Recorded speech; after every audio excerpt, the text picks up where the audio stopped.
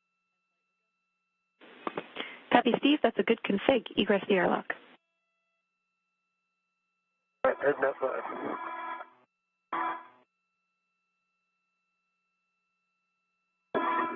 And we are seeing NASA astronaut Steve Bowen egress the airlock. He's designated EV1 today, and he'll be wearing that spacesuit with the red stripe, so he's the first out of the airlock.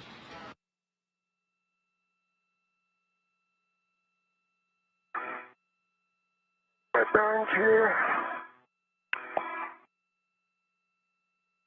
Steve, no rush at all, but I've got crew lock bag 2 when you're ready. Okay. Just give me a second.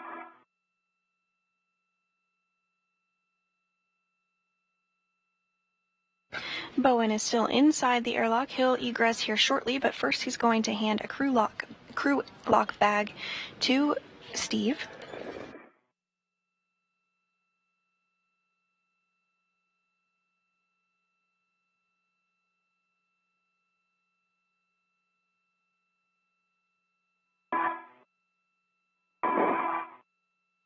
Yeah, let me get my BRT ready. Sounds good.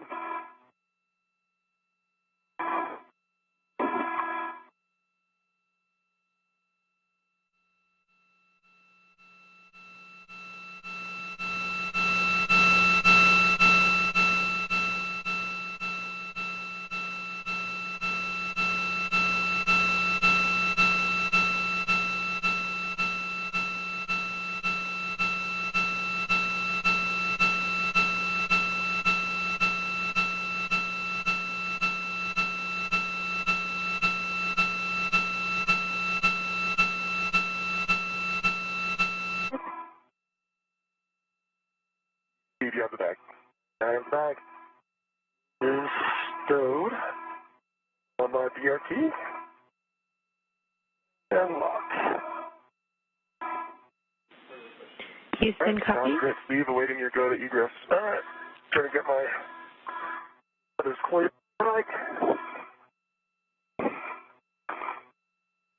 right, and you have a go to egress.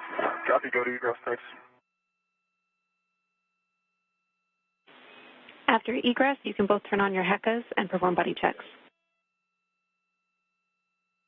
Copy, Johnny. Thanks.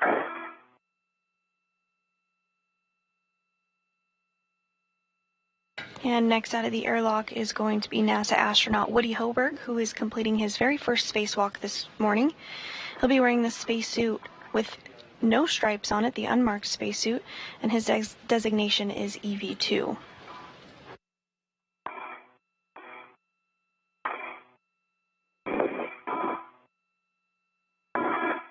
Once both crew members are out of the airlock, they'll work to translate to their next location, but first they're going to turn the lights on their helmet cameras.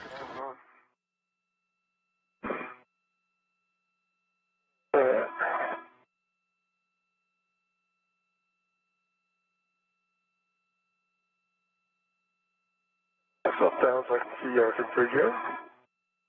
Okay, again.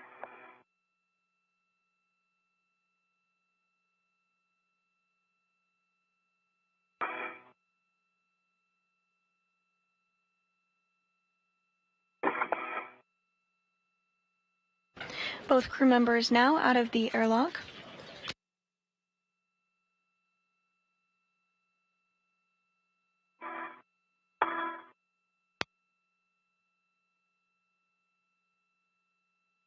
All right. I'm gonna plan to be aft, Steve.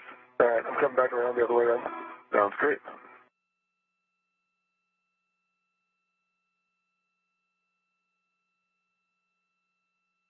But I'm in a great spot for buddy checks if you want to do them here. Yeah, we'll just do them here. Okay, great. Thank you, Blake.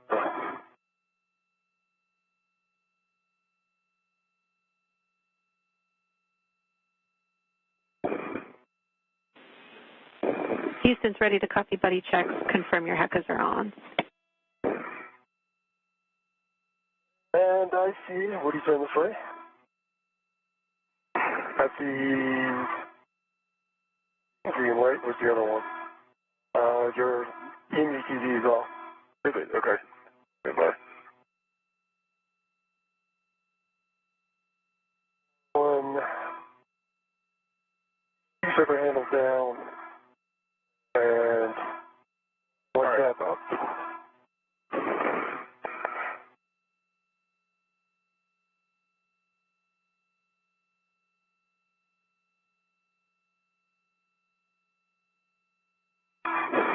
my crew lock bag on. Yep, and just...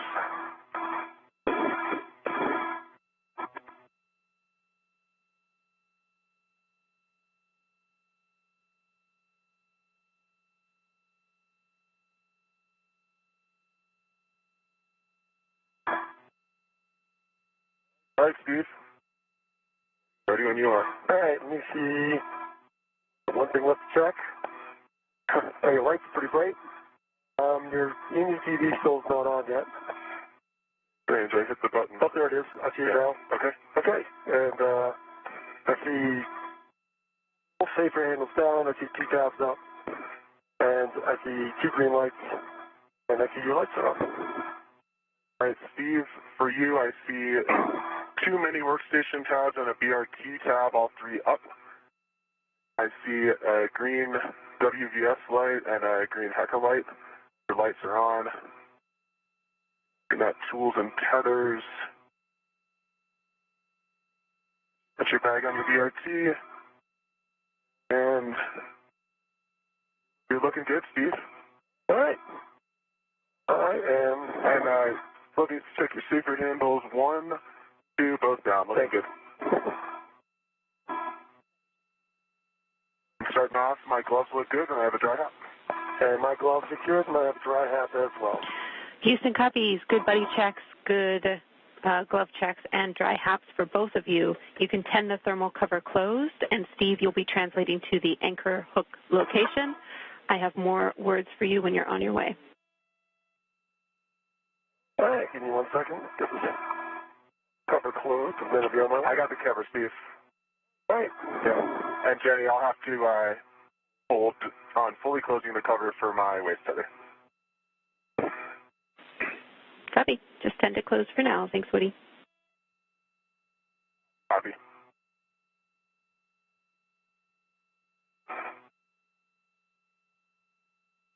And Bowen and Hoburg completed some initial checks to ensure everything is looking good on their suits.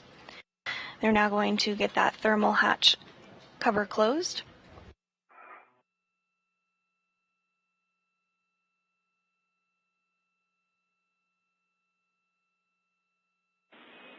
Steve, I have a caution for you.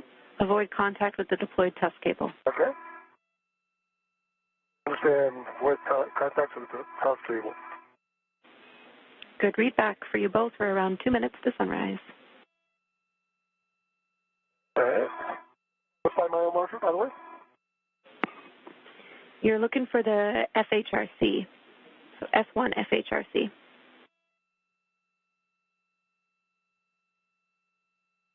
Okay, on my way. And Hoburg is getting the thermal cover closed. Meanwhile, Bowen is translating up the forward face of the truss. Steve, that mile marker is 6300. 6300, thank you.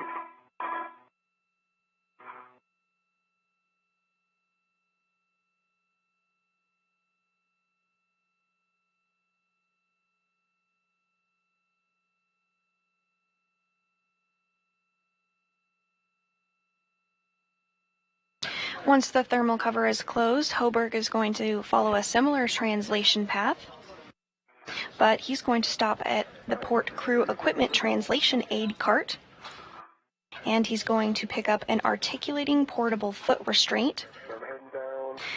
This is going to be required for him later in the spacewalk when he steps into it on the Canadarm2. This is where you'll place your anchor hook. It's the nadirmost handrail under the FHRC. We're looking for the nadir stanchion. All right, nadir stanchion. My blank hook, gate closed, slider locked. To the green reel, which is unlocked. The yellow hook is locked, gate closed, slider locked. The red reel is unlocked. To my right D-ring extender. Just gate closed, slider locked. And the green hook between the green and red jet heels is gate closed, slider locked. Copy. That's a good config, Steve. We need Woody's anchor hook on handrail 3247, which is the zenith handrail. just above yours. Okay, that's in work.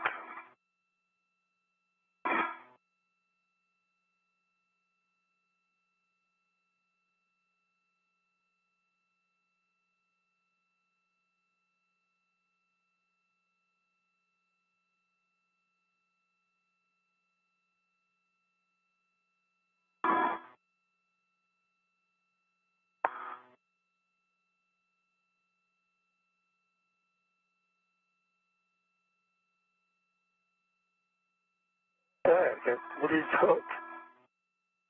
We close slider lock. If he's turning back to the airlock. Copy, that is a good load path for Woody.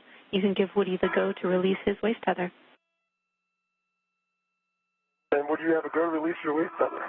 Steve, I copy, picking it up.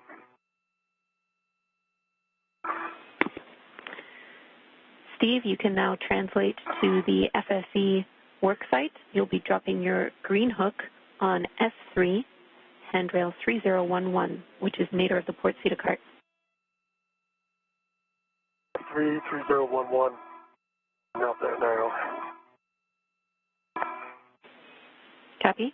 Steve, or Woody, excuse me. Once that's complete, you can close the thermal cover. You broke up your jams, but close thermal cover. Copy. Woody, once that's complete, you can translate. You are headed to the crew lock bag stowage location on the port Cedar cart. All right, Jenny, I copy. Thanks. Steve, when ready, I have cautions and a warning for you. Okay, stand by. All right, ready to listen. Warning, grapple shafts and curvet coupling are no touch. And cautions, no aggressive movements or quick grabs on the FSE. Translate slowly. Wait for motion to dampen out before imparting loads. And do not contact the iRosa blankets. All right, I understand and copy all. And with the thermal cover closed, Hoburg is now working to translate to the flight support equipment work site. This is essentially a pallet that is currently holding the iRosas.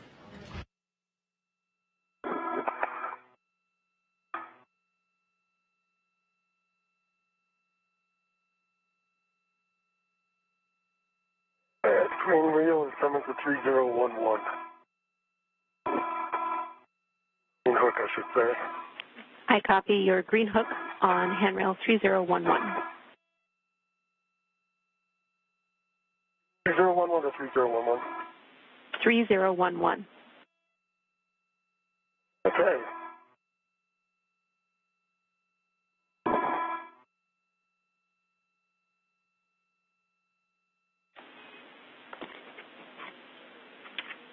Following this, Steve, you'll be translating onto the FSE via the POA. And the crew is running about 10 minutes ahead of today's timeline.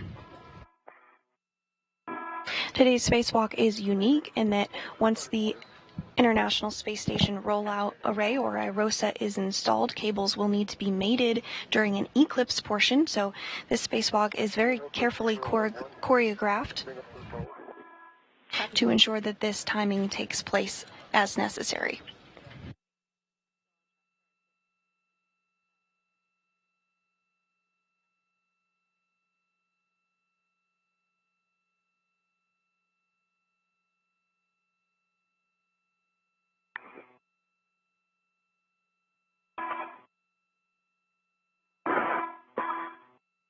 And you are seeing this view from the helmet cam of NASA astronaut Woody Hoburg, who is completing his first spacewalk today. He's continuing to translate or make his way over to the pallet where the iRosas are installed. Crew lock bag M on port Cedar cart, nadir handrail. Copy, Jams. He's currently at the port Cedar cart where he's going to temporarily drop off one of his crew lock bags. And he's also going to pick up an APFR, an articulating portable foot restraint, which will allow him to step into and ride on the Canadarm2.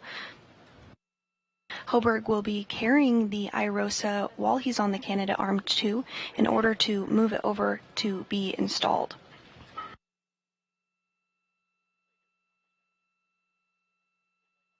Today's solar array will be installed on the 1A power channel on the starboard truss of the International Space Station.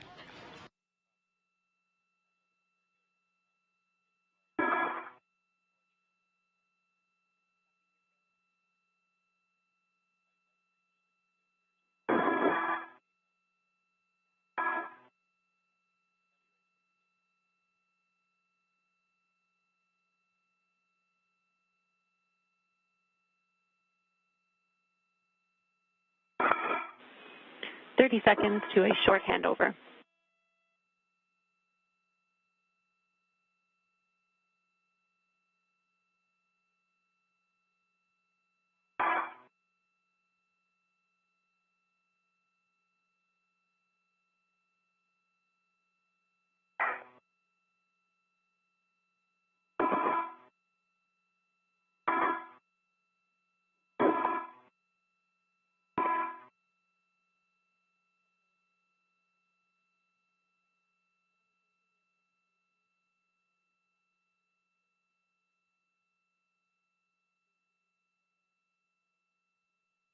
And we are in a brief expected handover between satellites, but we'll regain communications and video with the crew during their spacewalk here momentarily.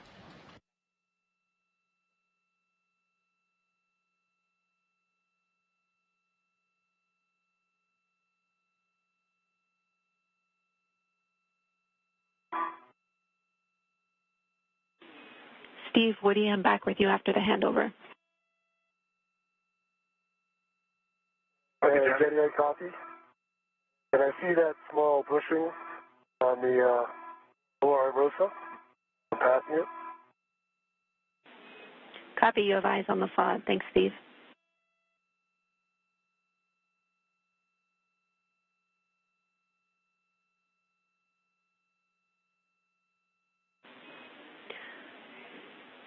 Woody, you will be picking up the APFR in with 3. Looks like you're already there. Should have an ingress aid. And it does.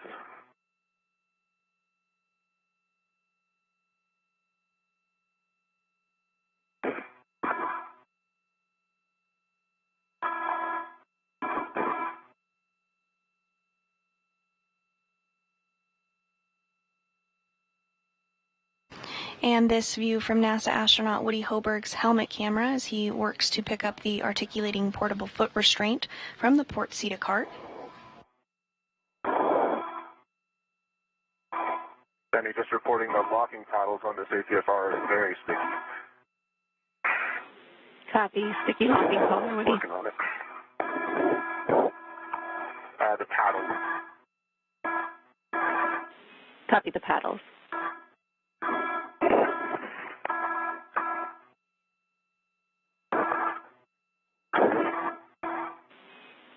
Woody, this is in line with what we expect for this APFR. Okay, I copy. DE2 2CV7.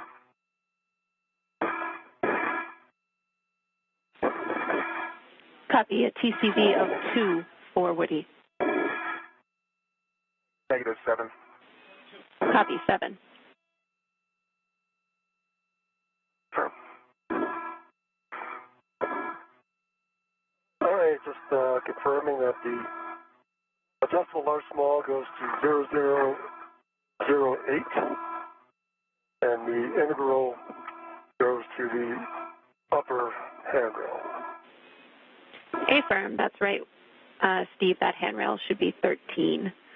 Once that's done, I'll take a glove inspection hap check. Let me get this in place.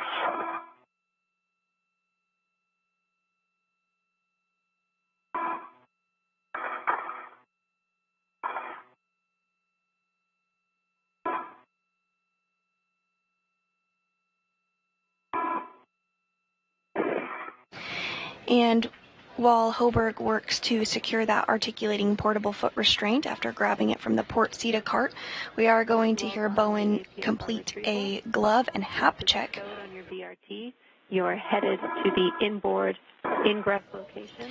The hap is the helmet absorption pad, and this is checked regularly throughout the spacewalk along with the gloves just to ensure that everything is performing as expected.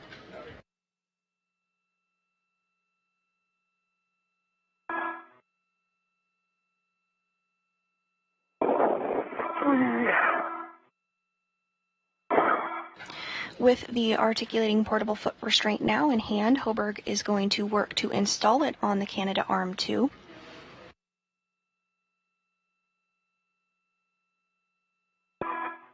Alright, I've got the integral on 0013 and the large small adjustable on 008. Copy. Just back up a little bit.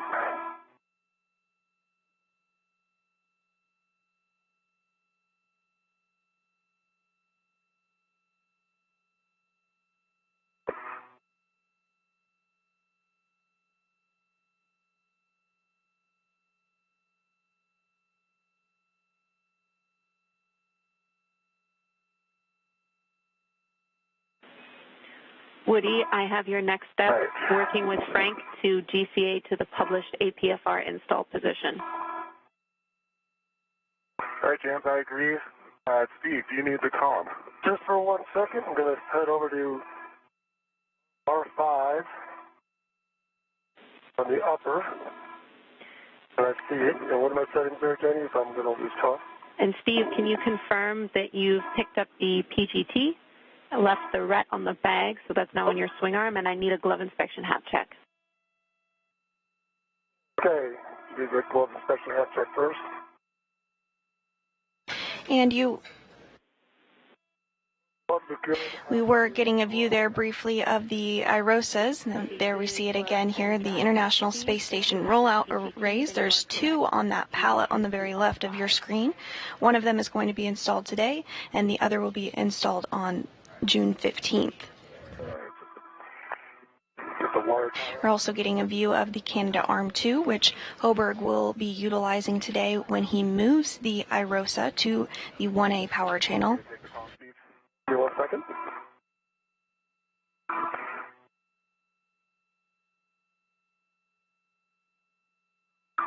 All right, Jenny, I have the PGT, and you want me to leave this RET on here, correct? Affirm, leave the RET on your swing, or leave the RET on the bag and RET swap to the swing arm RET. All right, that's going to work. If you give me the PGT settings, we can give the comm to, please. Bravo 2, counter 2. Bravo 2, counter 2. All right, I'll let you know if we get contact before I've done, if I haven't done it yet. Copy, and that was a good readback.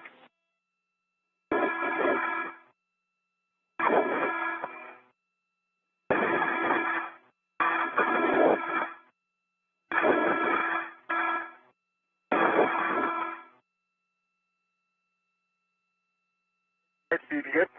I am Jared Woody. You may have the comm. Copy, thanks. And also in your frame there you can see a Dragon vehicle that actually brought up the ISS rollout solar arrays.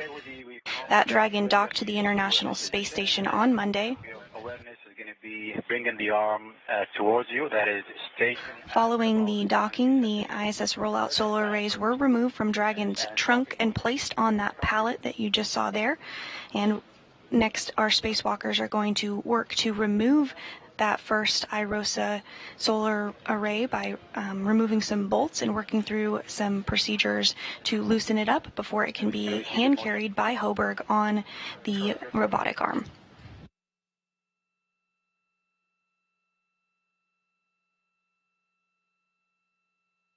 Have a meter to go. Continue. Copy, continue.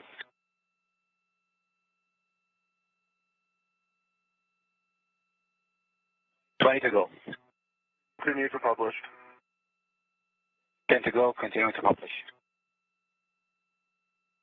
And ramping out.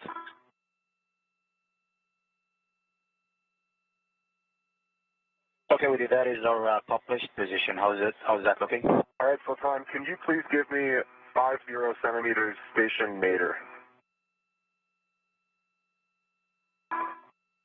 Copy, Woody, half a meter station nadir in work. Thank you.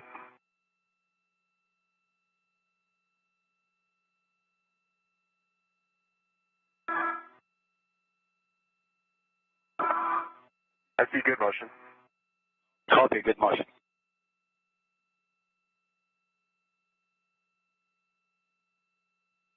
Okay, 30 centimeters to go.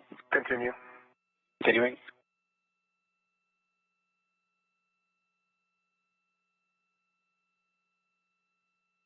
Okay, ramping out.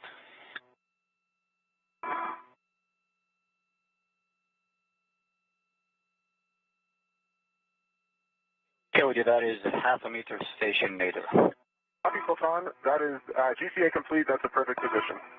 Right, copy, GCA complete, and brakes are coming on. Copy, brakes on. Bravo. And I'll be installing the APFR. Woody, we're looking That's for... affirmative. You are go to install the APFR. Woody, we're looking for a clocking of 12. Copy, clocking 12, and I already confirmed Papa, Fox 6 set. Good settings. Steve, I'm back with you. Thanks, Jim. About 5 turns, 502, counterclockwise 2, and releasing R5. Copy, the boat will spring out when fully released, and you'll see a white line indicator. Expect 18 to 20 turns. Hoburg continuing to step through procedures to get that articulating portable foot restraint installed on the Canadarm2. This articulating portable foot restraint, or APFR, allows him to click his spacewalking boots into it so that he can ride aboard the Canadarm2. He'll be carrying the IROSA while he does so.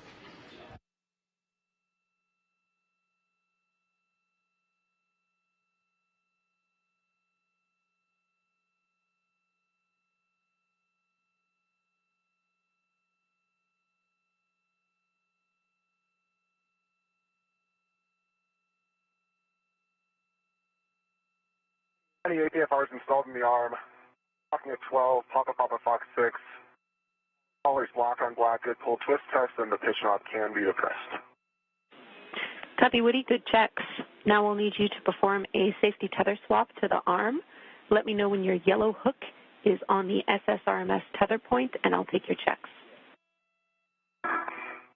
All right, sounds good, Jenny. All right, that bolt is released. I got 27 turns. I let it do a couple of bumps so that it would verify that it was clear.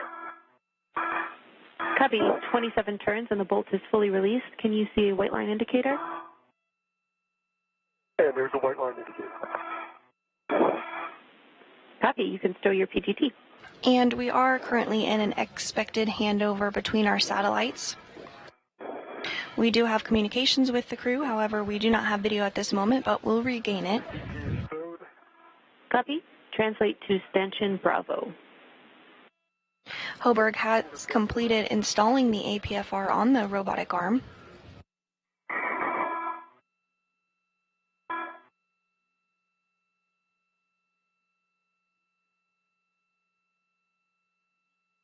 Hi, Jenny. My yellow hook is gate closed, locked, black on black for the SSRMS tether point. Green hook is stowed on mile marker 6360, and that green reel is unlocked.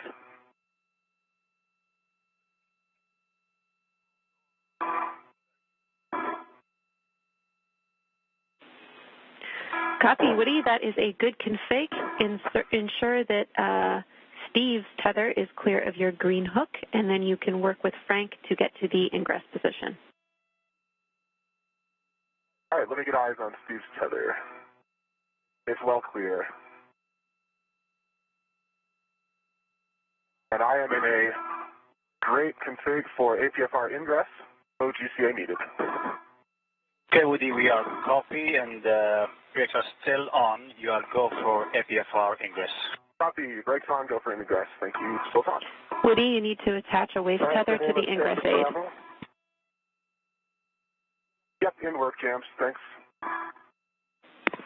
And Steve, say again if I missed a call from you. I'm expecting Bravo.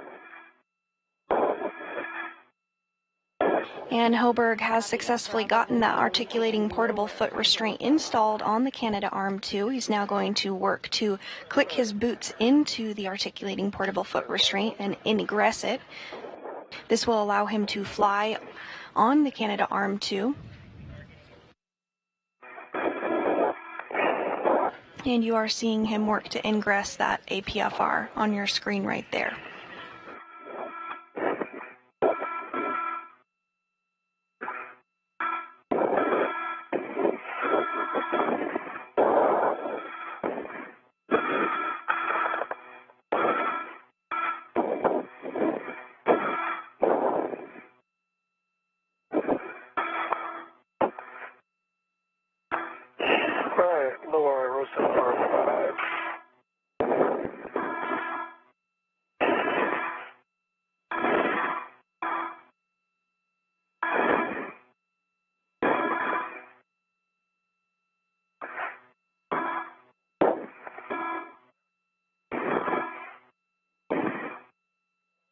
So I've got Bravo 2, counterclockwise 2, going to R5,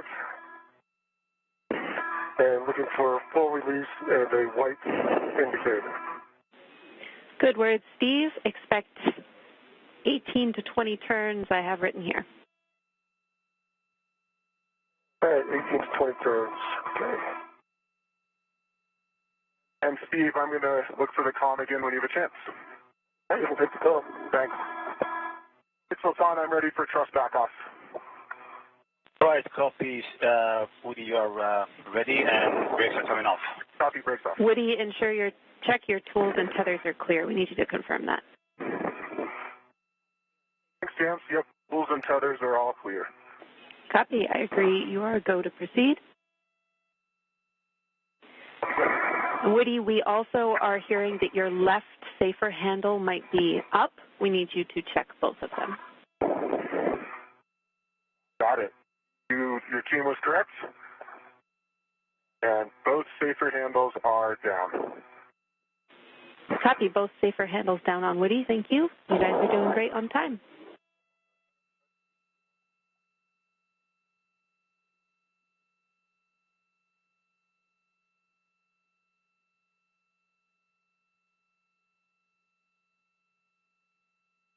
Right, Woody, ready when you are. We're going to bring you first station forward about 80 centimeters and then station later 3 meters and 60 centimeters. Ron, I'm ready for all of that. You go. Then starting motion, station forward. Good motion, Sultan. Copy, good motion. And as you can see on your screen now, Hoburg now being moved while in that articulating portable foot restraint on the Canadarm.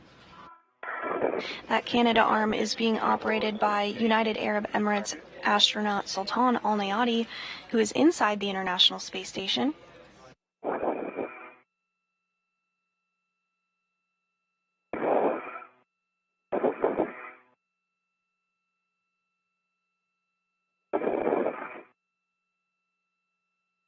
Hoburg is going to be translated to a better position to help NASA astronaut Steve Bowen remove some bolts and an anti-rotation device which will enable the IROSA to be released from the pallet.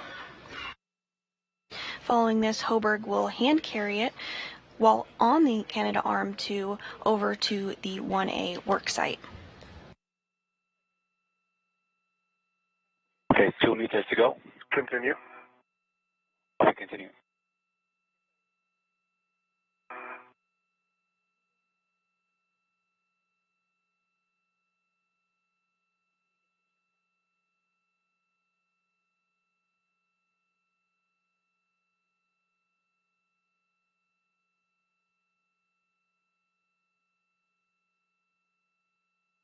Okay, 1 meter to go. And this view from NASA astronaut Woody Hoburg's helmet cam as he is on the Canadarm2. Looks like he's taking this opportunity to get some truly out-of-this-world photography.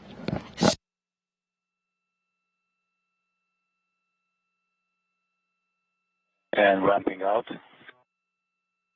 That looks good, Sultan. Okay, Woody, just a heads up. Next, we're going to take you to the Volt axis join OCAS, and that'll be 2 minutes and a half. I'm ready for that. Okay, thanks, Sultan.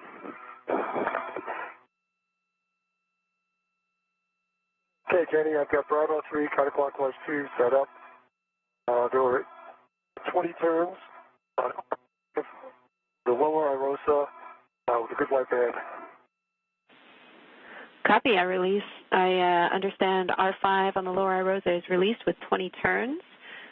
You should be pretty much at the bolts for C2. We are going to work on releasing these anti-rotation devices, so you can attach an adjustable equipment tether and from your small trash bag to the ARD tether point. Okay, let me get that done.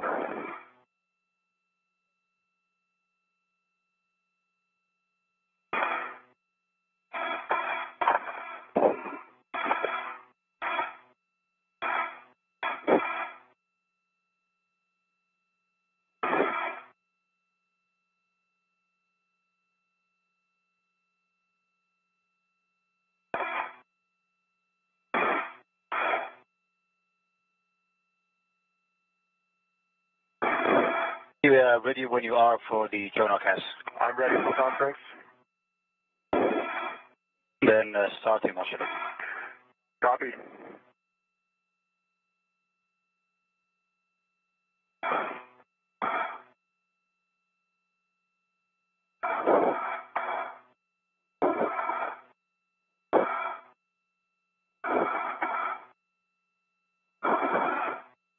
Good motion, Sultan. Good motion. And Hoburg continuing to be moved on the Canadarm2. Meanwhile, Bowen is working with the pistol grip tool, or PGT, to release bolts. This is a restraint bolt. Next up, he's going to work on releasing the anti-rotation devices. All of this is in preparation for ultimately removing the International Space Station rollout solar array from this carrier, this pallet that it is temporarily stowed on.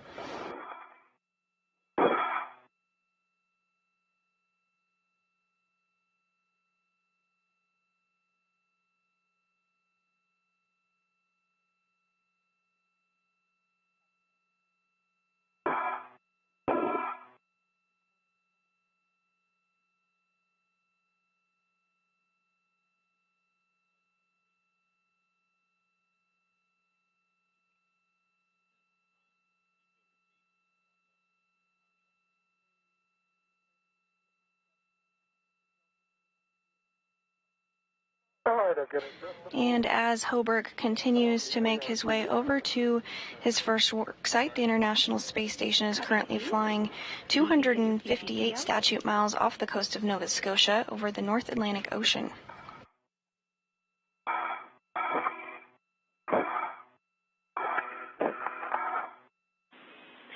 Woody, we need you to repower your HECA. Copy. Power off, then power back on. You got it.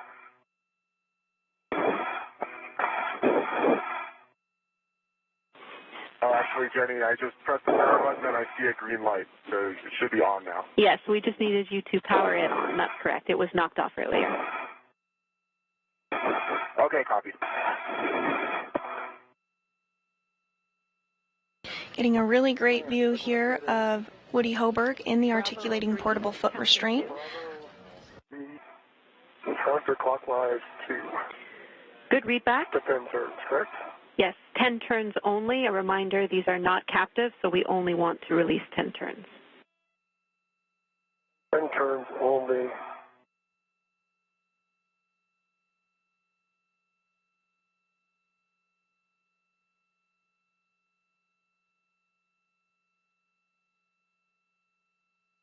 And in Hoburg's hand, you can see the PGT, or pistol grip tool. This is essentially the space drill. It's going to be utilized a lot throughout today's spacewalk, first to remove the iROSA from the pallet and then to reinstall it on the 1A power channel. Copy. Thanks, James. Good reminder. I have Alpha 4 counter 2 set for R1 and R2. Those are good settings, Woody. It doesn't matter to us which of these bolts you do first, but the bolt will spring out when it's fully released. You have the same settings for both of them. Copy, Jay. Thanks. All right, I get 8.8 turns. Copy. That was 8 turns. Steve, and you can remove the ARD, and then we'll be torquing back this bolt. All right, pulling the ARD off. So far, I'm ready for aim-off. Okay, Woody, we need a few seconds to set up our values here. Take your time. Yeah, the ARD is removed. Copy, ARD removed. Your settings are Bravo 1 clockwise 2, and you'll be driving this stop block bolt to torque. Bravo 1 clockwise 2. That's set. Good settings. Bravo.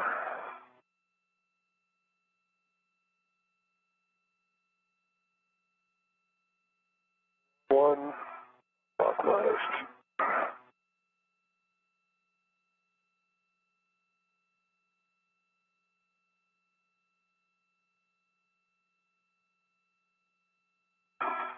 Woody, ready for the next motion? So it's going to be body N, meter and 60 centimeters. Tom, that sounds great. You go for that motion. Copy. Go and start the motion then.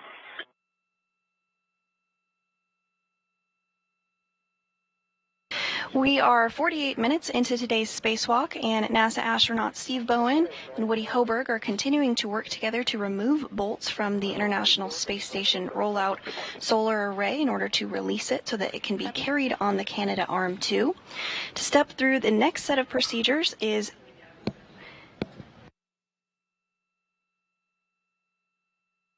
I'm going to hand it over to my colleague, Anna Schneider, who's going to step through the next set of procedures with you. On the torque. That's all right. Yeah. Okay, 1 meter to go, Woody.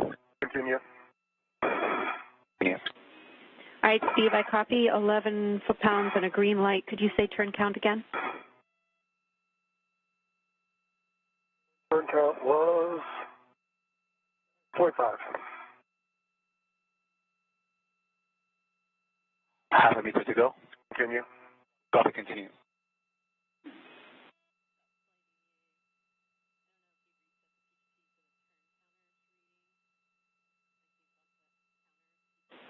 We're just checking on those turns, Steve. It bumper rolled on top of the mount. You might not get as many turns as you might have expected. Okay, so it's on stop motion. But you can look at it. It's on there nice and snug. Woody, we are in the cockpit position and you are go for unbolting. See where it's on there. Copy. It's not turning. It's on the bump. It's on the mount. It didn't go past the mount.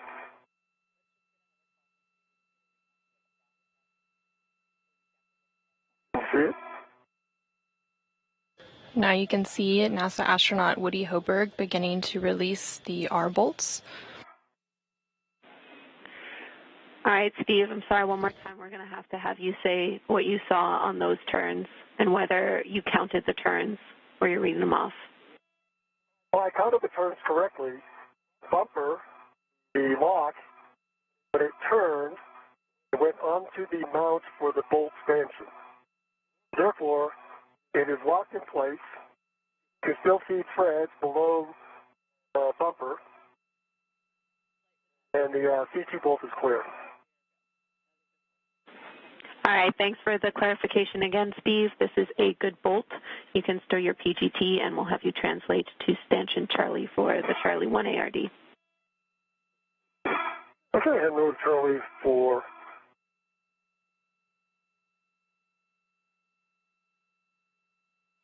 The bolts that Hoburg is working on are on the boom end of the upper IROSA, or International Space Station Rollout Solar Array. The first two bolts will allow the boom deployment system rollers to be moved into place to help with the array deployment later in the spacewalk. And we see you rotating the deployment system. Both sprung out, and it was 9.5 on R2. Copy 9.5. That is a good bolt release, Woody. We need you to access R3 and R4 next. You can GCA if you need to. I have new settings for you, and as a reminder, these will be the 245 turn bolts, so we need you in a good body position. You just heard confirmation that Woody Hoburg successfully released 2 of the bolts, and he's moving on to the second set. And Woody, we are ready. Okay, so it's on 0.5 meter station, correction, 0.5 meter body down.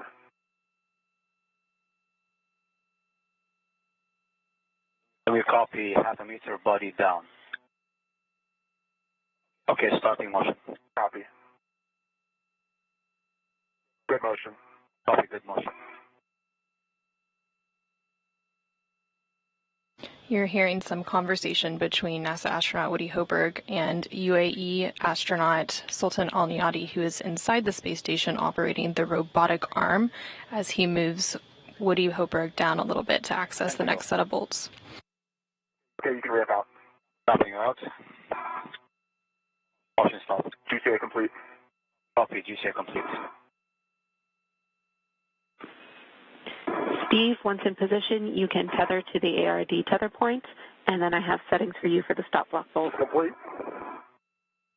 And I'm ready for settings. Bravo 3, counter 2, 10 turns only. Bravo 3, counter 2. And Jenny, I have Alpha 3, clockwise 3 for R3. Copy Alpha 3 for clockwise 3. Verify your PGT turn count is 0.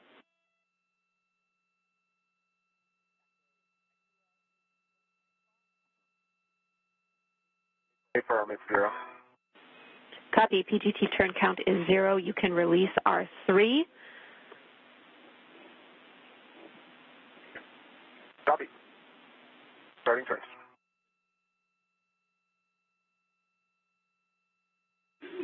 Copy, Woody. The second set of bolts that Woody Hoburg is currently working on will release 2 of 4 mechanisms that hold the ISS Rollout Solar Array in its rolled-up configuration.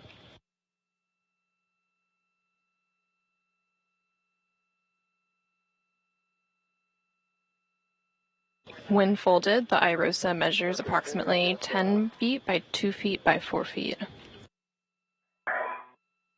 Got 8 turns, and it's loose over the ARD. Copy 8 turns on the ARD, or on the stop block bolt, you can remove the ARD. And that's removed, the ARD is removed, ready for settings to drive back in. Bravo 1, clockwise 2.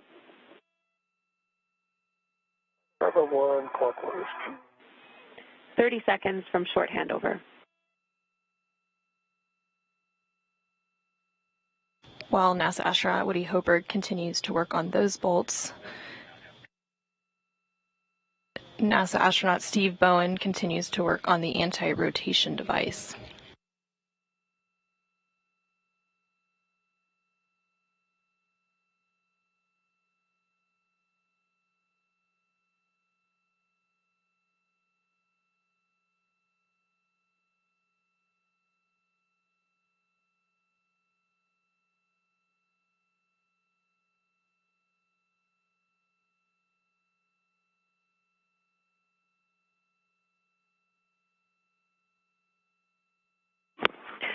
Copy, Steve. You've driven the stop block bolt, 12.1 torque, 7 turns, and a green light.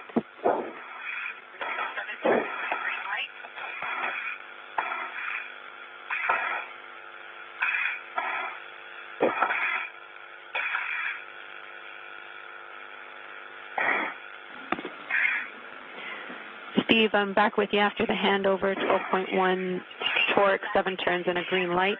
You can stow the ARDs in the crew lock bag. All right, heading over there.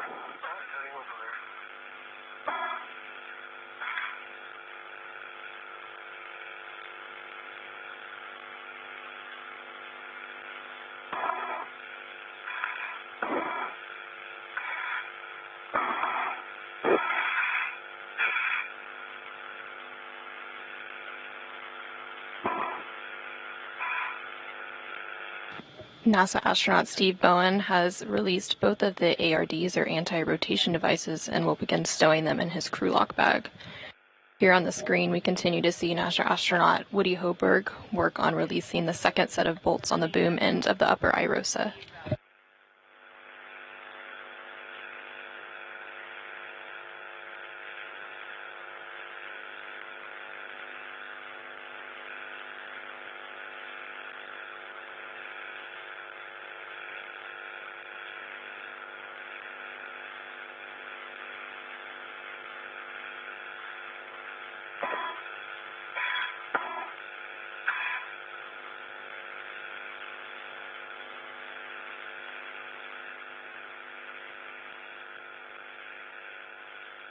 All right, ARDs going in. And I think I pull out the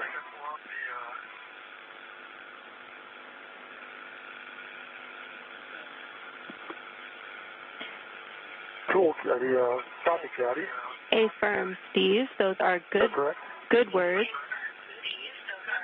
We need the 5/8 12-inch wobble on your TGT, and you can stow the 7/16 on the socket caddy. All right, and I'll put that in work. ARD is nice and stuffed in here. Copy. Jenny, 245 turns, R3, turkey timer popped out. Copy, 245 turns on R3 with the turkey timer popped out. Your settings are Alpha 3, Counter 3 for R4. Alpha 3, Counter 3, set 0 turns on the TGT. Here go. Starting turn.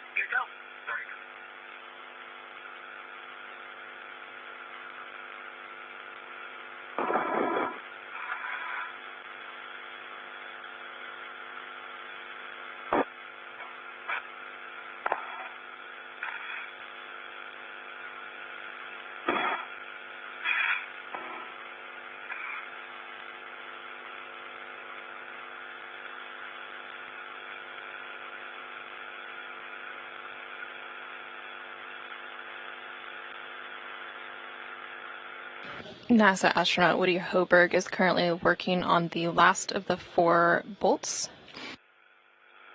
These last 2 bolts release 2 of 4 mechanisms that hold the IROSA, or ISS, rollout solar array in its rolled-up configuration.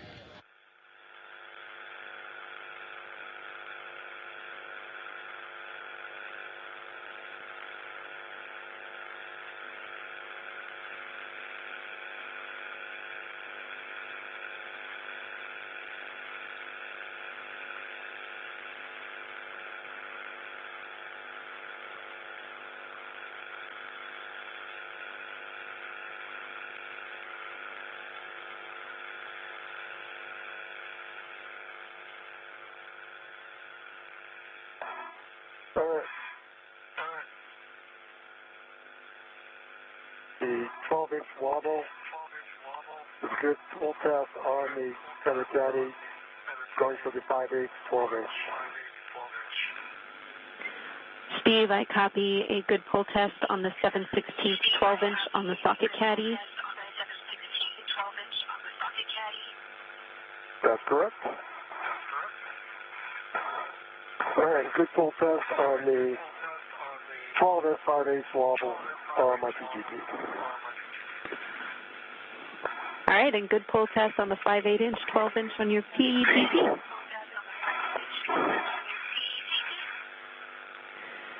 Steve, now we will be breaking torque on the IROSA FSE bolts. you can translate to Bolt Charlie 1, which is stanchion Charlie. Should be right next to you. Charlie 1 right next to me.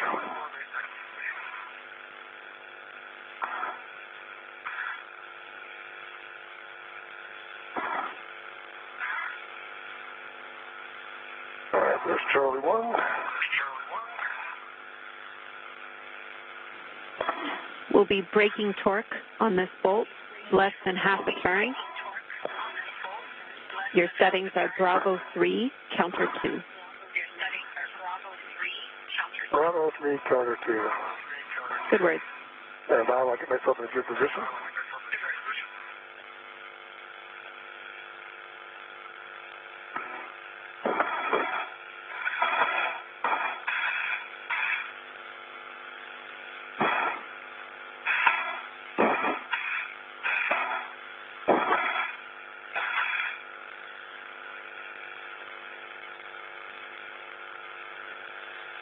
All right, Bravo 3, counterclockwise 2.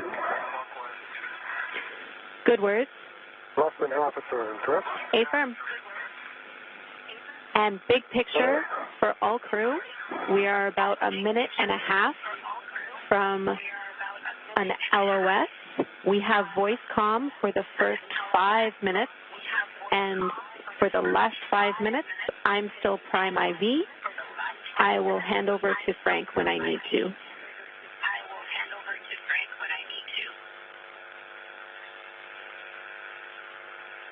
And Jenny, if you want copies, that I had 0.54 turns from C1.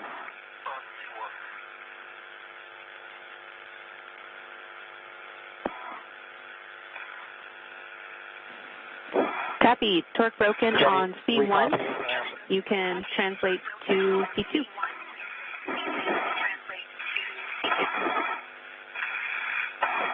Jenny, I copied R4 release 245 turns, turkey timer out. Copy, Woody. Great job. R4 release, 245 turns, and you see the turkey timer. You can work with Frank to move to the carrier back off. You just heard confirmation that NASA astronaut Woody Hoburg finished releasing the 4th bolt. That bolt was holding the IROSA in its rolled up configuration. Hey Woody, and this is basically bring you body out 1 meter 60 centimeters, and that is station forward. You also heard them reference something called a turkey timer. That is basically just a status indicator to ensure that the bolts are fully released.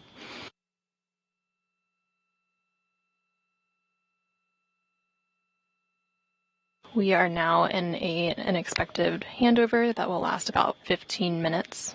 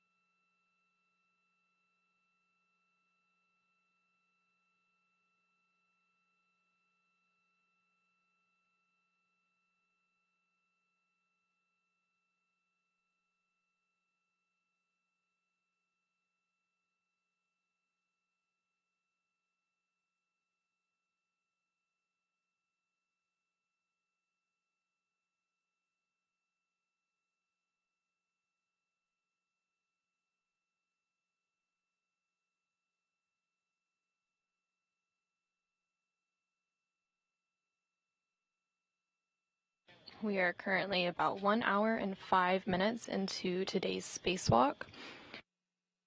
It began at 8:25 Central Time this morning, 9:25 a.m. Eastern Time, when the spacesuit switched to battery power. Steve Bowen, who is EV1 with the red stripes, egressed the crew lock and received a crew lock bag, and then EV2, who is Woody Hoburg, followed him shortly after.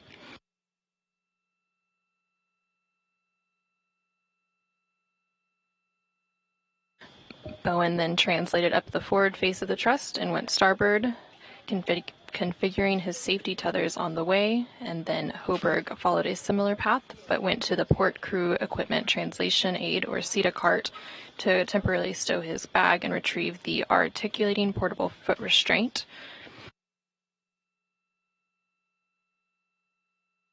Bowen then translated to the IROSA, or International Space Station Rollout Solar Array carrier, stowed his bag, and retrieved the pistol grip tool.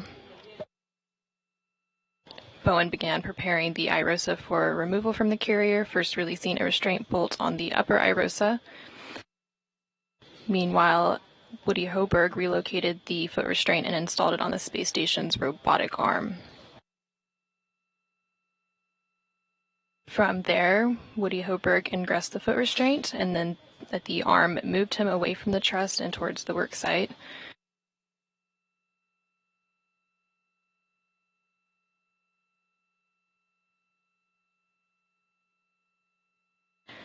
Bowen translated to the lower IROSA and released its first restraint bolt, and then released both anti-rotation devices on the upper IROSA and stowed them in the crew lock bag. While on the robotic arm, Woody Hoburg was flown over to access two different sets of bolts on the boom end of the upper IROSA. The first two bolts allowed the boom deployment system rollers to be moved into place to help with the array deployment later in the spacewalk, and then the second two bolts released two of four mechanisms that hold the IROSA in its rolled-up configuration.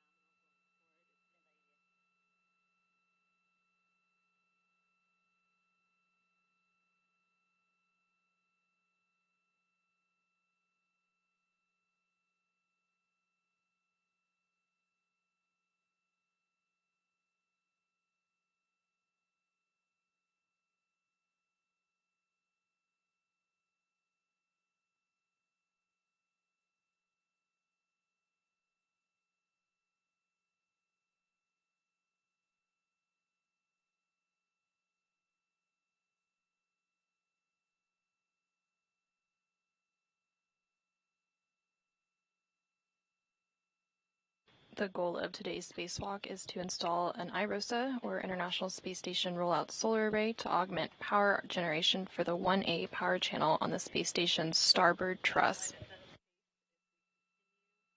The new solar arrays measure 60 feet long by 20 feet wide once they're deployed, and shade a little more than half of the original solar arrays, which are 112 feet long by 39 feet wide. Each new IROSA produces more than 20 kilowatts of electricity, and once installed will enable a 30% increase in power production over the station's current arrays.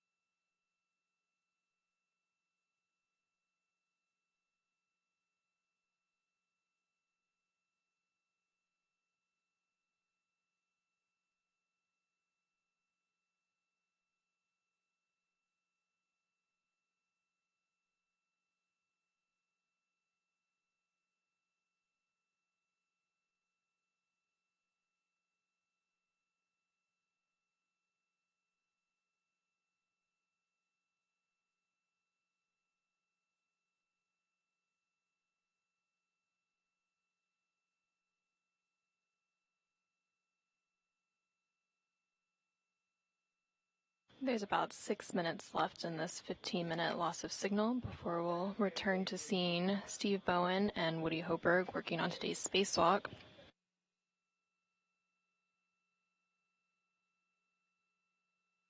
Once we're back, we'll see Steve Bowen working on releasing the upper IROSA restraint bolt and installing the first two handling aids called scoops in preparation for removing the IROSA or International Space Station rollout solar array from the carrier.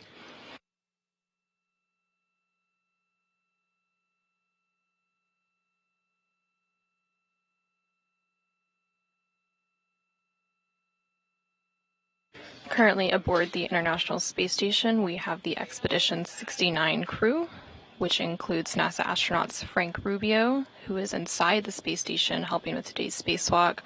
Also inside the space station is UAE astronaut Sultan Al-Niyadi and Roscosmos cosmonauts Sergei Prokopyev and Dmitry Petelin.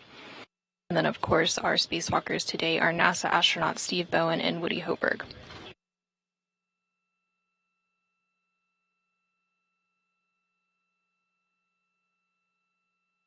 Here in the room, we have Flight Director Diane Daly at the helm, and she goes by the call sign Horizon Flight.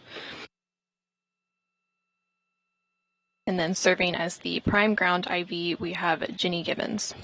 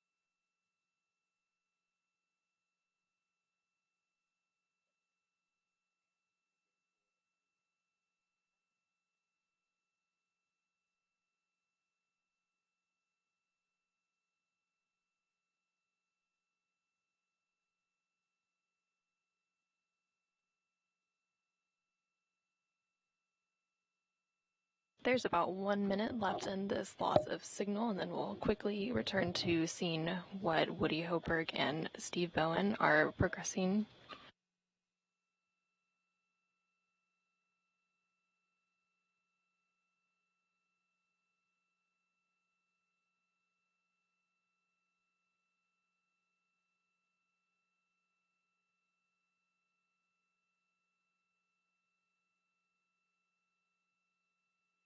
Today's spacewalk is the 264th spacewalk in support of space station assembly, maintenance, and upgrades, and the 7th spacewalk out of the space station for this year.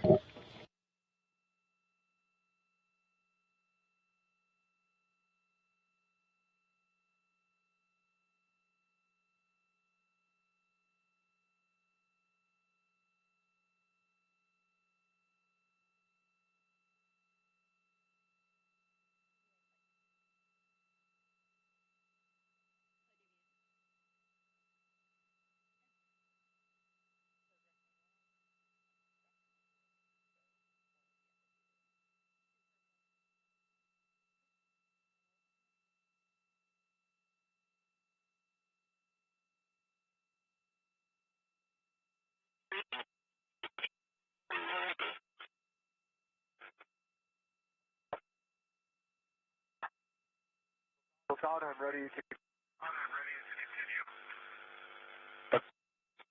You have 40 centimeters to go. Start. Good motion. Good motion.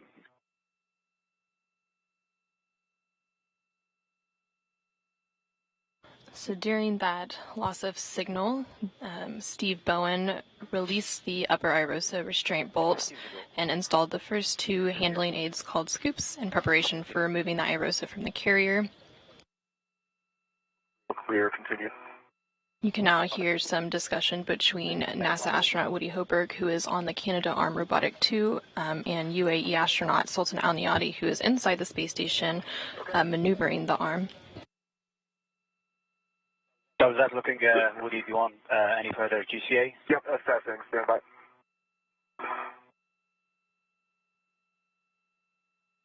Tom, could I please go body down about 20 centimeters? They are flying Woody Hoburg to the hinge end of the upper IROSA. Once there, both Woody Hoburg and Steve Bowen will work to remove the final bolt holding it to the carrier, and then Steve Bowen will install a second scoop, and Woody Hoburg will then lift it off of the carrier. Holding. And Sultan, that's a great spot. GA complete. Okay, GCA complete, and that was 15 centimeters body down. Perfect.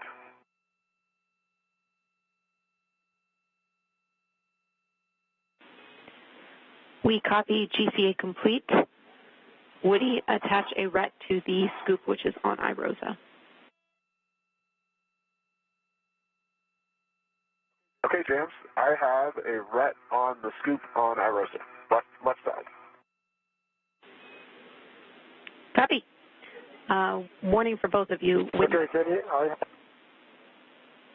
Steve, go. I have the air scoop on my mini workstation. It's a long duration tie down tether. Do I need to bring the RET with that, or do I leave the RET? Transfer to Woody's RET. It'd be adjustable as well. You can leave the RET. You'll stow it on your mini workstation, and Woody will use a RET from his mini workstation in order to tether to it. Okay, so understand.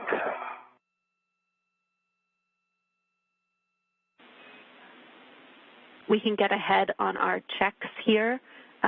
So a warning for both of you, do not release C1 until I give you the go. Copy. Copy.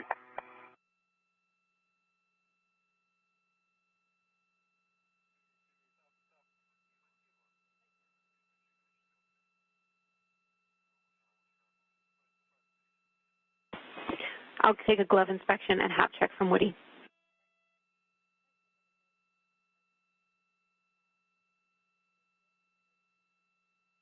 There's no change to the gloves. App is dry. I can also report visor down, glove heaters on, TCV set reference. Copy. Good glove inspection and HAP check. Cooling, visor, glove heaters are set. Check gauntlets down. They're both down. Check tools and tethers are clear, and your ingress aid is clear.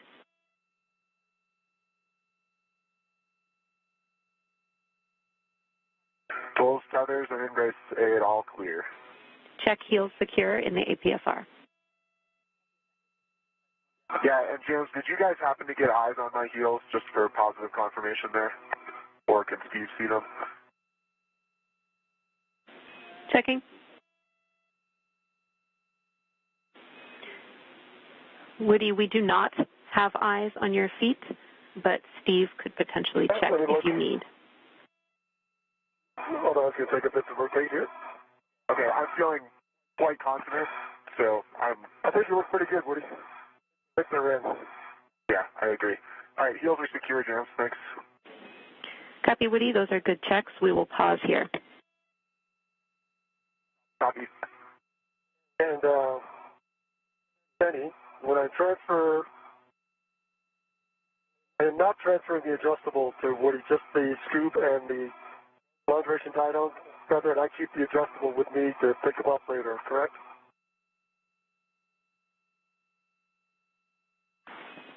Checking, Steve.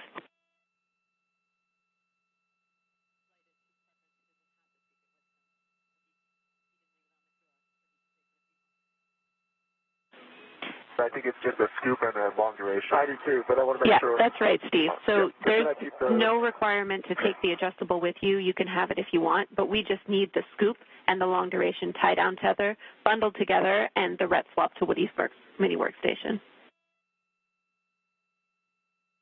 Okay. Understand. And Woody, if you have a rat, I can give you. I sure do. Here's a rat. I don't know if you can reach me. Oh, yeah, you can send that over here. I got several things on there right now, so. Okay. See it? So goals to get this rat on the scoop? Yeah. Okay, it is on, so scoop. Okay, you can resupply that adjustable then. You got it. Keep long duration. Is coming back. All right, thanks very much. Thank you. All right, let me get that clipped on here. Now we'll get set up. Copy. We have a couple of additional checks here as well. We need a glove inspection and HAP check from Steve and a buddy check of each other's helmets for signs of water.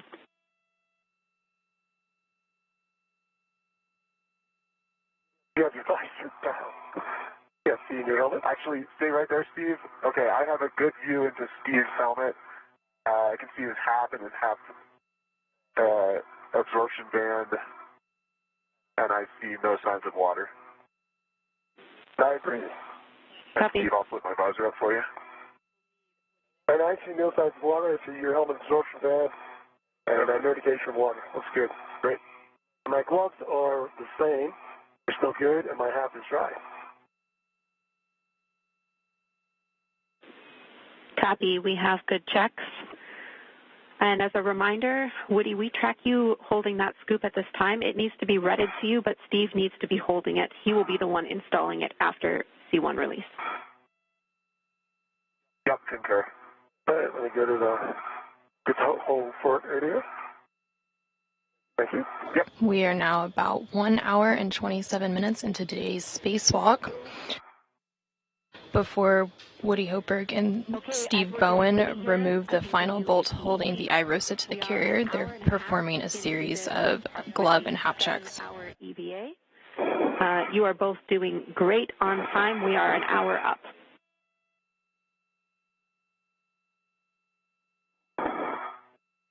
All right, copy that. All right, great, James. Thanks. All right, next as written, I have Steve releasing Charlie 1 fully. Woody, you are going to maintain control of IROSA as he releases that bolt and installs the scoop. Okay, Jan, sounds good. I've got IROSA. All right, I need settings. Bravo 3, counter 3, fully release C1. The bolt will spring out. Expect 26 turns. Bravo 3, counterclockwise 3, and about 26 turns, and Bolt should spring out. All right, that's starting right now. Good words. You just heard the ground IV here in the room, Jenny Gibbons, speak with the NASA astronauts outside the space station, Woody Hoburg and Steve Bowen. They were given the go to release the IROSA. So both crew members are now working to remove the final bolt holding the IROSA to the carrier. Bowen will then install a second scoop while Hoburg lifts the IROSA off of its carrier.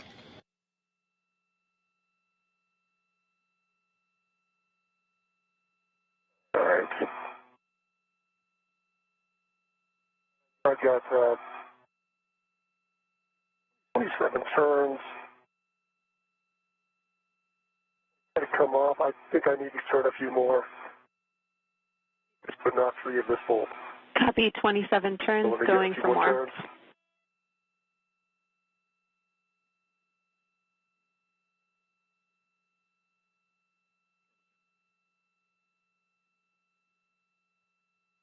Right now, that seems very loose.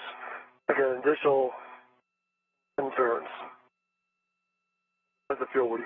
Yeah, I think it feels, quite loose. Okay. Still my PGT and get the scoop in place. That's great. Good words.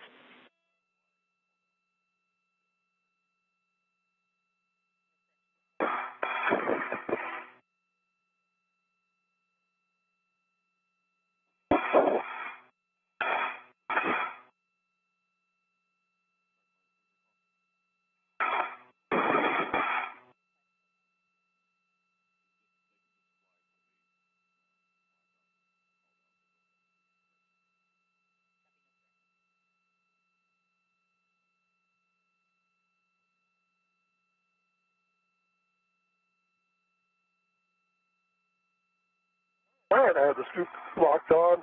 I hope that's a good config, Woody. That's great, Steve. I have IROSA. You have IROSA. Ground copies. We agree we're in a good config. Steve, we need you at the grapple tower to assist with this GCA. Make sure IROSA clears the grapple fixture. And I have cautions and a warning for both of you when ready. All right, I'm in a good position to watch clearances from the grapple fixture. And ready for warnings. Caution, prior to removing IROSA, ensure the FSE is not moving.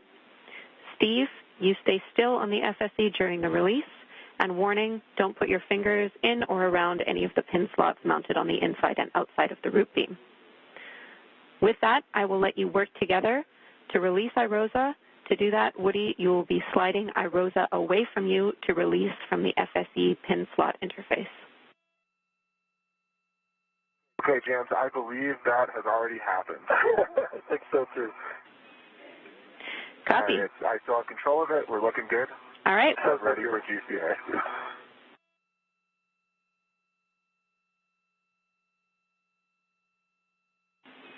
Your go to work with Steve, Frank. over to you for GCA. All right, Frank, if you're ready, I'm ready for the IROSA back off position. I've got a good eye on the tower, and I'm looking for this to go straight. And Woody, it's drifting a little bit toward the tower. You want to bias it a little back. Okay, that's quite good. Ready to go, Fred. Right, Steve, we copy, and for this motion, we expect about 4 meters, and for Woody, it's going to be body down. Okay. Great. And we are starting motion. You heard confirmation that NASA astronaut Steve Bowen has installed the second scoop onto the carrier, and Woody Hoburg has lifted it off of the carrier. There will now be several maneuvers with Hoburg on the robotic arm, and then he will arrive at the 1A mod kit worksite. During these maneuvers, Steve Bowen will pick up the temporarily stowed crew lock bag from the port cart and reconfigure both of his safety tethers on his way to meet Hoburg at the mod kit. We are clear of the pin. Continue. Continuing, we have 3 meters to go. Continue. Oh, continue. Houston copies. Since we are clear of the grapple tower, and this is a procedure to published position, I'm going to pick up comm with Steve. Steve, perform a socket swap. I need the 5/8 12-inch wobble on the socket caddy and the 2-inch from your trash bag on your PGT. Understand, the 5/8 going to the socket caddy, the 2-inch from my trash bag coming on my PGT. Good words. I'll take pull tests for everything, and then you will be cleaning up the crew lock bag with everything inside of it, doors facing the FSE. Understand.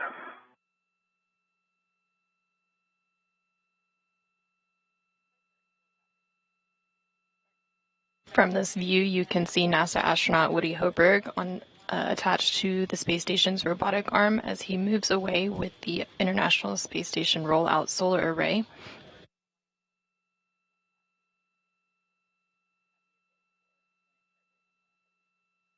Meters published. Continue. Are we continuing?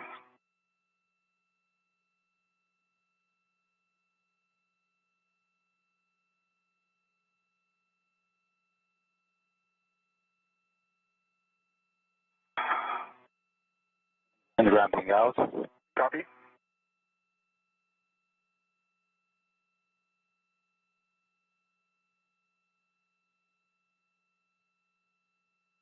Okay, that is the public position, Woody, and just heads up, our next motion is going to be the Rosa pitch join of all counts of 2.5 minutes.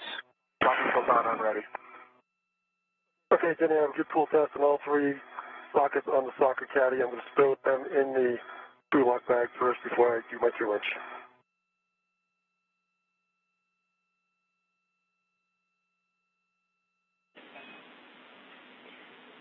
I copy, Steve. You have completed the pull test, correct? That is correct, and all 3 of the sockets on the socket caddy, that's complete. Copy. Again, you can stow that socket caddy. We'll have the crew lock bag buttoned up with the doors facing the FSE and the adjustable equipment tether cinched. Understand.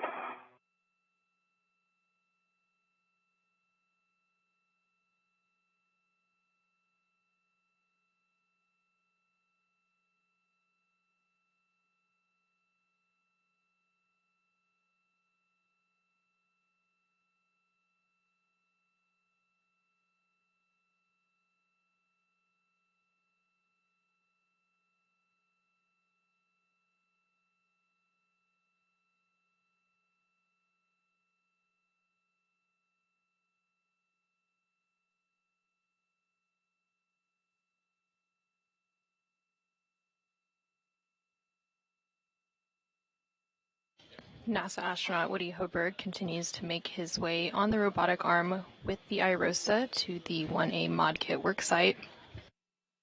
Okay, so on the outside of the crew lock bag, I should have the needle nose, the wire tie, and an adjustable.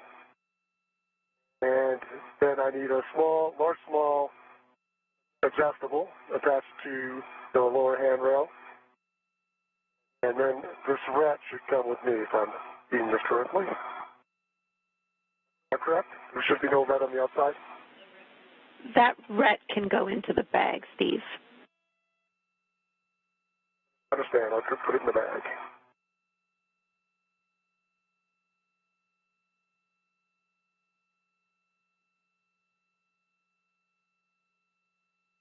On the left side of your screen, you can see the helmet camera of NASA astronaut Steve Bowen. He is currently working to pick up the temporarily stowed crew lock bag from the port cart and reconfigure both of his safety tethers on his way to meet Woody Hoburg at the mod kit.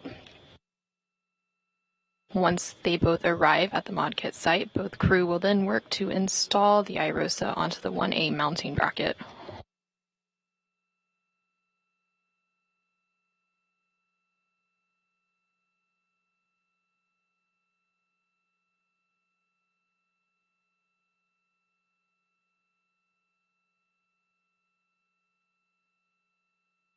And we are ready for the Arosa pitch.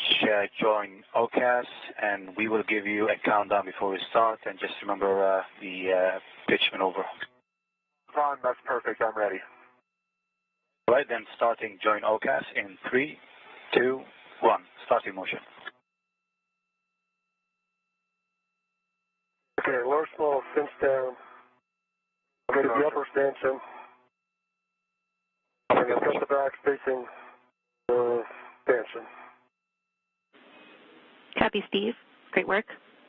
Once complete, you can translate off of the FSE via the POA. All right. Setting off the...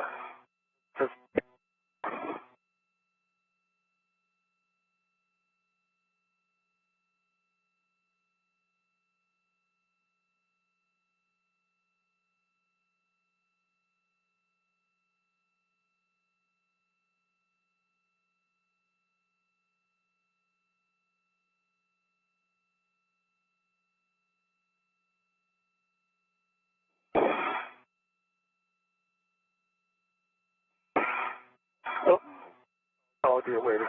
I'll do my 2-inch transfer when I stop again. I still have the 2-inch in my trash bag. Didn't put it on the PGT yet. We need that 2-inch on your PGT, Steve. I understand. I'll get it when I stop. Okay, that sounds great. You can do that at the mud kit. I have to go pick up the bag and Woody's tether. Hey, firm, your first step once you are off of the FSE is to retrieve your green hook from 3011. Good. I'll do that then, right there.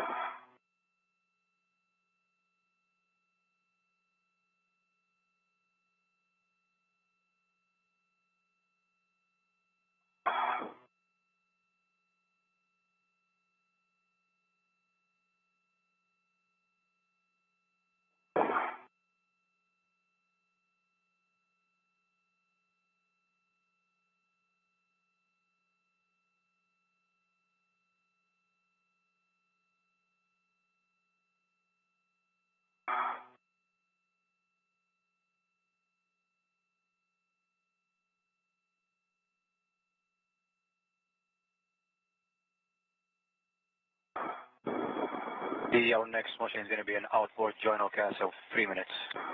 Find that copy and I'm ready.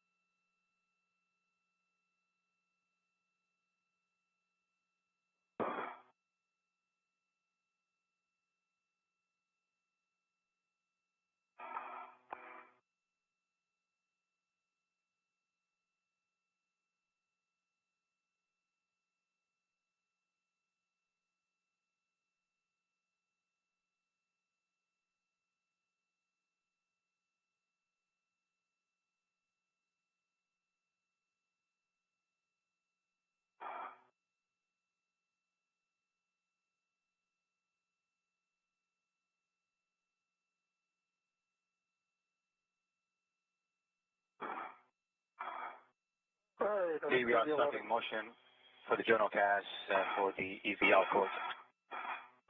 Okay, I'm ready. Another countdown would be great. Copy, starting in 3, 2, 1.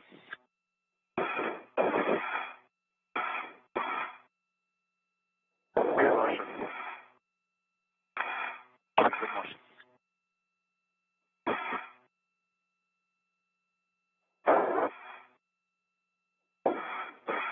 Currently on your screen, you can see NASA astronaut Woody Hoburg as he is on the space station's robotic arm, moving the International Space Station rollout solar array to the 1A mod kit worksite.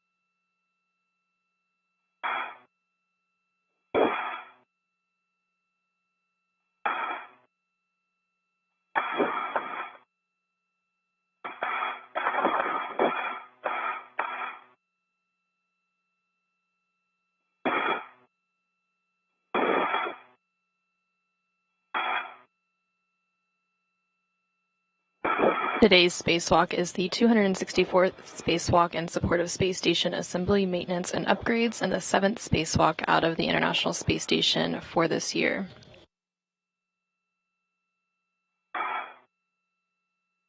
Today's spacewalkers are NASA astronauts Steve Bowen and Woody Hoburg.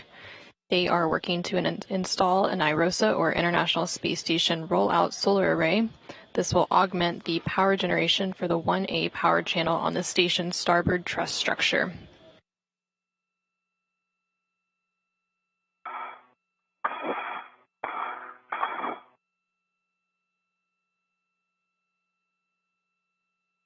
The new arrays, once unfurled, measure approximately 60 feet in length by 20 feet wide, and they shade a little more than half of the original arrays.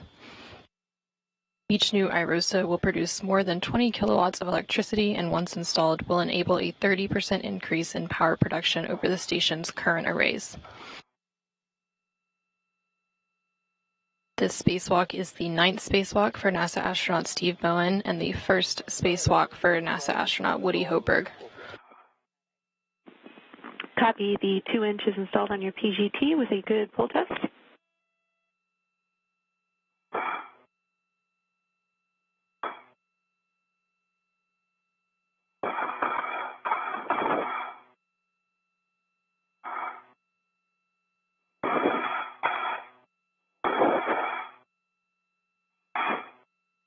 And just heads up, with the next motion is going to be an IA lineup for 4 hours and expecting 3 minutes. Sultan, sounds great. I'm ready.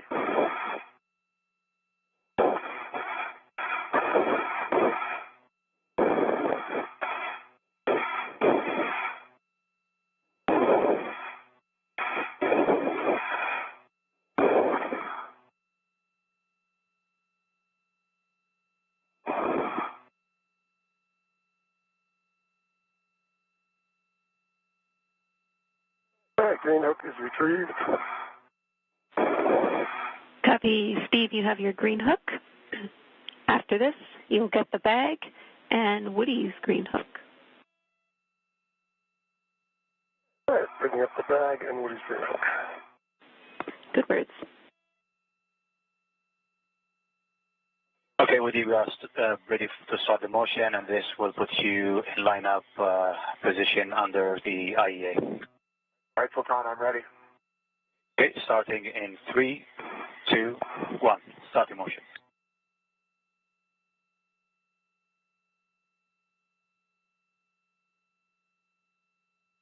Motion. Copy, good motion.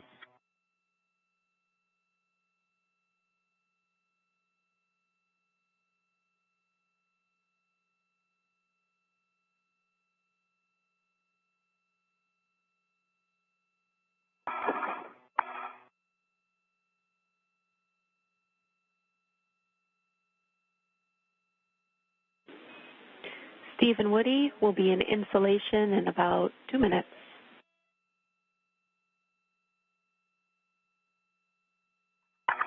Hey, copy. Thanks, James.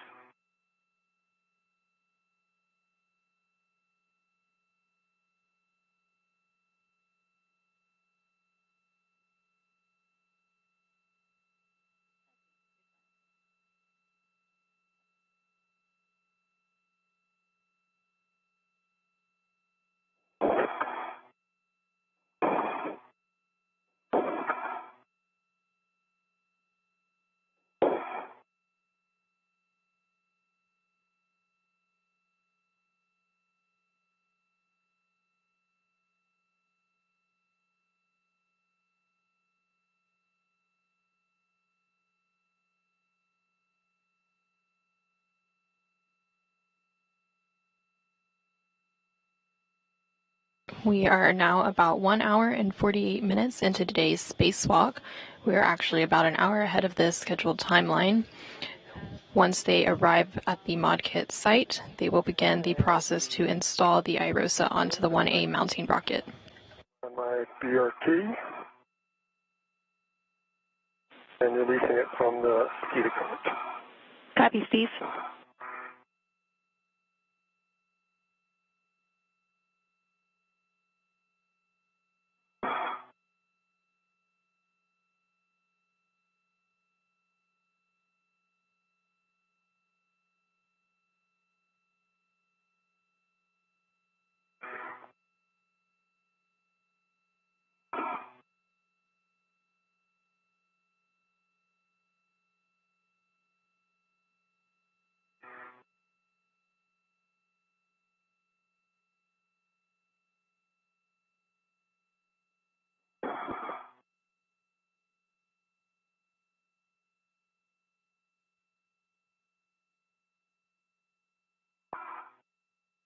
During the installation process for the International Space Station Rollout Solar Array, the crew will release the scoops, and Woody Hoburg will then move into position to release the final bolt holding IROSA into its folded position. Once released, Woody Hoburg will hold IROSA closed.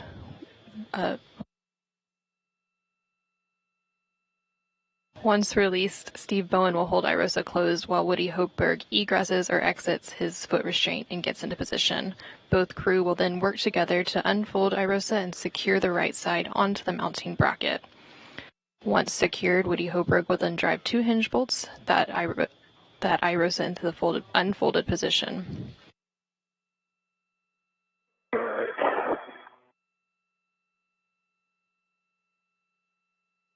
Bag stowed. Going to retrieve Woody's.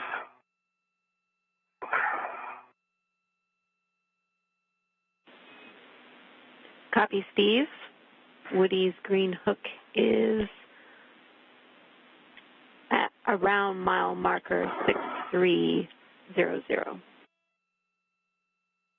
6300.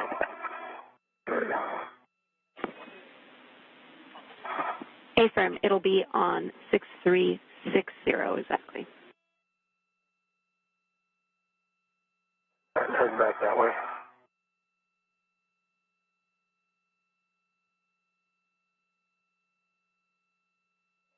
See his green hook.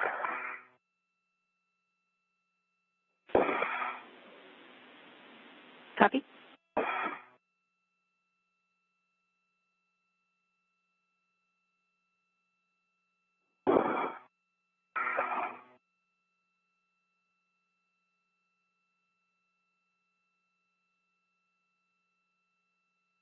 And Woody, we are ready for your go for the GCA to accomplish IROSA install. Sultan, I'm ready. I see body left. That's affirmative. We are expecting a first motion of body left, and it's going to be 2 meters, 40 centimeters, and then followed by a body up, and that is 70 centimeters. Okay, sounds great, Sultan. I'm ready. Okay, I have Woody's green reel on my right waist tether. Now I'm going to translate out to F4.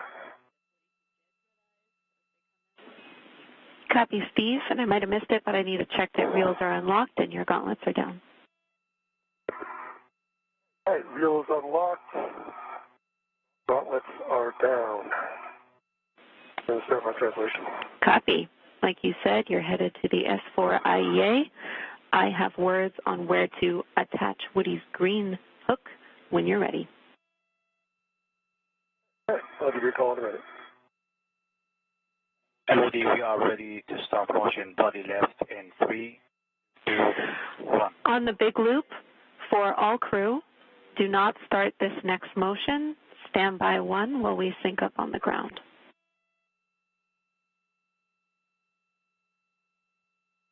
Copy, ramping out, and then hold standing by. That was good motion, Sultan. Right, hold position now.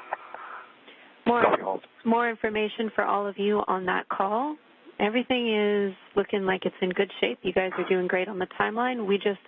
Since we are ahead, we want to hold and get all crew in position. That means we'll have time for Steve to drop the green hooks and get in a good position by the mounting bracket before we go to the install position. From there, we will push with the procedure as written.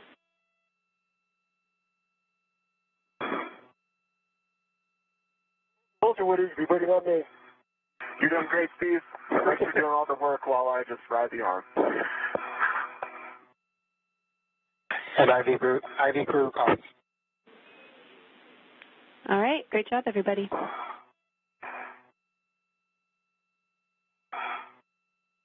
From this view, you can see both astronauts working on today's spacewalk. In the upper right-hand side of your screen, you see NASA astronaut Steve Bowen as he works to configure some safety tethers, and work his way over to the mod kit site to meet Woody Hoburg. And then a little bit further down is NASA astronaut Woody Hoburg aboard the International Space Station's robotic arm, holding on to the International Space Station Rollout Solar Array, or IROSA, as he makes his way to the mod kit site. All right, I get my bearings here.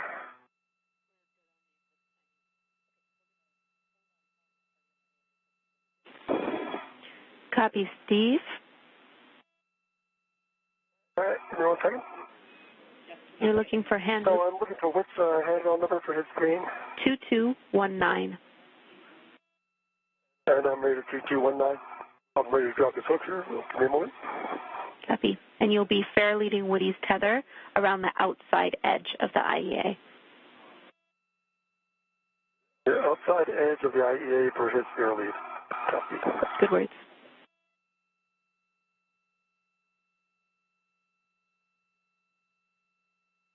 And Steve, just for awareness, I'm right behind you and a little to the left. All right.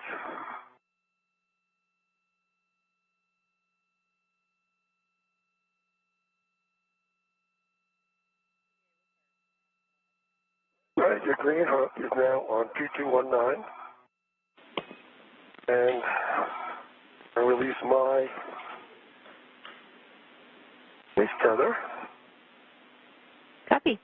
Good words, I see it Steve. pointing back, and it looks clear of my tether.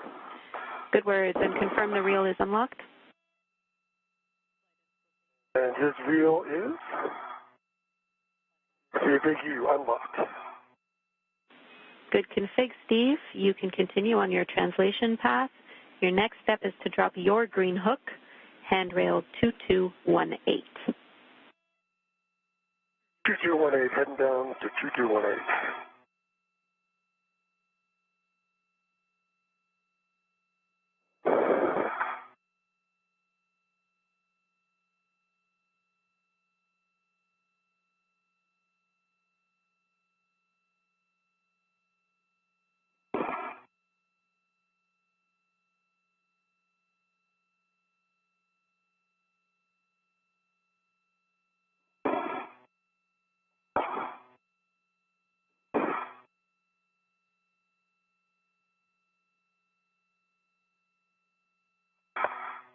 All right, I'm dropping my green hook here at 2218.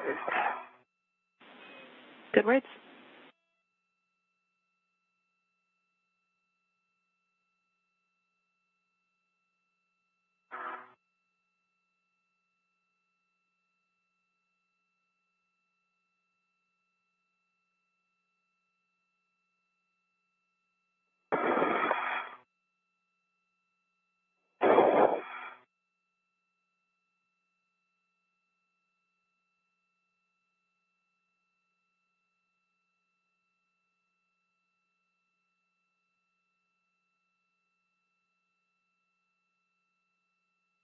Yeah, green hook is on 2218.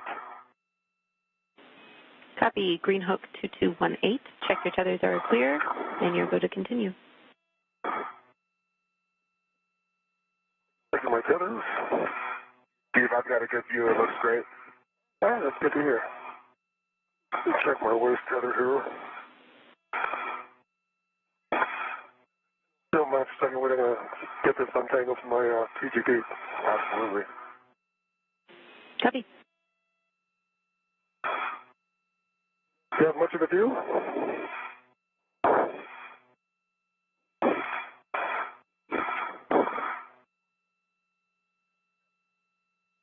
All right, I see my tether clear now. Copy, Steve. I have a And, caution. to be clear, I meant the... Go ahead, James. Go ahead, Jamie. Your caution is avoid translation on the PVR handrail near 2230. 2230. Steve, you'll continue your translation to the left side of the mounting bracket. Check your tether routing for snags and crosses, and place fair leads such that your tether is running around the perimeter of the IEA. Okay, I'm going to get myself in a config here. Okay. fair lead on the corner, I guess. 235.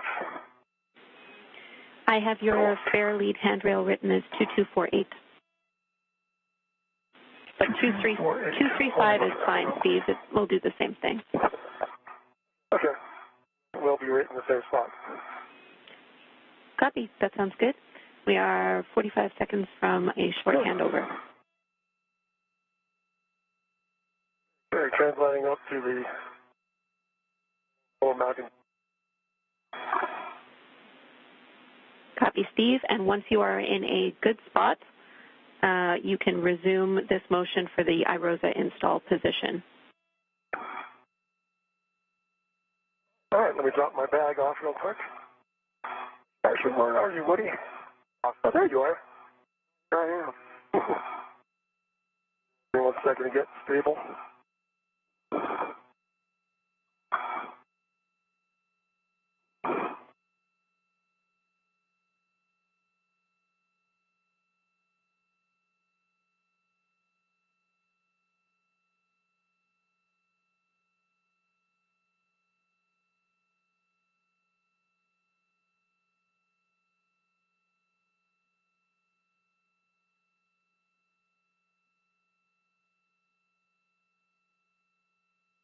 Woody? All right, sounds great. Over to Frank and Sultan. Ready to continue. Okay, copy. Ready to continue, Woody. And again, this is going to be a continuation of the body left. And we'll give you a countdown here in 3, 2, 1. Starting motion. Good motion. Copy, good motion.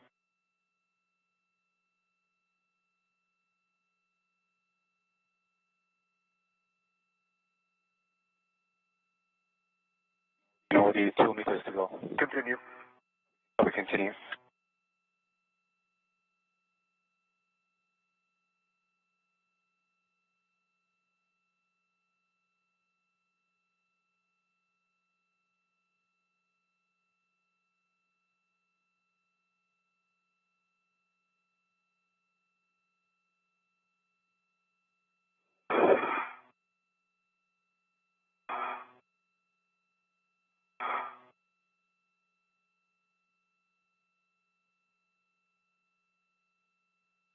Meter to go. Continue.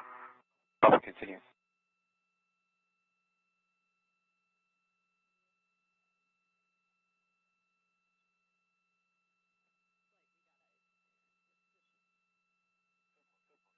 Half a meter to go. Continue. Copy, continue.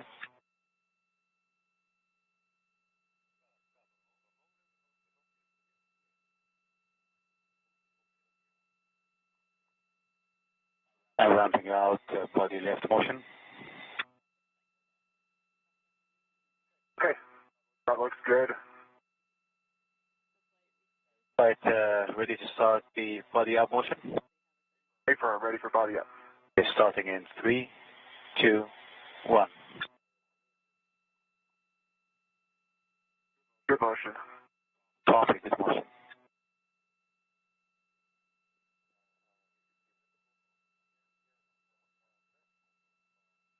Half a meter to go. Continue. Copy, continue.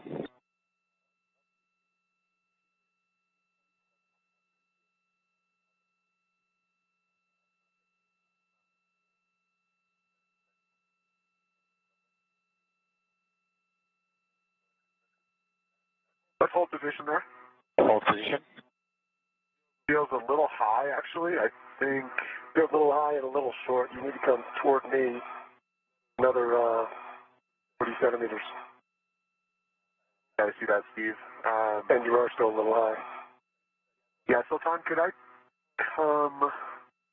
Standby checking. You gotta take the scoop off when you closer, that's all. Actually, this feels pretty good, Sultan. Can we just go body in 20 centimeters? Okay, Woody will give you that body in 20 centimeters. Starting motion in 3, Can you take your hands off? 2. All right, here you go. Continue. Okay, starting motion in 3, 2, 1. Motion. I agree. Pretty good. You are hearing conversation between NASA astronaut Woody Hoburg and Sultan Al-Niyadi, who is a UAE astronaut inside the space station operating the space station's robotic arm. I'm ready to take the scoop off. All right, the soft docks are set. They've not been cycled. They were cycled just a little bit ago. Houston's back with you.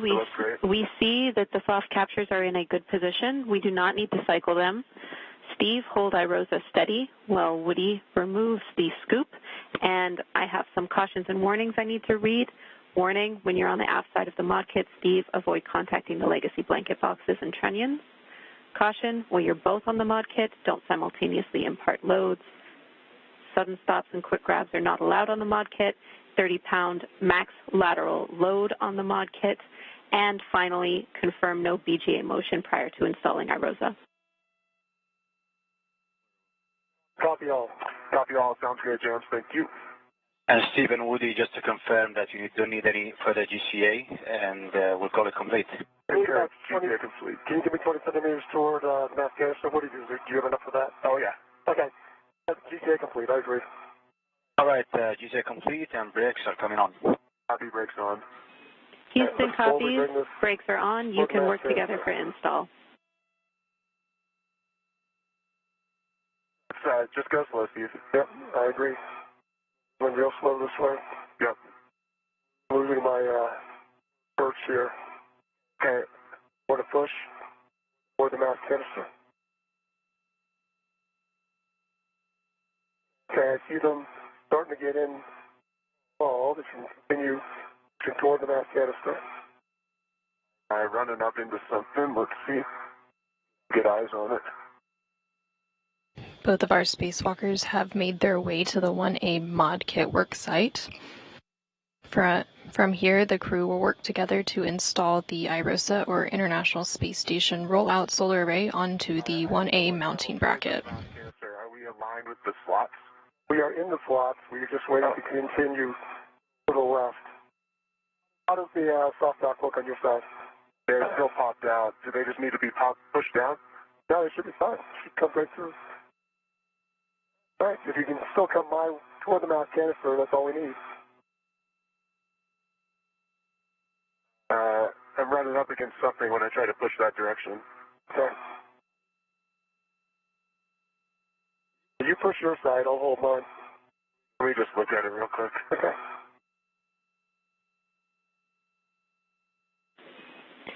Steve, your HECA might be contacting iRosa and preventing the soft dock.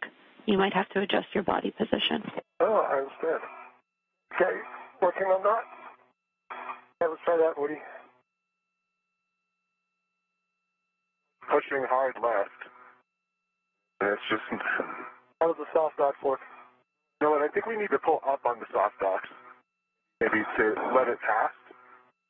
See if I can get that. Oh yeah, that's the problem. All right, let me get this one. Okay, I think I'm in on my side. And let's try to get that. That's good, Steve. All right, okay, my side's in, soft capture pin went in. Mine is not in, I don't think. Really close. You might be in the detent, so try popping it out of the little detent. Yeah, turn it a little. Yep, and now in.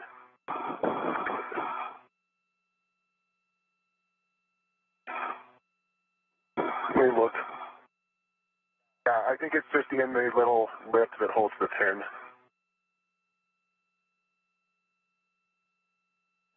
I think we're in the right position with iRosa. And you're... Okay, let me see if I can get this. The outside real quick. Yep.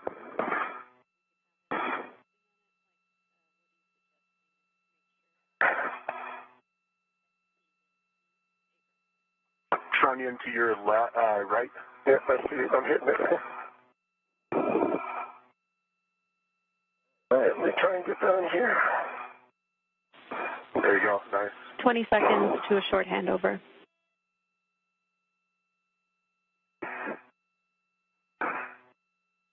Copy, James.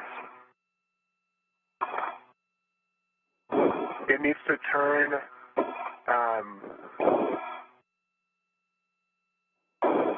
clockwise from above.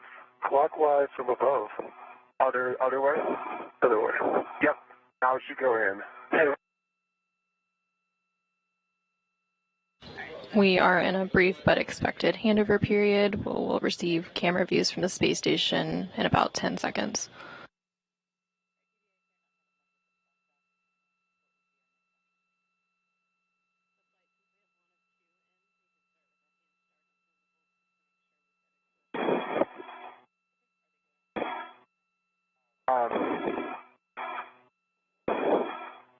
I'm trying to get her better. Houston's back with you. How to get there. Okay, so Jenny, just to describe what we're seeing, we believe Irosa's in a good position. The centermost. Okay, I got it. Okay, Steve just got it. A little bit more. Got 2 pins in. Yeah, we agree. We have a really good view from your Hecka, Woody. So good job at this point. Irosa is soft dog, so you can release your RET from the scoop and maneuver to the R6 back off. Steve, for you, you're finalizing the config for the crew lock bag, and you will eventually receive the scoop bundle from Woody when he's ready. Yeah, Steve, any chance you can pass me a RET when you get a chance? Sure, give me 1 second so they can get on. Thank you. For both of you, we are just over 2 hours into an EVA tracking for 7 hours and 30 minutes. Limiting consumable is battery on Woody, and you guys are still about an hour ahead on the timeline. Well done. Thanks, James. You got a way to give you the route? Okay. If now's not a good time, we can wait. Hey, just give me 1 second. Let me drop off the bag, and then it'll, oh, here, can you reach this?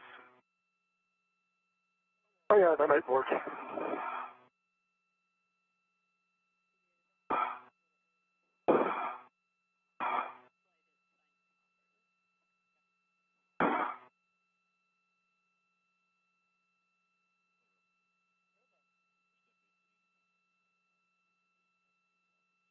Scoop coming at you.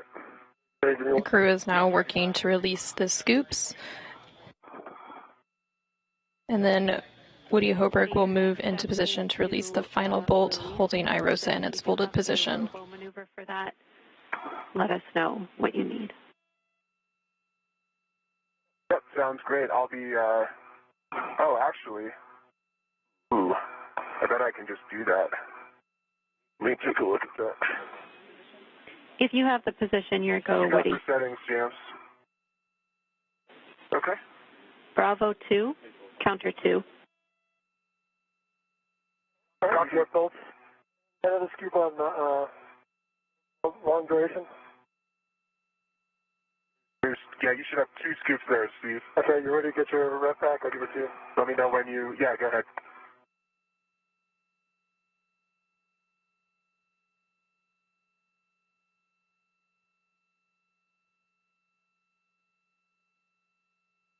There it comes. Got it?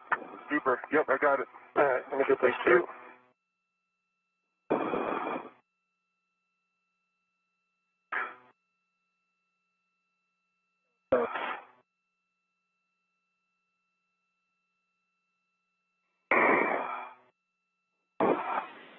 Steve, once you temp stow these scoops and the long duration, they can just be temp stow for now, but that's up to you. At the crew lock bag, we'll need you to position to hold Irosa in a folded config while Woody does this bolt and then egresses the APFR. Let me get the bag in place, and then I'll be pretty much set to do that. Bravo 2, counter 2, Scott James. Copy. Those are good settings. You'll be releasing R6. The bolt will spring out when fully released. You'll see a white line indicator. Expect 18 to 20 turns. Wait 1 second. You want me to wait? Yeah, because I'm not in a place. Oh, I gotcha.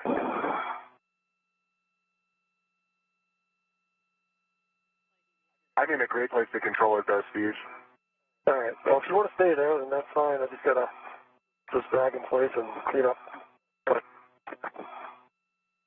great. Restart.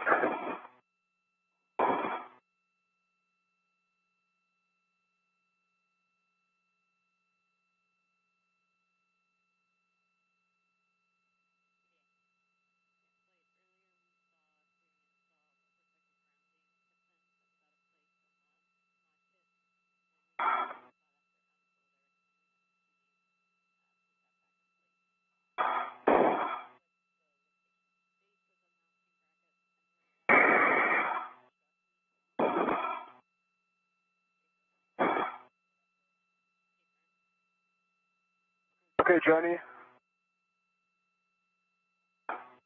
16 turns, and we got the white line visible.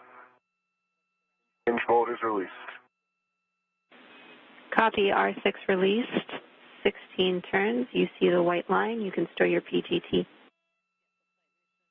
Complete. And Frank and Sultan, for your awareness, I suspect my plan will be to hop out of the arm here eventually. No, Woody will copy. And the bag, the handrail, and the scoops to the bag. Nice job, Steve. And get the bag off my BOT. Okay. Copy, Steve. Do those scoops go in the bag? Eventually, yeah. Okay, gotcha. They do eventually, but in the procedure, that'll be around the time when you retrieve the AMS knob. It's just crew preference. You can temp stow them for now if you want. Nice. Yeah, okay. That's what I'm going to do.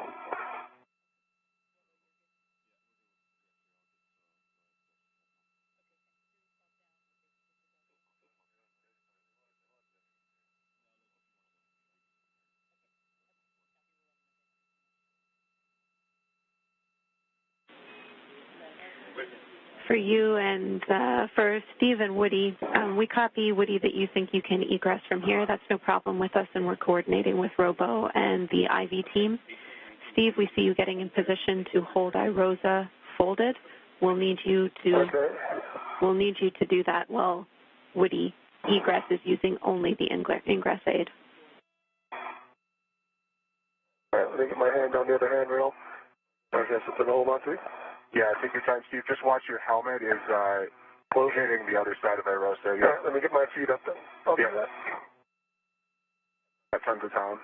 NASA astronauts Woody Hoburg and Steve Bowen just worked to release the final bolt holding iRosa or the ISS rollout solar array in its folded position. From here, Steve Bowen will continue to hold iRosa closed while Woody Hoburg egresses or exits his foot restraint and gets into position. Yeah, we saw that. Thanks, Woody. After that, the crew will work together to unfold iRosa and secure the right side onto the mounting bracket. 1 second to figure out what to hold on to. Absolutely, right. Steve. I think what I'm going to do is this. Okay, I think I'll get my body around here.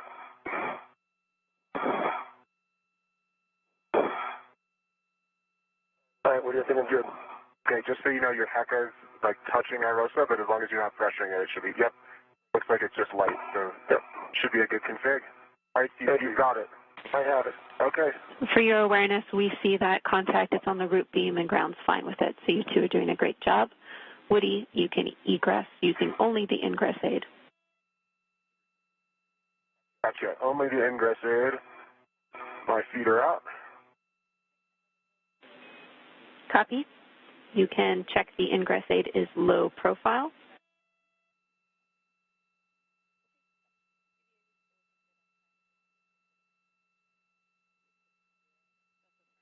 Actually, that is going to be interesting. Let's see.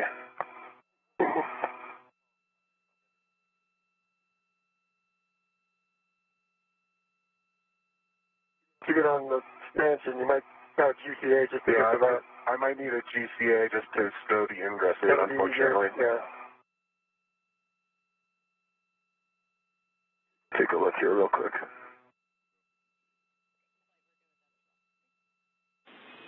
And Woody, we copy and we're standing by. Okay, thanks for that. Actually, I got it. So disregard. Ground copies all.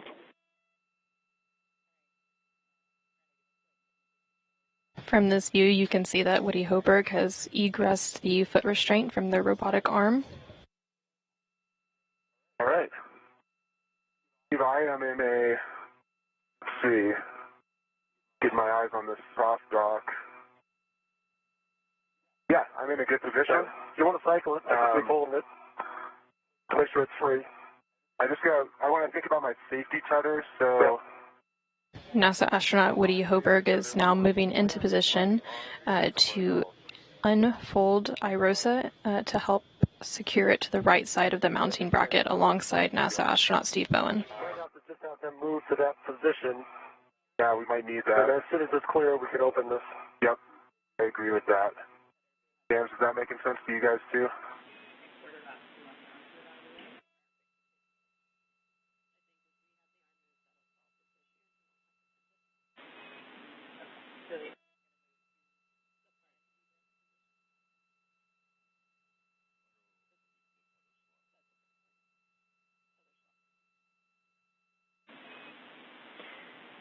Woody and Steve, we've been talking about the arm position and your tether here on the ground, and we think it's best if we maneuver to the tether swap position.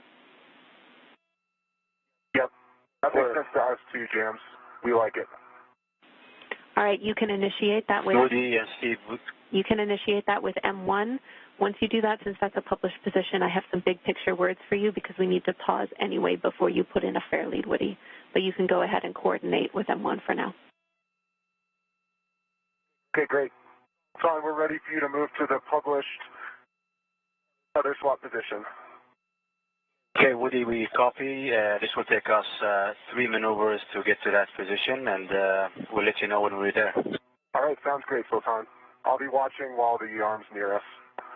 We'll be starting with the backup position, and we're expecting about 2 meters, like in your body was body right.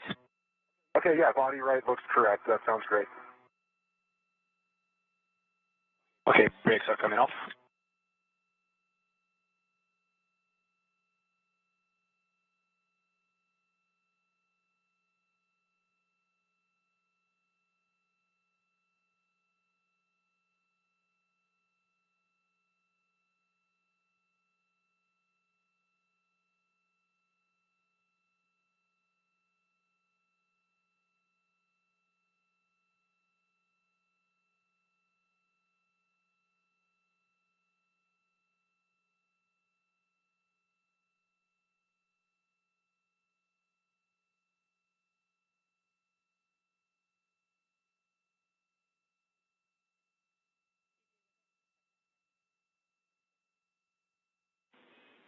Woody and Steve, we're just getting those big picture words together for you. We have another couple minutes, and then I'll have them. Thanks, James. Good. Bring on the tether to get clear.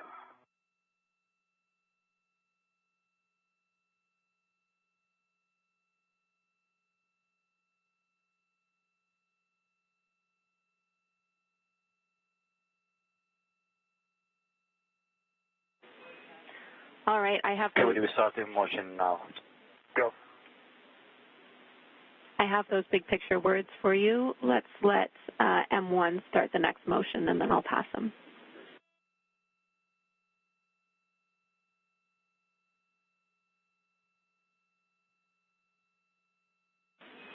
All right, I understand M1's already maneuvering to the backup position. So you guys ready? Yep, good motion. Ready. All right, big picture. You are doing great. We have a really good timeline laid out in front of us. So good, in fact, that there is a potential that the next eclipse could be our working eclipse for our cable mates. That's in around 25 minutes. So we might break out of bolts and take that opportunity while we have it, and I'll keep you both up to date on that. There is no rush because, again, our nominally planned eclipse was the following one. How copy? If you want copy. You need 2 copies. That sounds great, James. It does. All right, good. Next piece of information I have for you is that we have noticed that a grounding pin is out of place on the mod kit. It's at the base of the mounting bracket where the mounting bracket meets the left lower strut. After the unfold, we're going to have to address that grounding pin. It should be no problem, but I will let you know, and I'll give you those words again when the time is right. Okay.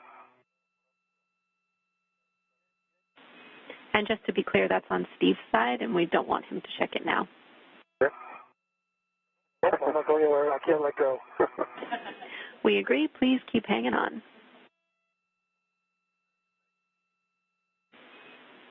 All right. That's. Jesus. Have to be some light. Those are all the big picture words that I have for both of you. We will pick up after these robo maneuvers with a fair lead for Woody, and then start to work toward unfolding IROSA. Your warning is that this is a pinch point, and you'll need to keep clear of rotating IROSA. Copy. Where's your fair lead? Is that straight there? Yeah.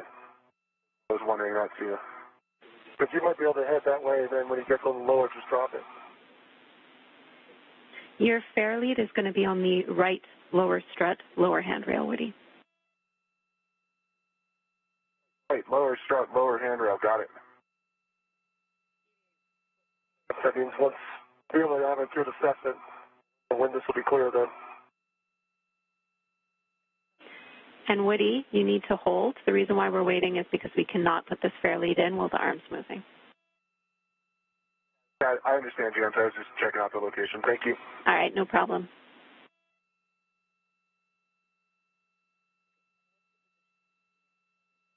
Okay, Woody and Steve, we are starting. Our next motion is going to be a journal cast, and it will be 2.5 minutes. Okay, we copy. There we go. Starting motion.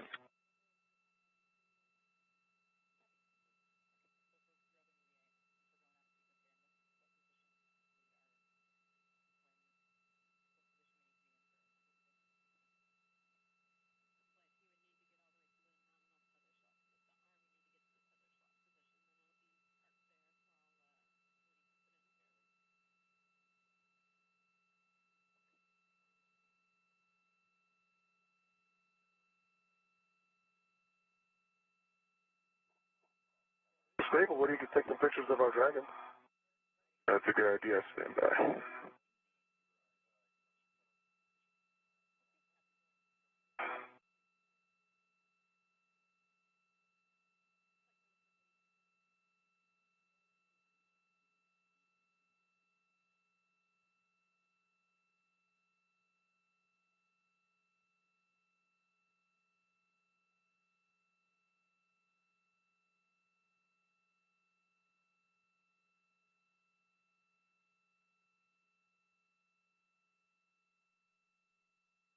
We are about 2 hours and 27 minutes into today's spacewalk as NASA astronauts Steve Bowen and Woody Hoburg continue to install the International Space Station rollout solar array onto the 1A starboard truss.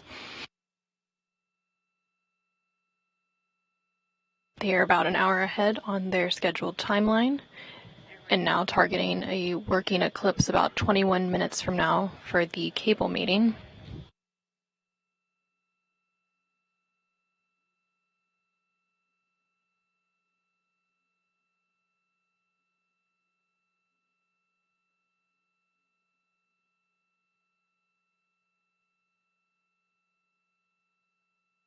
Oh, and since you have your visor down, take a selfie, you'll get the whole, a pretty good chunk of station.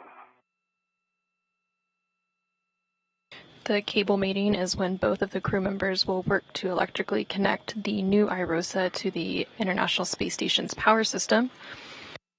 They'll first attach 4 connectors to IROSA, and then both will move to either side of the legacy solar array to disconnect the old array and connect a Y cable. This will allow power to flow from both the new IROSA and the old legacy array to the space station's power system.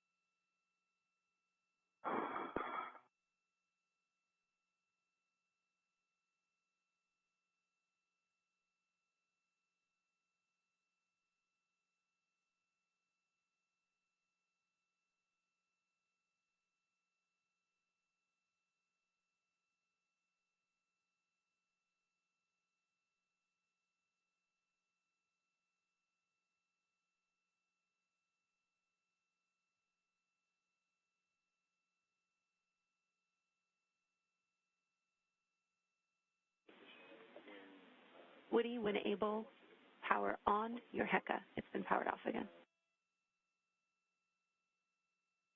Green light. That's good. Complete jams. Thanks. Copy all. Thank you.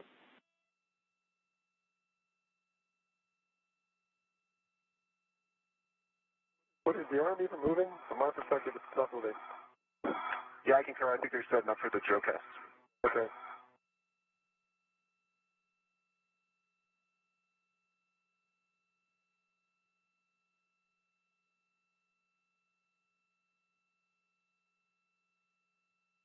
And Woody, we are starting our next journal cast. It will last 3 minutes, and then we'll sync up with you, and it's going to be stepping here to meet with you and for the telescope. Okay, continue. So far, we're ready. Okay, starting motion for the journal cast.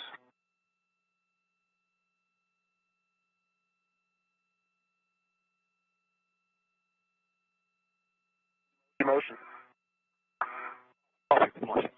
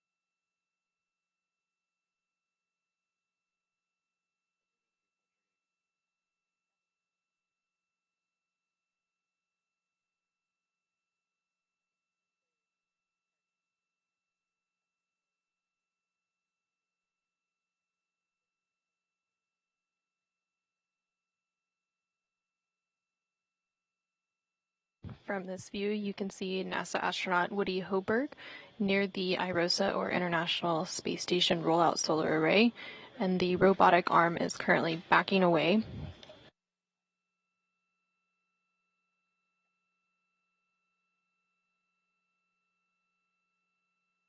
See, Jenny, if I happen to have a capkeeper in my hand, would it be a good to remove the J1 through J4 caps?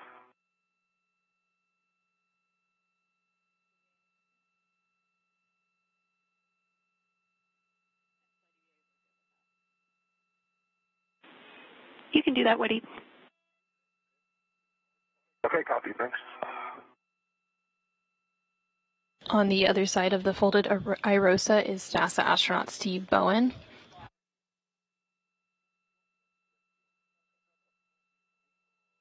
Steve Bowen is continuing to hold the IROSA closed.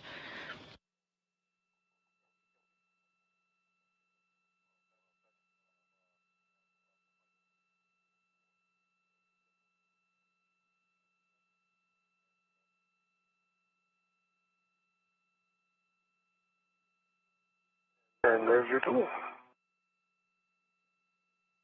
Yes. A good hook. What's that? A good hook? A good release? Thanks, Steve.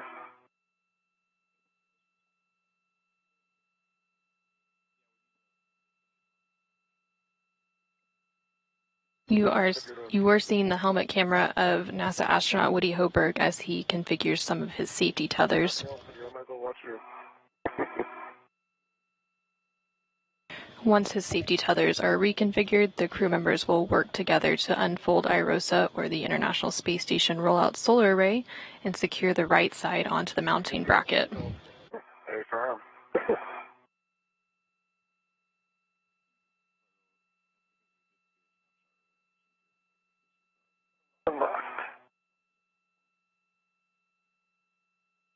Good.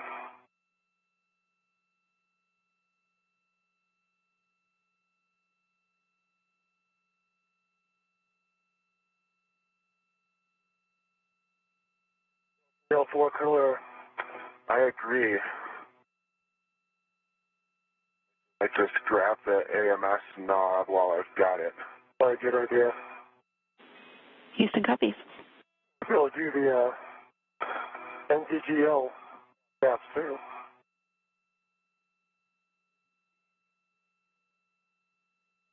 Yeah, let me look at that. Stand by. And AMS knobs ready to my MIDI workstation. Sounds good. And J1 through J4 caps removed. Jeremy, they're in crew lock bag on. We copy, Woody.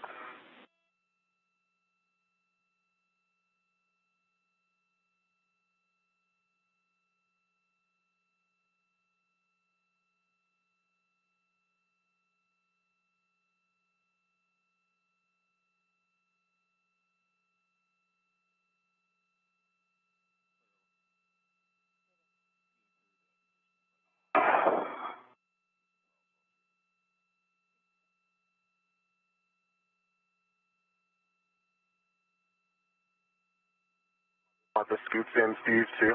Yeah, if you can put them in, I'd greatly appreciate it. Of course. We have an integral ret for them, right? Yeah, there should be a ret available for that.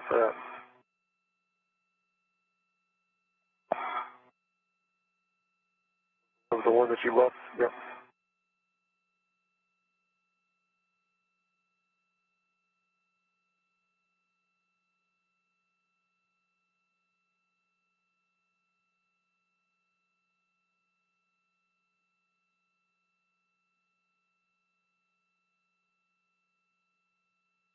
Yep, here it is.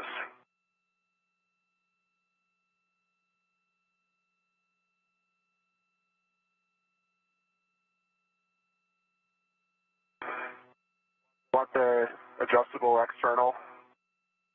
I don't think we need an external. Okay. Let's put that in the bag. Jay, do we need the external for the adjustable? Are we going to use that later on to grab anything else? I'm crew lock bag M. I'm crew lock bag M. No, we won't need that. You can stow that inside the bag. Okay. For both of your awareness, a couple more minutes here, and then we'll be able to get moving again. Do a good job getting a little bit ahead on the crew lock bag. Perfect.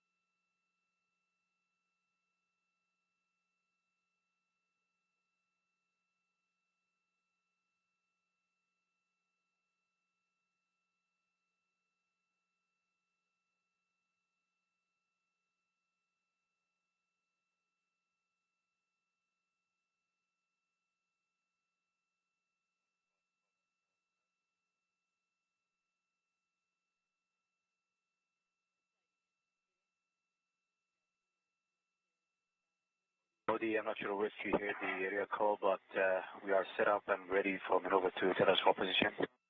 Okay. Sounds great, Sultan. You are, go. Okay, copy, go. Since this is a published position, Woody, you also have an option of assisting keeping iROSA in a closed configuration, so stopping it from unfolding while Steve, addresses that loose grounding pin. That sounds like a great idea, James. Let me get in position, and then we can do exactly that. I just need to push on that side here, so. We're starting motion now. Copy, Sultan.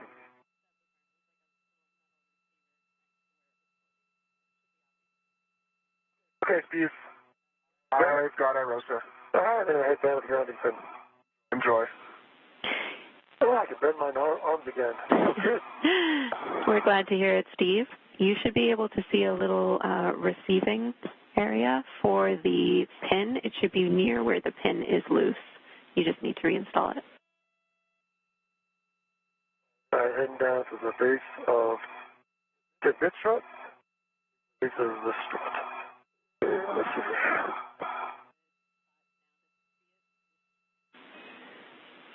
You should not have to translate far, Steve. You should be in a good spot to see it.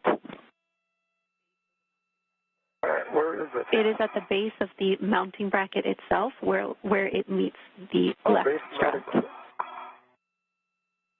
Where it meets the left strut. Alright, so I see these two pins here.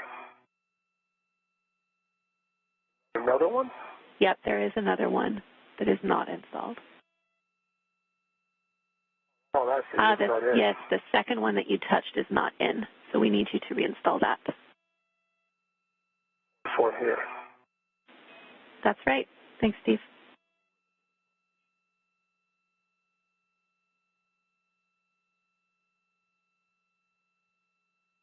Give you 1 second.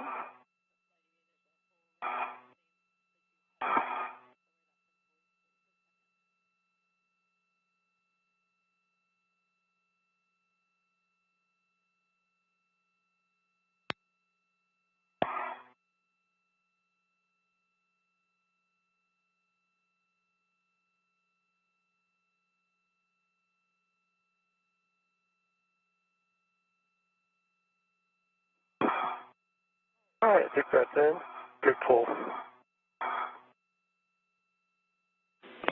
All right, great job, Steve. We are good to continue with the procedure. We understand the arm is in its final position. So, Steve, we need you to hold iROSA in a closed configuration, and Woody, you can place that fair lead.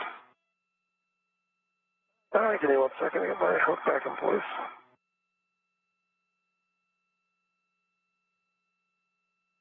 All right, thanks for the break, Woody. I've got it now. I have the iROSA. Copy, you've got it.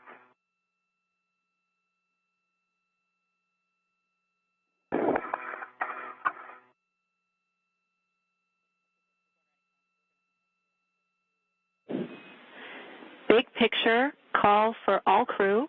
We are headed into a region of spotty calm, followed by an LOS. That total time is 6 minutes. You are go to continue with iROSA unfold.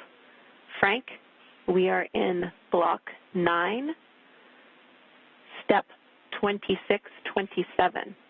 Frank, you are prime IV.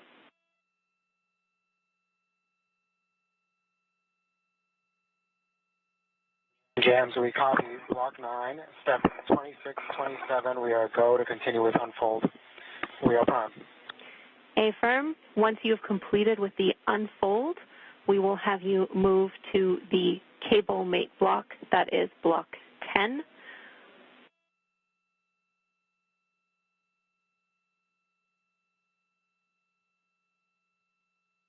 With the space station's robotic arm backed away and in a safe configuration, the crew will now proceed with unfolding the iROSA. Good words.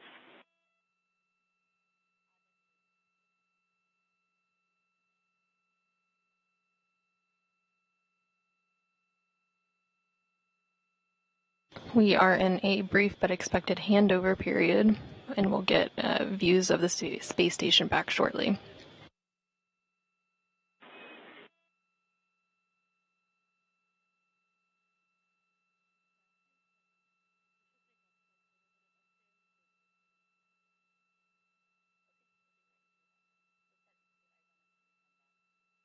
The first working eclipse is about 3.5 minutes away from now, and that is the first targeted window to mate the cables. So after they unfold the IROSA, they will move ahead to that step.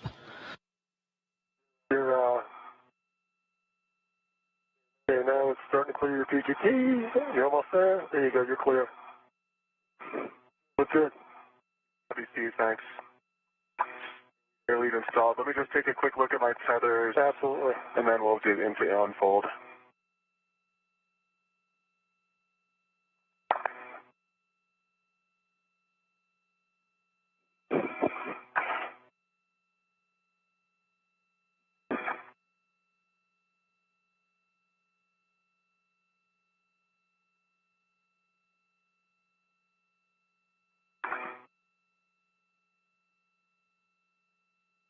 Okay. One more thing to fix, and then I'll be ready, Steve. Frank, this is ground. We're coming up on that LOS.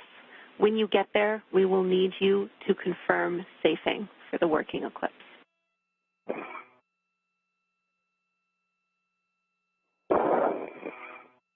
And Jenny, we copy. We will need to confirm safing, and that'll be 2 minutes.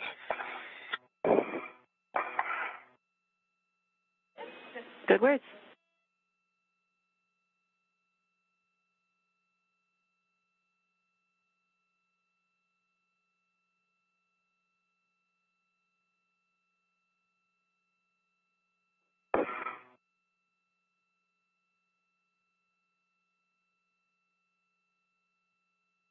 Okay, Steve.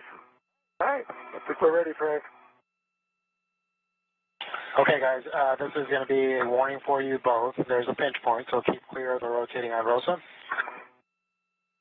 And Steve, verify that, or Woody, verify that you've cycled the right soft capture feature. I'll go ahead and do that right now. Okay, thanks, Woody. And then just make sure that you leave it in the soft capture feature down position.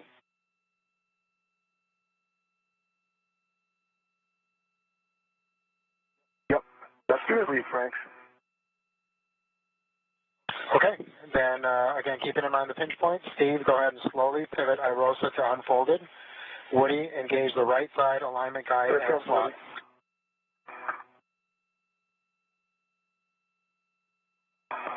Get it around this turn engine on. You can hear conversation between NASA astronaut Frank Rubio, who is on board the space station and currently serving as the prime IV, or communication link between the spacewalkers. All right, nice job, guys. And so, Woody, then go ahead and verify the soft capture feature is properly engaged.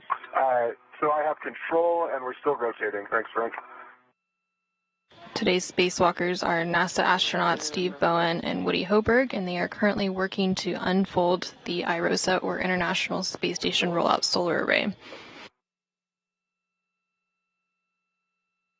Once it is unfolded, they will verify soft capture is properly engaged, and then they will perform some glove inspections and hap checks before moving on to cable mating. Soft capture engaged, Frank. Okay, great job, guys. I need you both to perform a glove, hap, and gauntlet check, and then we'll start moving towards our cable mating positions. Okay, Frank. EV1 has no change to gloves, dry hap, and gauntlets down. Yep, I agree. EV1 does have. Sorry, Steve. EV2. Gloves, dry hap, and gauntlets are down. That's correct, EVA. The first working eclipse window has started, and there's about 30 minutes for them to complete the cable mating process. Position for R8 and R7 there, Frank. Okay, copy that. Good job, guys. And just to let you know, at this point, the hardware meets minimum structural config for mating cables. Actually, yeah, so why don't we get into that? Over here. Yeah, that's where you guys are headed. Say again, Steve? Never mind, I go. All right, so, Frank, we have the caps, the MVGL caps. We're ready to demate those on your go. Okay, you can demate the MVGL caps from P1, P2, P3, and P4. In work. That's in work.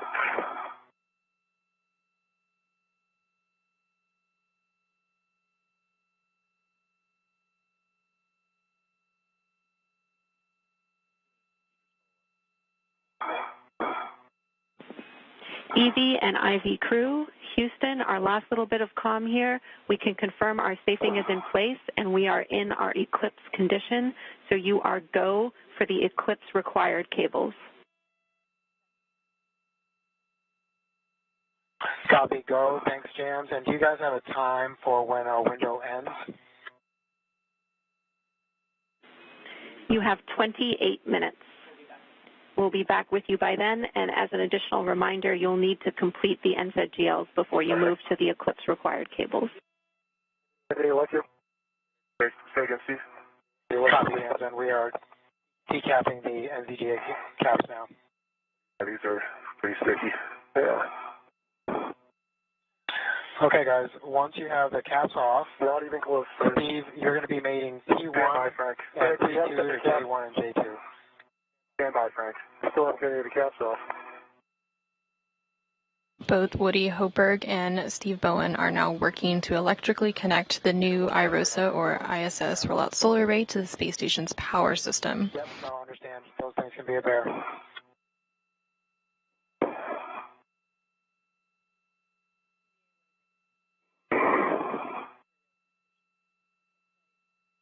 Okay, I think I got one.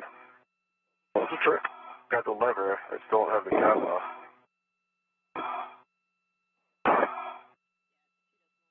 Okay, got one.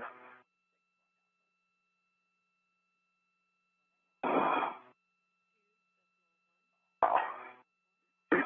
As they work through the cable mating process, they'll first attach 4 connectors to the IROSA, and then both of them will move to either side of the legacy array to disconnect the old array and connect a Y cable. This will allow power to flow from both the new IROSA and the old legacy array to the space station's power system.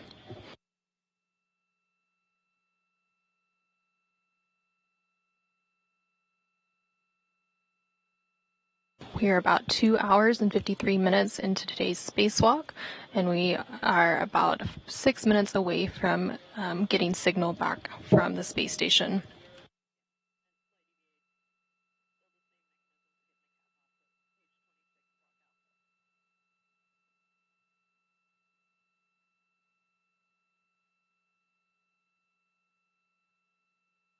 Today's spacewalk officially started at 8:25 a.m. Central Time, 9:25 a.m. Eastern Time, when the spacewalkers switched their spacesuits to battery power.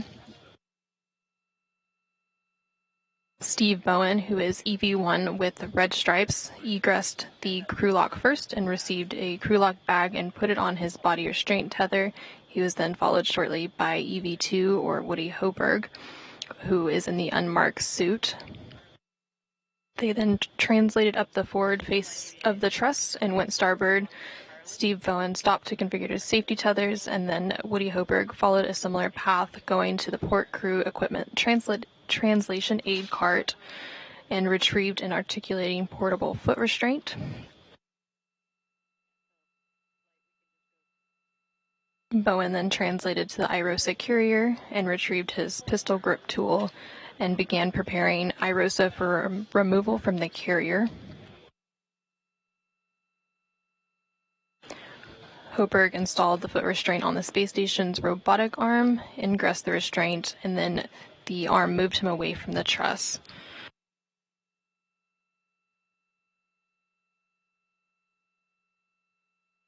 Both Bowen and Hoburg then worked to release a series of bolts, both restraint bolts and anti-rotation devices.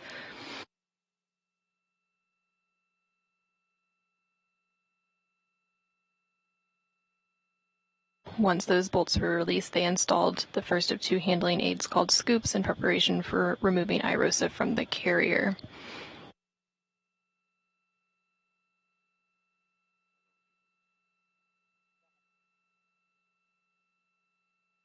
Once they installed the second scoop, Hoburg lifted the IROSA off of its carrier, and then after several maneuvers on the robotic arm, he arrived at the 1A mod kit worksite. During these robotic arm maneuvers, Bowen worked to make his way over to the ModKit site, where they met to install the IROSA onto the 1A mounting bracket.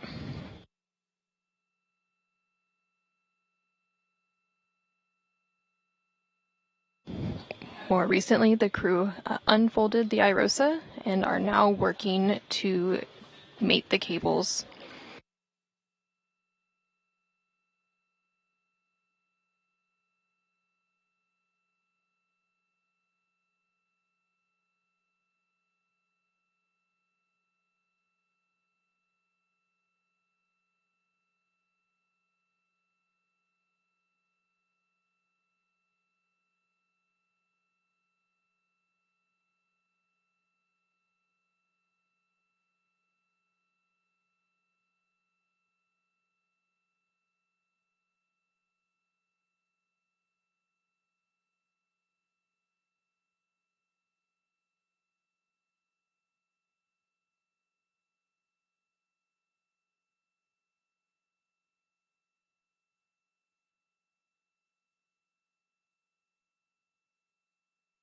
Once the crew members finish electrically connecting the new IROSA to the space station's power system, they will work to drive some hinge bolts.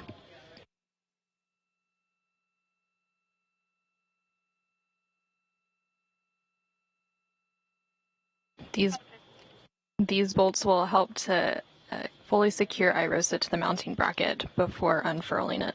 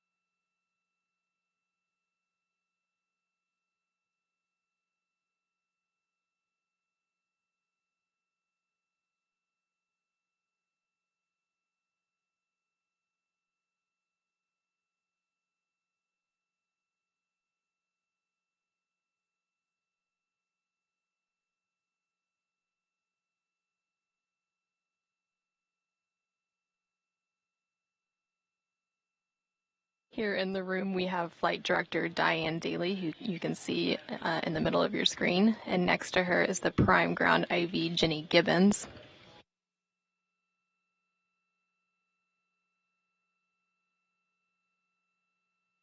Also in the room, we have our EVA flight controller, who is Megan Shudica today.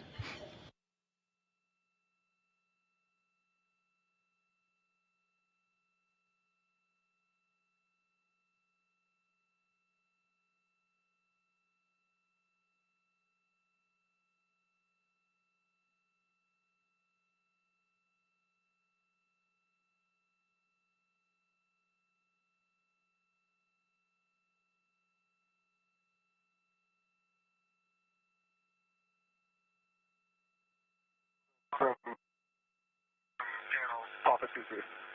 Good words, Woody. And Steve, you're going to be disconnecting SAW Papa 7 from panel Papa 7 and SAW Papa 2-1 from panel Papa 2-1. All right, the P7 and P21, 2 lower. Houston's back with you panel. With a correction. Okay. Copy. Go ahead, James. All right, great job, you guys. We had some spotty shot SS there, so we could hear you. You did a great job. We just want to confirm you're doing each cable one at a time. I don't mind which one you start with. Just tell me which one you're going to start with, but only demate one cable from the panel at a time. Okay. Ready to go? Ready to go, Woody? I'm ready. Standing by. All right. I'm going to do P21 first. Okay. Let's do. Frank, you ready for me to take back over? Copy, James. You are prime. Got it. I'm Prime IV. Great job. All right. I copy. You're ready. P21 is disconnected. That's P21 disconnected from panel P21. I agree. That is true. All right, mate P21 alpha to panel P21. I need FOD, pins, EMI check, and the connector needs to be to hard stop. Okay. P21 alpha is in my hand. And I'm standing by, Jams. Woody, you have a go to continue. We just need one cable on each side at a time. It's clarification for you. So tell me if you want to start with P9 or P23. Okay, I've got panel P9 demating. Here go. That's demated. Mate P9 alpha to panel P9. I need FOD, pins, EMI check, and the connector to hard stop. Copy, Jams.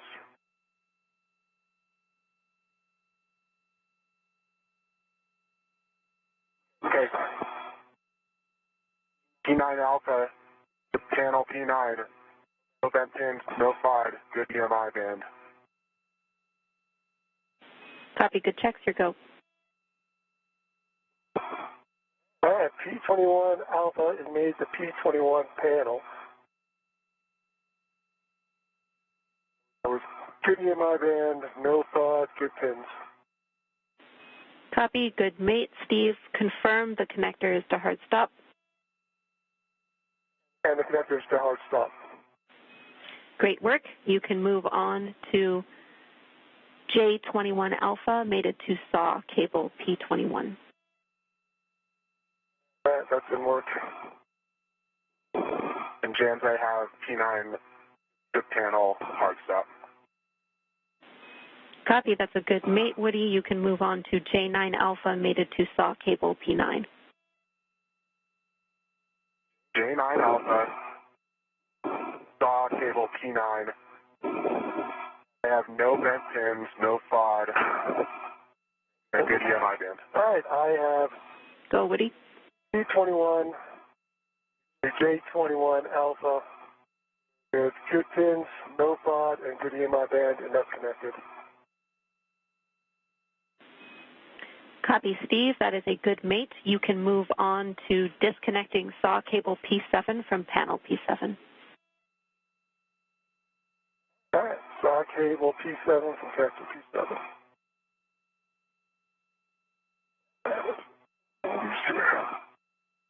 You can now see live views of NASA astronaut Steve Bowen working to mate and demate some cables on the IROSA.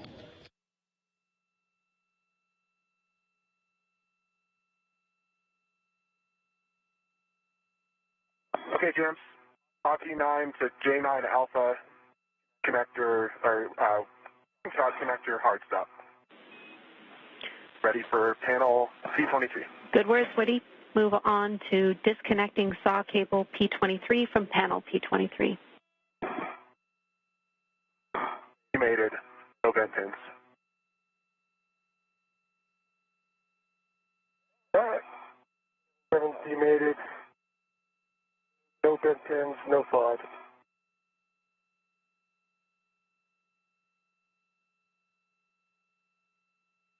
Installing J7, P7 alpha. Copy, Steve, and copy your checks. Affirm mate P7 alpha to panel P7.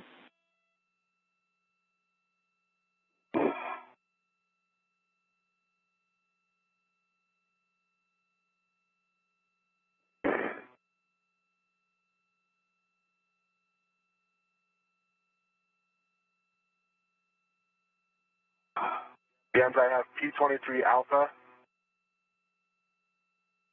Made it to panel P23, no FOD, no bent pins, good EMI band. Copy, confirm it's to connector hard stop. Affirm. Connect J23 alpha to SAW cable P23. Work.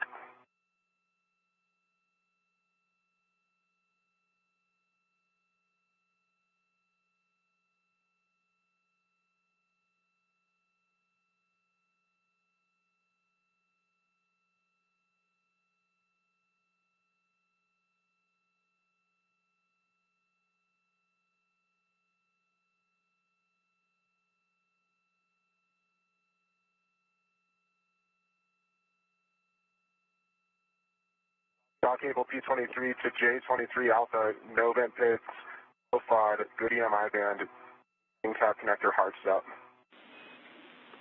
Copy, Woody. That is a good mate, and I track that that is your last connection for this side. Verify the connector config is as expected and clean up the remaining cable slack as required. Okay, that's going to work. Thanks, James.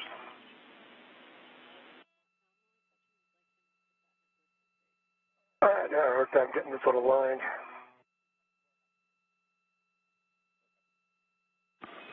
Copy, Steve. And Woody, we were tracking that your hand did touch a connector P24. We just want to make sure that that is still to hard stop. Good catch, and you are correct. It moved, but it's back at hard stop. And I'm going to check P10 while I can confirm all 4 panel connector hard. Copy, Woody. We agree.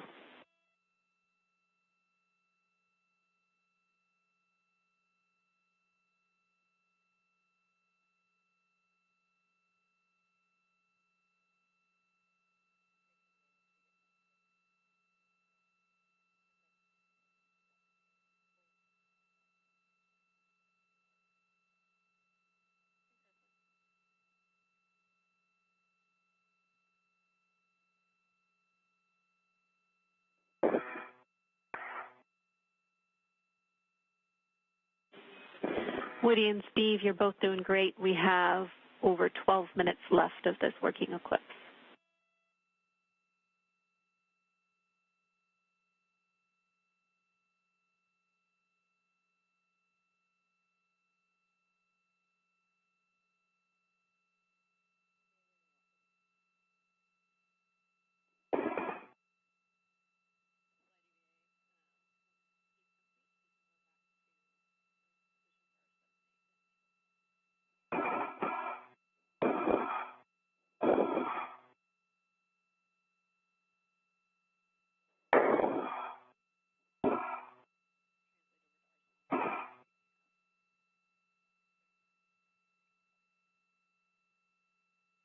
Hey, James, I think the cables on the right side are looking to be in a good config.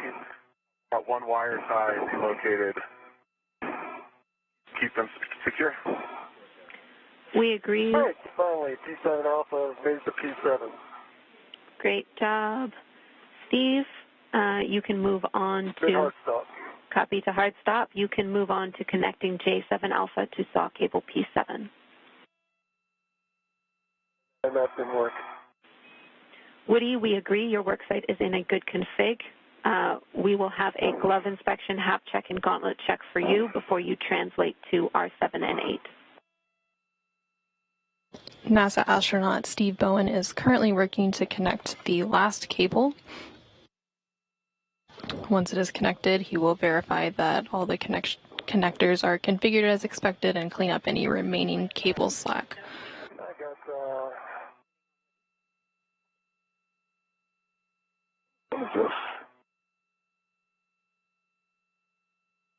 J7 Alpha made it to P7. No bent pins, no FOD, and 2 are hard stops. Copy. Excellent work, Steve. That is a good mate. You can verify that your connector config is as expected and clean up any remaining cable slack. All right, I see. I'll watch the hard stop, and I'm not sure how bad this is. Do you want this flush against the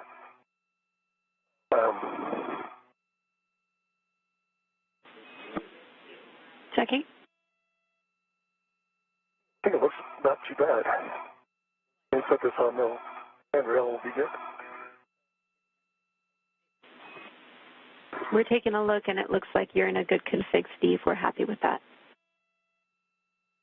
Thank you. Jams, no change to gloves. Hi-hat.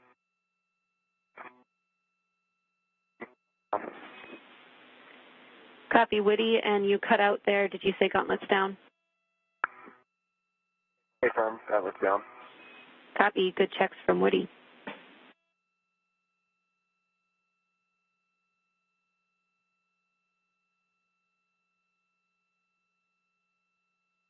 All right, I think that's going to do it. Woody, you can translate to the hinge bolts. Copy, Jam, thanks.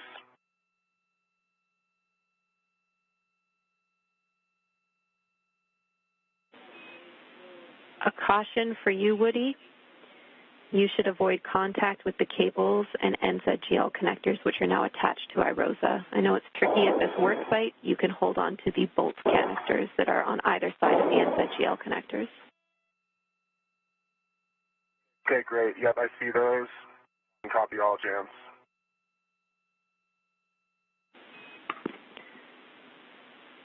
Steve, again, we're happy with your work site. This is the end of our eclipse requirements for this EVA, so great work to both of you. I need a glove inspection, hap check, and gauntlet check from Steve. Okay, let me fly out past the cables back to the north of the... All of the cables have been successfully connected. This will now allow power to flow from both the new iROSA and the old legacy array to the space station's power system. Okay, jams. Settings. Alpha 1, clockwise 2.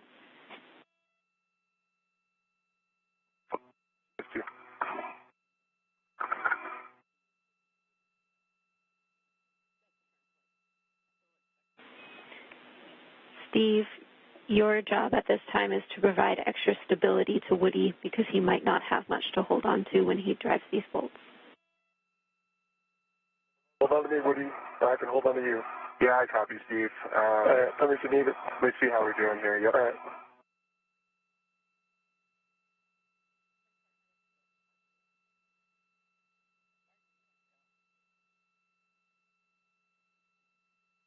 Alpha 1, clockwise 2 is set. Good settings. Drive the hinge bolts 14 to 17 turns to hard stop. 14 to...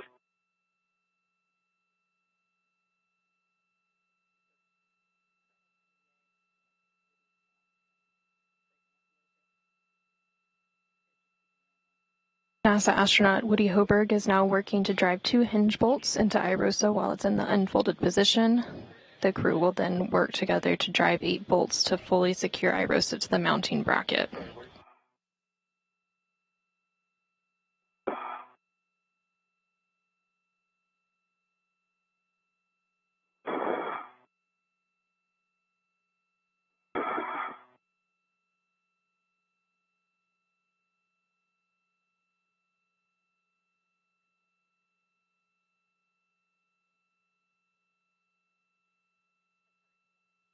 I got 17 and a half turns, green light, 2.4 foot-pounds on R7. Copy R7, 17 and a half turns, green light, 2.4 on the torque. Copy. Driving R8. Here you go.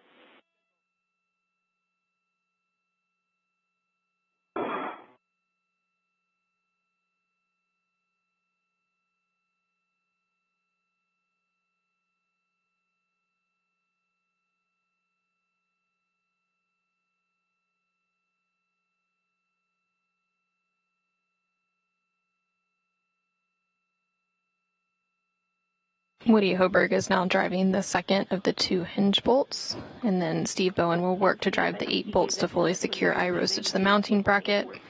Could you just confirm? Once that's complete, Steve Bowen will move to a deployment viewing position, and Woody Hoburg will release the final 2 bolts holding iROSA in an undeployed position, and then iROSA will deploy over the next 6 to 10 minutes.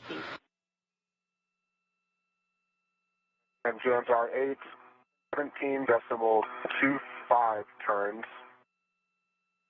and 2.3 foot-pounds, green light.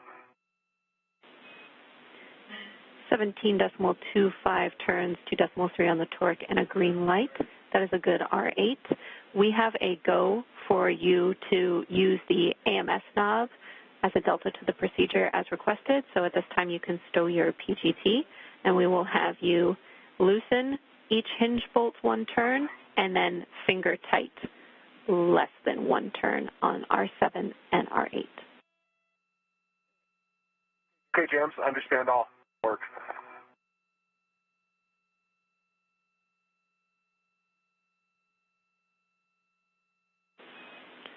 Woody, after this is complete, or excuse me, Steve, after this is complete, you will be stowing the AMS knob in the crew lock bag. Got it right here, Steve. Yeah, let's just get a rep for you.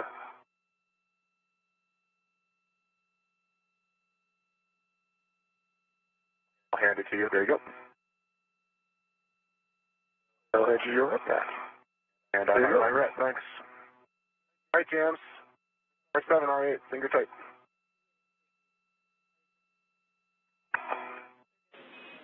Copy, Woody. We are happy with that. Your next step is to complete your tether swap. So we will have you translate back inboard to the arm. You might have to GCA from the tether swap position if it's required. I'll let you work with Frank and Sultan for that. Steve, you are going to drive M bolts on the bottom of the mounting bracket. All right, let me stow the AMS knob, and then I'll ready to do that. And James, I copy y'all. I'll be picking up my spare lead and going back for tether swap. Good words.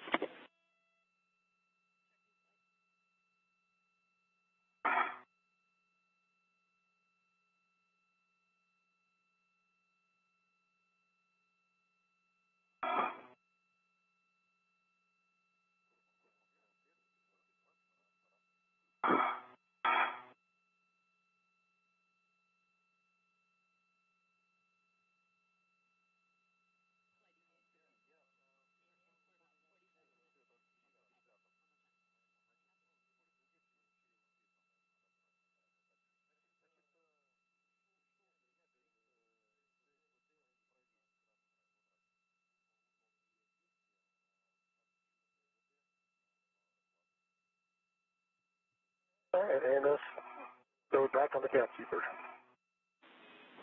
Copy, Steve.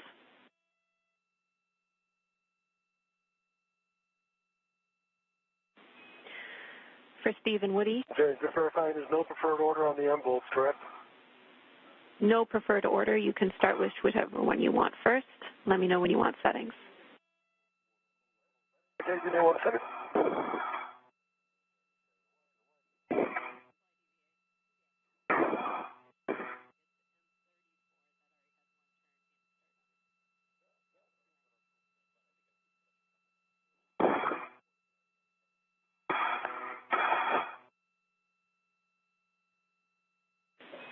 And Steve, for your awareness, we are tracking that M34 had one turn hand started on it. If you started any other bolts, just let us know. All right, and so the first one is M21, is that correct? Right underneath the stanchion? 31. M31? Yeah, so I started that here as well with one turn. And James, I started a few as well, so Steve can call them out. I'll call them. I can see which ones they are. Yeah. Okay, that works well for us. All right. I copy that M31 already has one turn on it. Steve, your settings are Bravo 5, clockwise 2. Bravo 5, clockwise 2. Go to gear quick cow. Oh.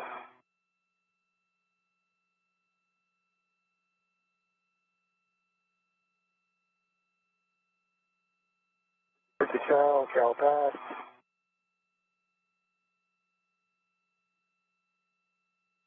Good lights. And 39.9 volts. And so you got the settings again, Jenny? Bravo 5, clockwise 2. We have Bravo 5, clockwise. You'll be driving these bolts such that the black line is flush. It'll be to torque. Expect 11 to 14 turns. That's 1114, turn, flush, and T-torque.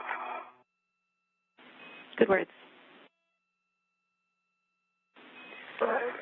For both of you, we are 3 hours and 20 minutes into this EVA, tracking a time of 7 hours and 30 minutes.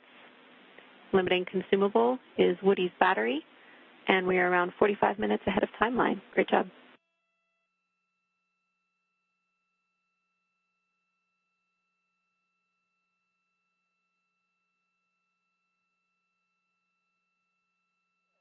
M31.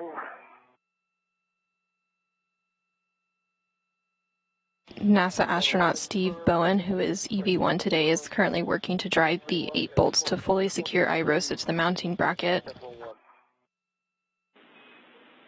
Torque of 22, 7 turns, green light, and was that a black line flush call? And there's a black line to the yes. And my green reel is locked to my red reel, picking up my yellow hook. Copy. That'll end up on your green reel locked. I'll take your checks.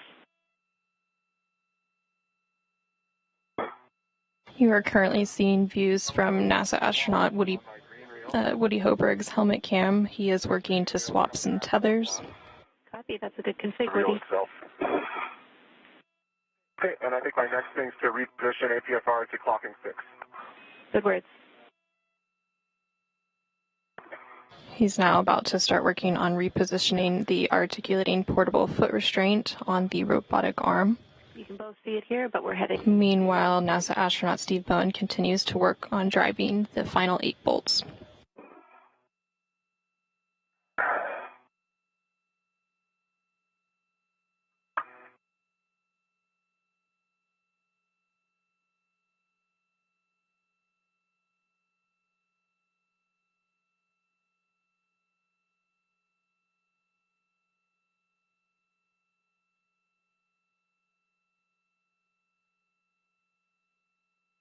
Okay, looks like M32, 33, and 34 all hands started.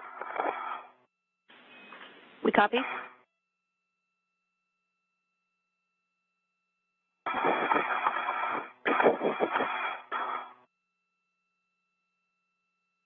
And verifying settings, Bravo 5, clockwise 2. Good words. And M32's in work. Copy. M32, drive until black line flush to torque.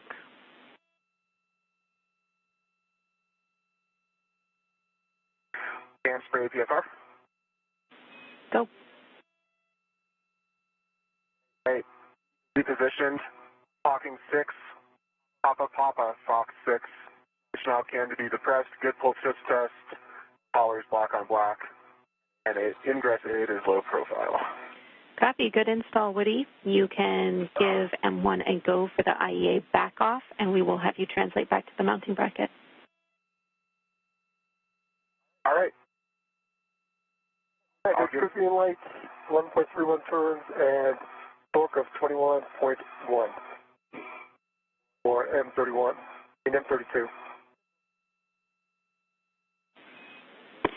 Copy. That is a good bolt for M32. You can move on to M33. That didn't work.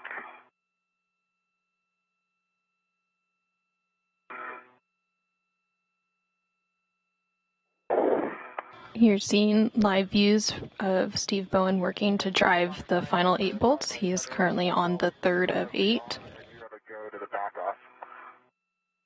And we copy that all the tethers are being removed from the and the APFR reconfigured and ready to maneuver to the park position. Brakes are coming off. Copy, brakes off. Keep on behind to your right. All right, I got a good green light. Got 11.4 turns, 21.4 foot-pounds on 33. Copy, Steve. That's a good bolt for M33. We'll have you move on to the next one. All right, M34 is in work. Copy, M34.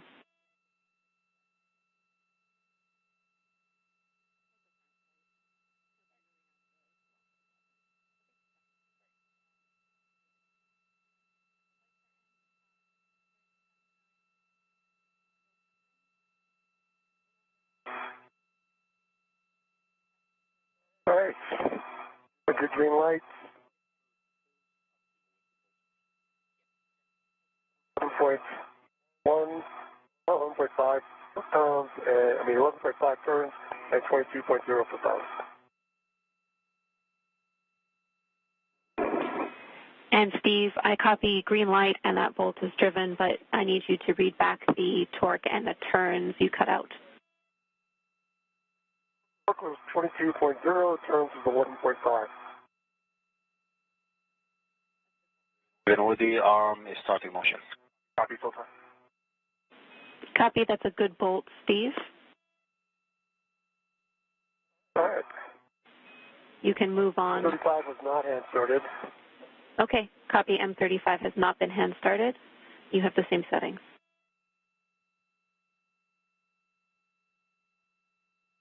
All right, starting.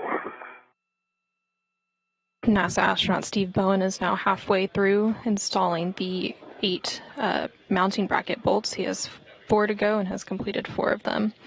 Meanwhile, NASA astronaut Woody Hoburg is currently translating over to the mounting bracket.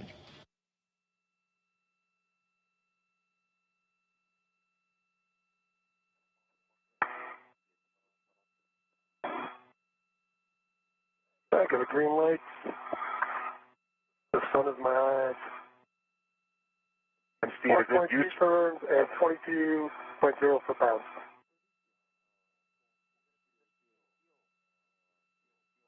Yes, Woody? Is it useful for me to socket swap and help drive these? Or? Sure, why don't you just take my PGT and get off straight. Otherwise, I have to head over your side. Yeah, absolutely. I can do that. We're okay with you doing that, but Steve, say again the number of turns for M35. 12.2.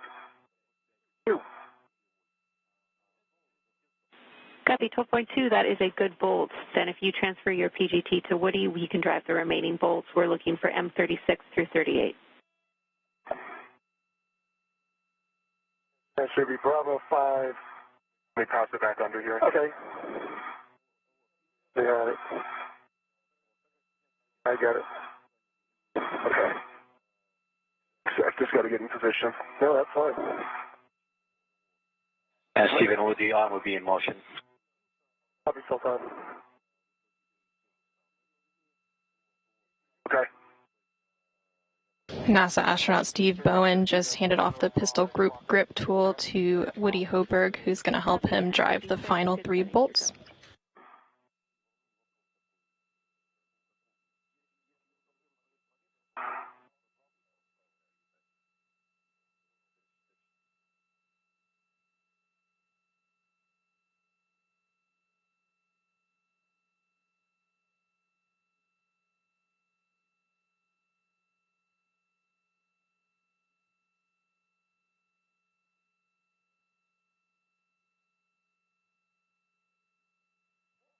All right.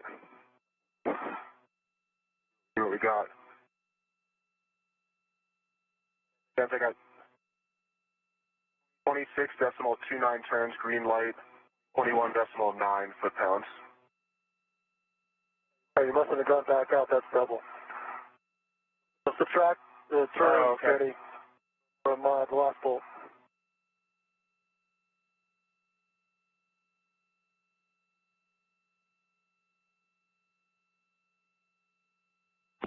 We're just checking on that bolt.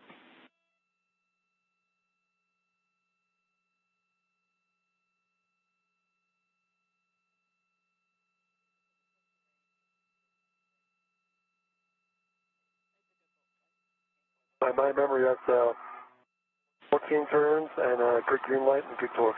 It's a good bolt. We can move on. That was M36. We're ready to move on to 37 and 38. Can we do 37? No, 38. Yeah, I'll do 37. In a good spot. Let's see. Let me cycle this out because I bumped it. Okay.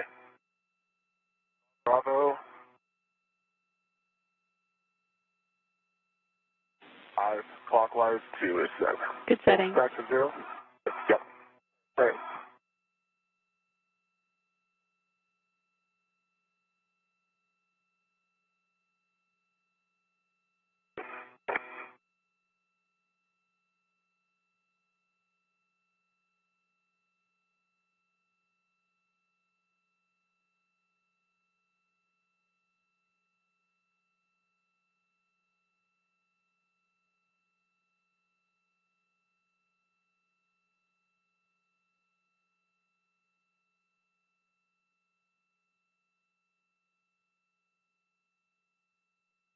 Right. 37, 20, correction, 12.5 turns, green light, 21.9 foot-pounds. Good bolts. You can move on to M38.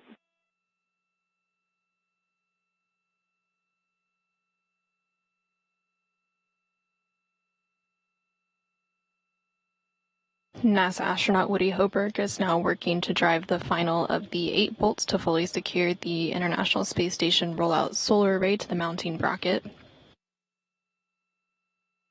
After that's complete, EV1, or Steve Bowen, will move to a deployment viewing position, while EV2, who is Woody Hoburg, will release the final 2 bolts holding IROSA in an undeployed position. Trying to find a position where I'm not sideloading the bolt. 1 sec. We copy. That's why that one's so awkward. This one's a little awkward. Yeah, I think you end up sliding a little tight a little bit. We're good. I see it.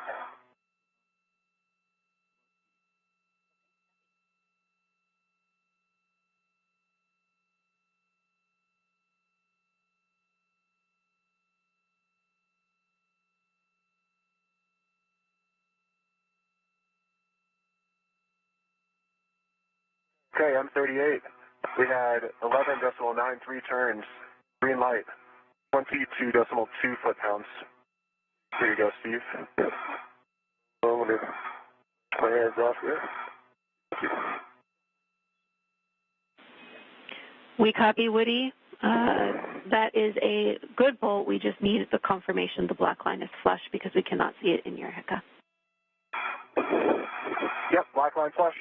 Trying to point at it. Copy. Great work. We are complete with our M bolts. Steve, you can stow your PGT, and we'll have you positioned to observe the first 5 magnets snap together when we deploy. Woody, you need to get in position on the base of the mounting bracket for R9 and R10. Okay, getting in position for R9, R10. And I'm getting in position to watch. Super. Good words. Woody, as a reminder, this is a Bravo 7 setting. You can use the scoop on the base of the mounting bracket to brace yourself. All right, I see that. Thank you.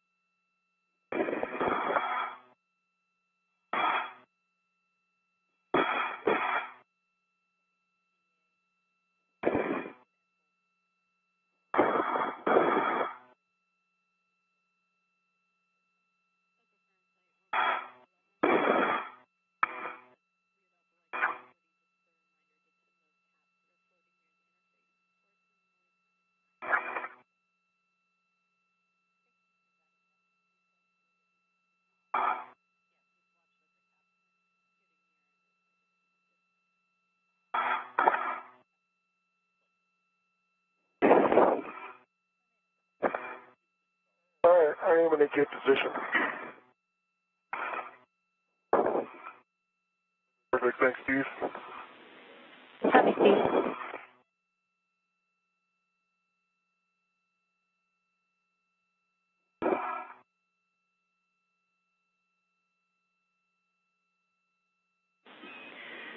Steve, agree you're in a good position. Woody, I see your PGT out. warning for both of you prior to releasing the deployment launch restraint bolts. Position to stay clear of deploying our ROSA blankets. You will both be in a good position. All right, that sounds great, Jan. So I have Bravo 7 set. I need a reminder. Is it clockwise or counterclockwise? Counterclockwise.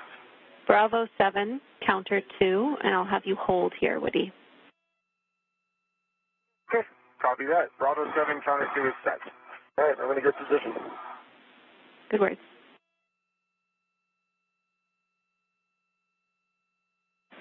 NASA astronaut Woody Hoburg is standing by to release the final 2 bolts holding the ISS rollout solar array in an undeployed position. You are going to release R9 and R10. The white line will appear when they are fully released. Expect 17 to 20 turns. IROSA will deploy after the second bolt is released. All right, I copy. Starting with R9.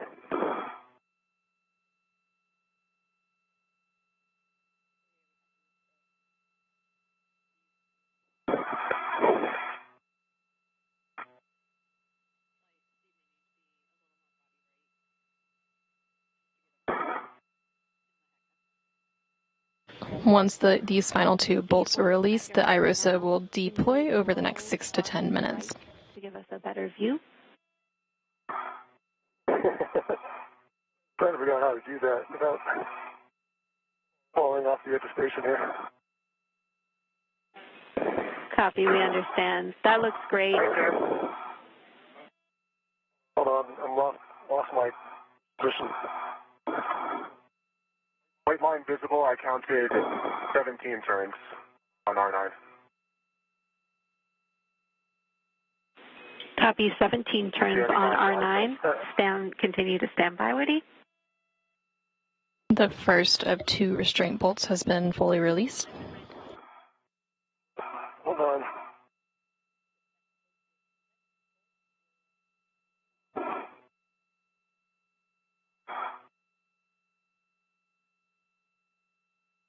That last adjustment, I just couldn't stop it.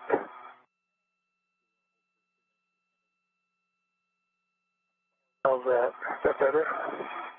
Speed up a little bit.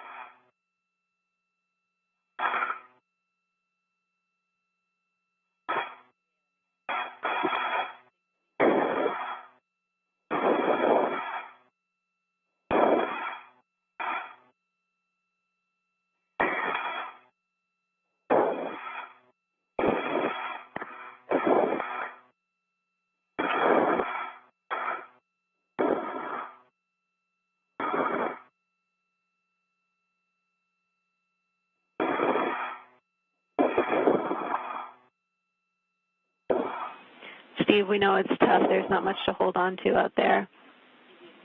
Trying to get you some additional words. Try a different position.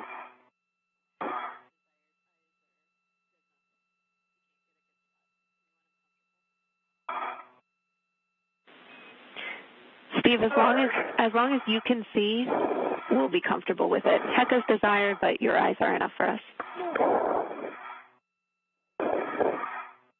All right, well, try this then. Copy.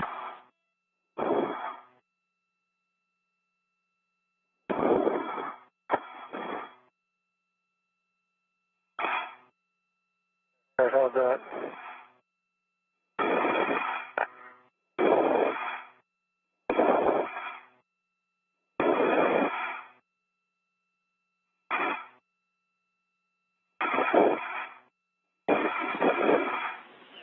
All right, great work.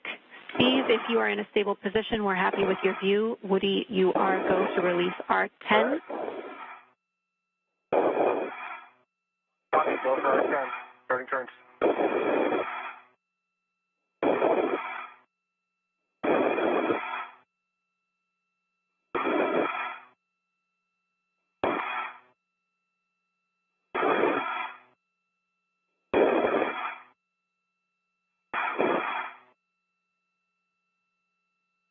And turns down.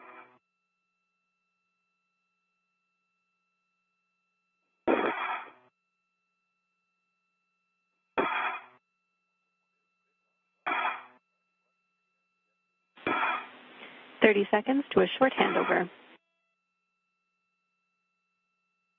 I count 20 turns so far. Going to continue. You might have to wiggle it, Woody.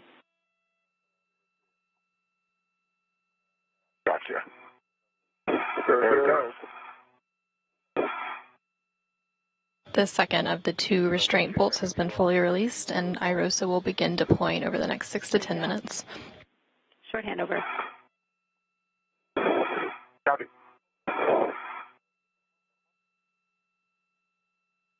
We are now in a brief but expected handover period, and will regain signal of those beautiful views of the space station in about 10 seconds.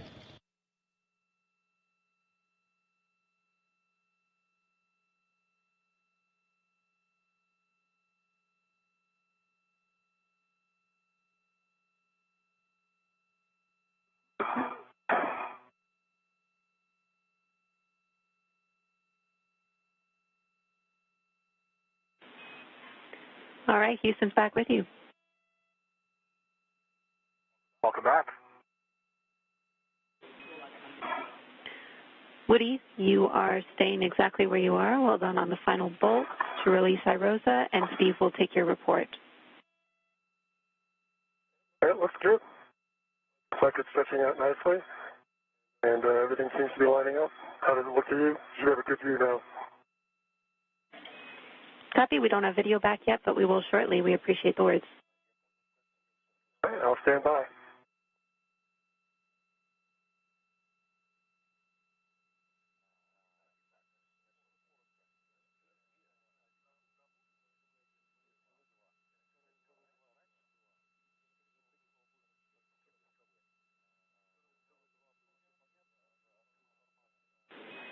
We have our video back. Everything is looking great. I have 2 cautions for you, Woody.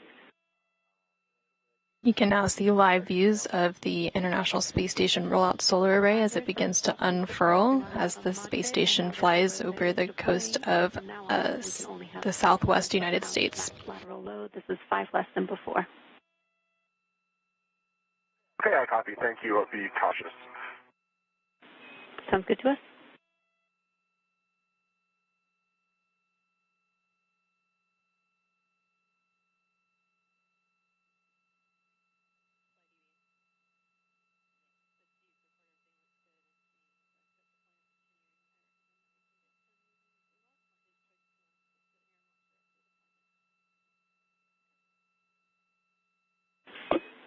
Everything's looking really good to us. Again, well done, you two.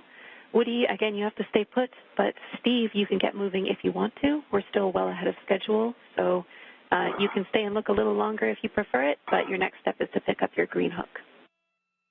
All right, I'm going to head back and pick up my green hook. Yeah. Copy.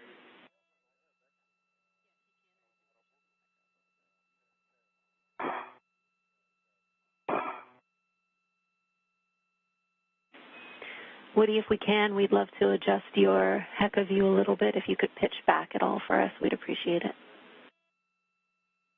Yep, you got it. Thank you.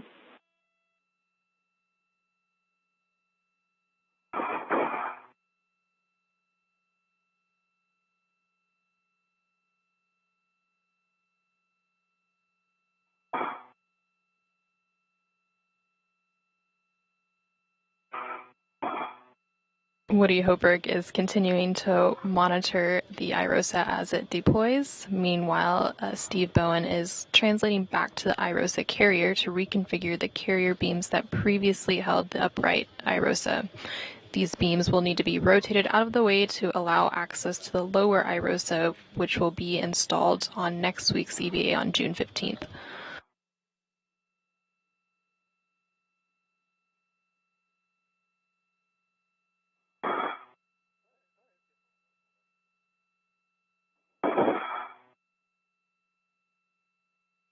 All right, green hook going to red reel. That's complete. Copy, Steve. Let's slow down. Let's get some pictures of Woody here. Sounds great. Once fully deployed, the IROSA, or International Space Station Rollout Solar Array, will measure 60 feet long by 20 feet wide and will shade a little more than half of the original array.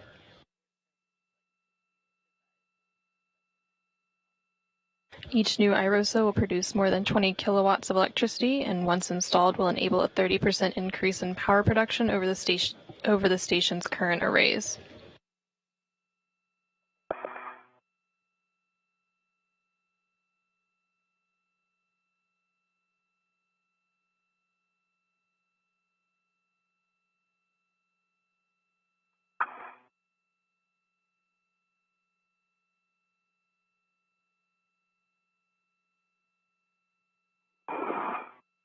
Hopefully those came out. We'll see.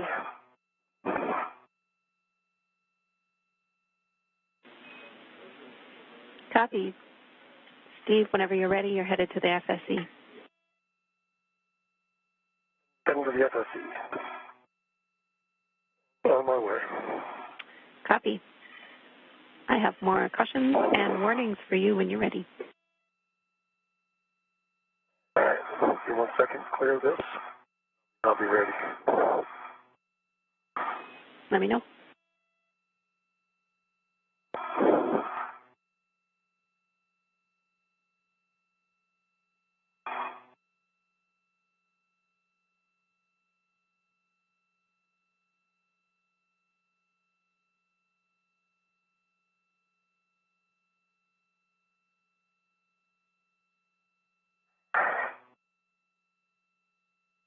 All right, I'm ready to copy. Steve, warning and a reminder, grapple shafts and curved coupling are no-touch zones. No sudden movements, quick grabs on the FSE. Wait until motion dampens out before imparting loads on the FSE. Don't simultaneously impart loads into the FSE. This is for when Woody is also ready to translate. And do not contact the IROSA blanket. And I copy all.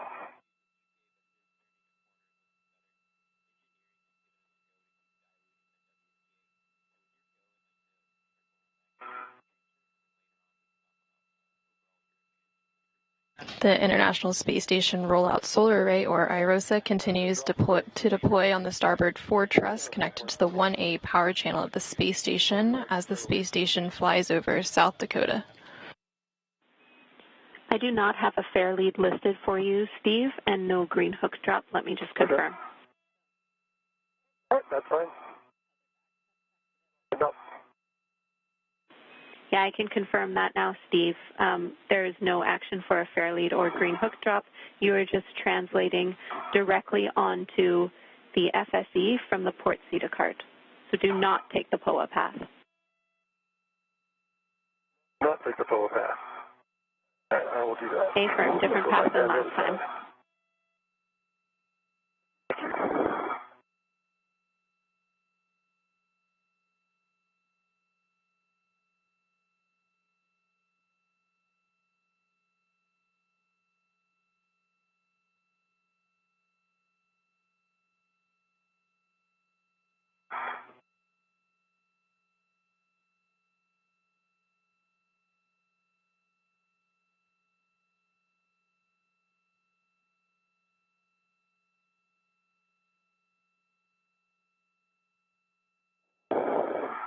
Probably a good view there, Jenny.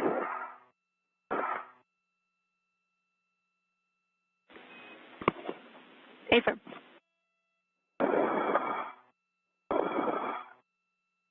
And I think my first bolts are C7, C8, correct? A firm, that's right. You're going to be at stanchion alpha, and this is a Bravo 7 setting, so you might need to get in a better brace position. All right, hope the center works. Copy, let me know when you're ready for settings. Yeah, boy.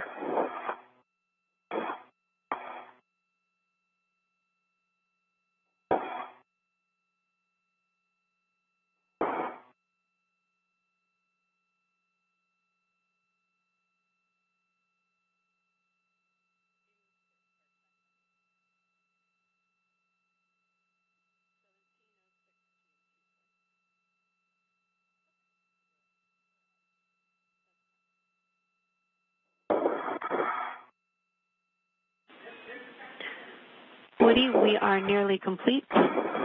More words for you in a minute. Okay, thank you.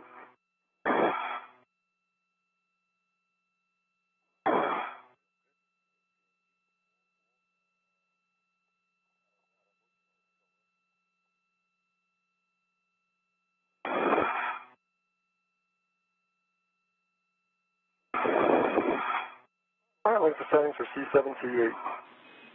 Bravo 7, counter 2. Bravo 7, counter 2. Good readback. You'll be releasing C7 and C8. Expect 8 to 11 turns. 8 to 11 turns, C7, C8. Good words. All right, here comes C7.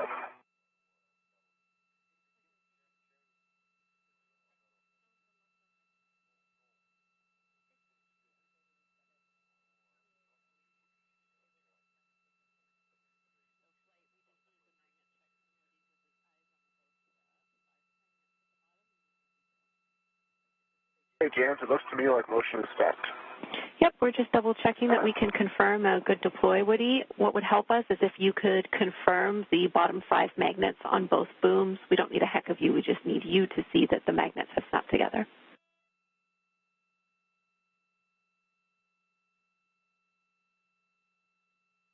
Be looking. 11.5 and C7 is topped out. Moving to C8. Copy C7 released. You go for C8.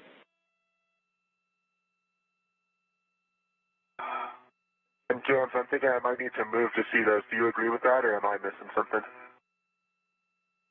Magnets. Affirm, Woody, you will have to move and you're go to translate right now. Right now, you're seeing views of NASA astronaut Steve Bowen as he works to release the beam restraint bolts. He has already released one of them and has a couple more to go. 10.6 turns. Copy C8 is released. Steve, stow your PGT and translate to stanchion Bravo. Translate station Bravo.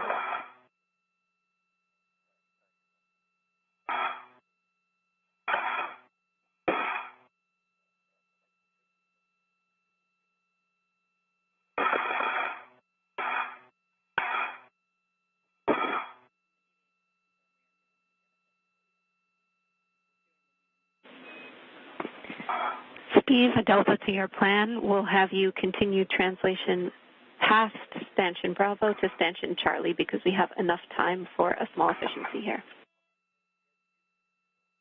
Okay, go Charlie.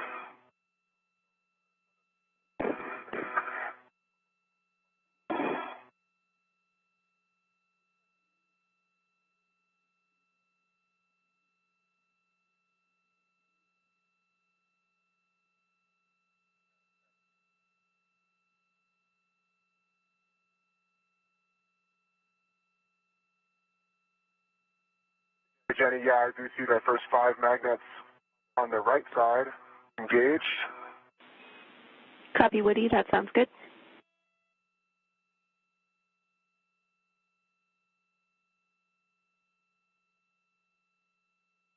And left side, I see it as well. Copy. Thank you, Woody. With that, we can release the blanket tensioner bolts, R11 and R12, on the ISS inboard side of IROSA. Okay, 11 and 12, Alpha 1, Alpha 1, counter 2. A successful deployment of the International Space Station Rollout Solar Array, or IROSA, has been confirmed as the space station flies over Quebec, Canada.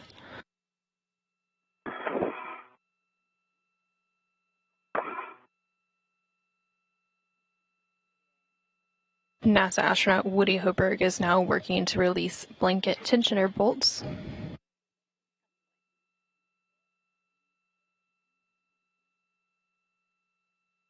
After he releases these 2 bolts, it will allow the IROSA blankets to become tensioned. Good settings. Thank you, Jam. Starting with R11. Copy, R11. Meanwhile, NASA astronaut Steve Bowen is working on a get-ahead task to release some additional beam restraint bolts.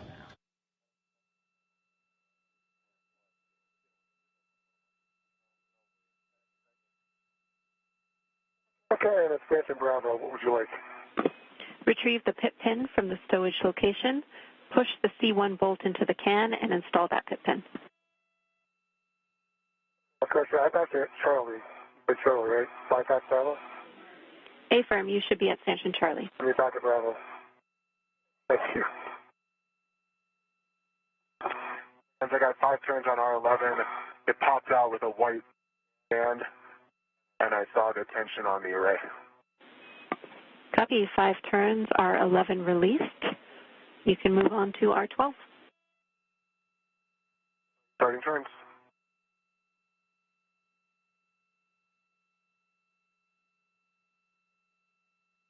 About 4 turns on R12. I saw the tension. Got the good white band at the bottom of R12. Copy, R12 fully released. You can stow your PGT and verify all the MLI on the mod kit is in place. We want no metal struts or collar bolts showing. NASA astronaut Woody Hoburg just released both of the tensioner bolts that allowed the IROSA blankets to become tensioned. He's now going to work on cleaning up the mod kit worksite. I would not describe the bolt as having popped out. Is that expected? We're checking, Woody. Thanks for the go back. And the pit pin is installed in Charlie 1. Copy, Steve. Your next step is to release Charlie 4 and Charlie 3. So 2 additional beam bolts. This is a Bravo 7 setting, so I'll let you get in position. All right, give me a second.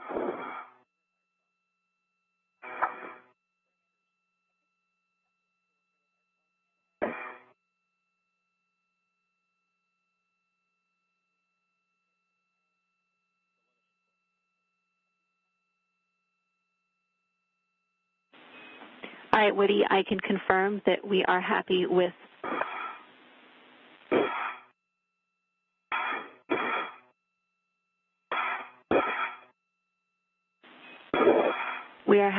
both R11 and R12, so we need you to verify all the MLI on the mod kit is in place. Copy all. Jam testing work. Right side is looking good.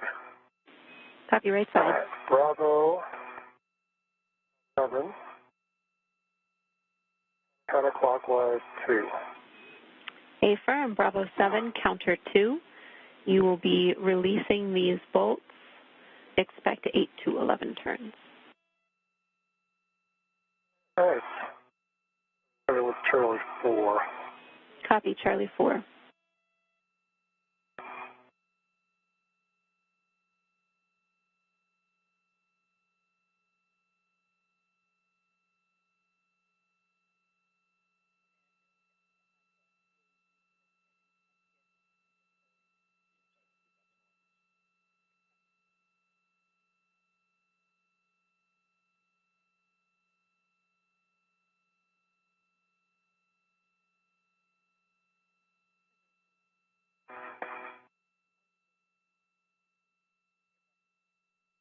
All right, Charlie 4 is done.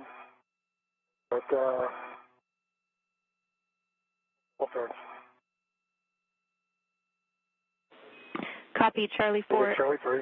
Charlie 4 is released. I need you to repeat the turn count. It was 12. I let it run a little bit longer than if I needed to. Copy. You can continue on to Charlie 3. Charlie 3 is in work. Again, the MLI is looking good. I neatened up a couple spots, and I'm ready to retrieve the scoop. NASA astronaut Steve Bowen is now working to release the second of 2 beam restraint bolts in his get-ahead task. Copy, Charlie 3 released. Steve, you can stow your PGT, and we'll have you translate to Stanchion Bravo. Go back to Bravo. Woody, power your HECA on. Copy, Charlie.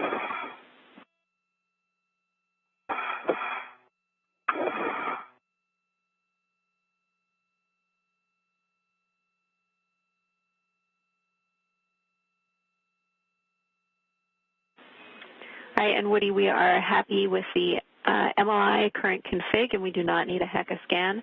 So you're exactly right. You can remove the square scoop from the mounting bracket along with the adjustable tethers and stow it in the crew lock bag. You can close up this crew lock bag and stow it on your BRT. Copy all. In work. And we do not need a crew lock bag inventory. Lucky you. Oh, thank you so much.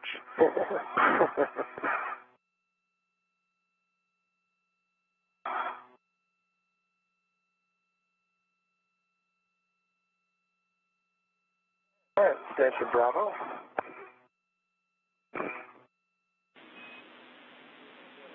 Copy, Steve. You will be retrieving the pit pin from the stowage location and stowing the C2 bolt.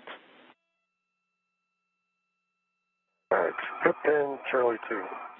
Good words.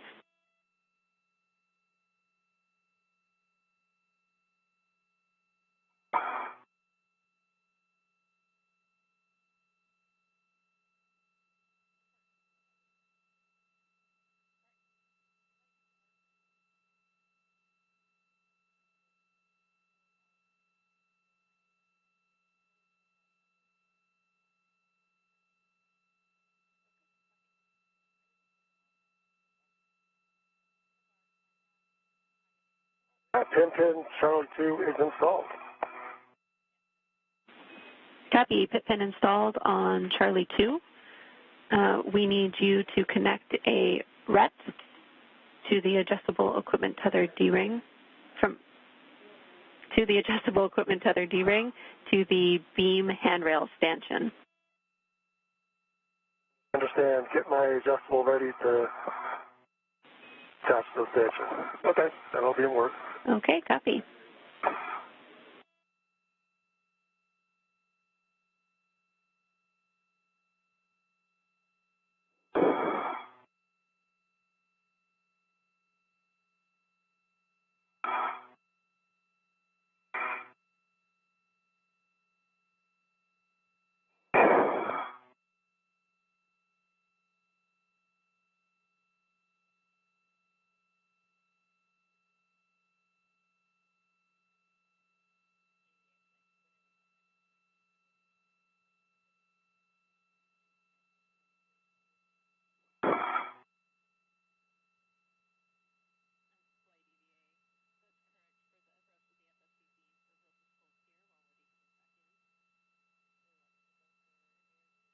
All right, just to be clear, Jane, you want the RET attached to me or to something else?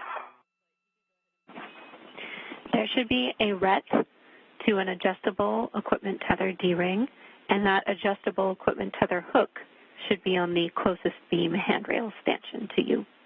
So you have an adjustable attached to the beam and the D-ring attached to a RET, and that RET is on your mini workstation. That's what I needed to hear. Okay, so I got an adjustable one hook going to stanchion.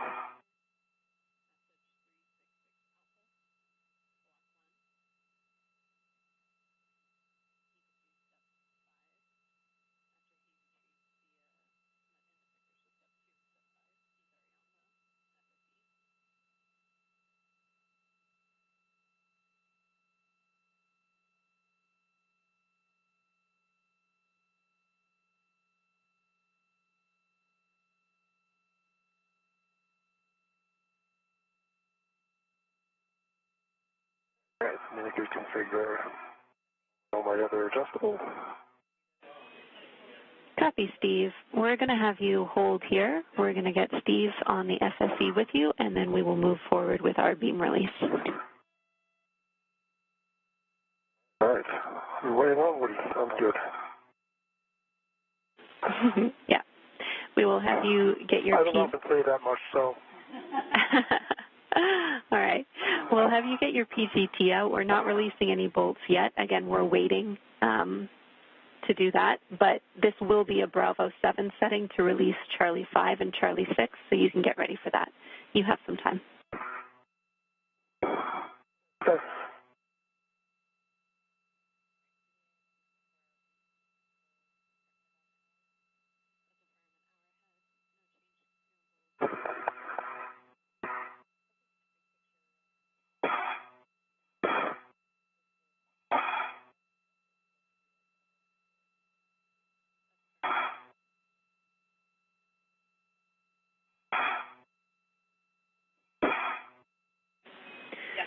Woody, Hi, Jazz. I'm translating inboard. Affirm. I was about to tell you, your next step is to press the starboard CETA cart brake release, and then you will be translating to the port CETA cart. All right, you got it. While you're translating, Woody, I have big picture words for both of you. Great. Jazz, do I need both brakes or just one of the two on each seat of cart?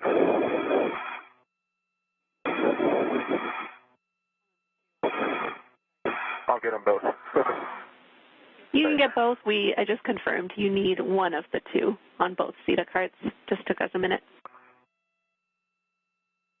Okay, copy. Thanks. There's the craft on the starboard side. Copy. Woody, you are going to be dropping your green hook on S3 handrail 3011 and then stowing crew lock bag M on 3217. 011 and 3217. Okay, thanks, James. Good read back. Let me know when you're ready for those big picture Looking words. for that. I'm ready. Okay. We are now 4 hours into this 7-hour, 30-minute EVA.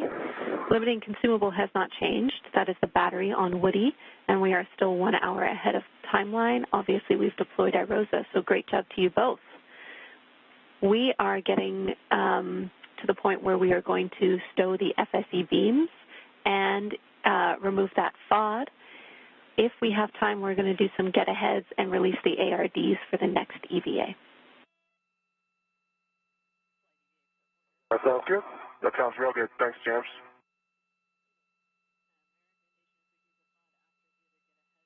Okay, I found 3011. That was my green hook location, correct?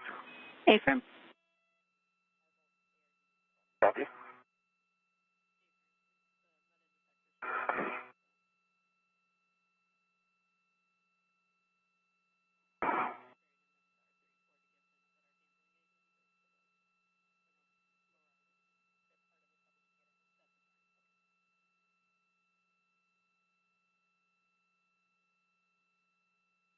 And then 3217 for the bag. Got it. Go ahead and have Good a work. chat with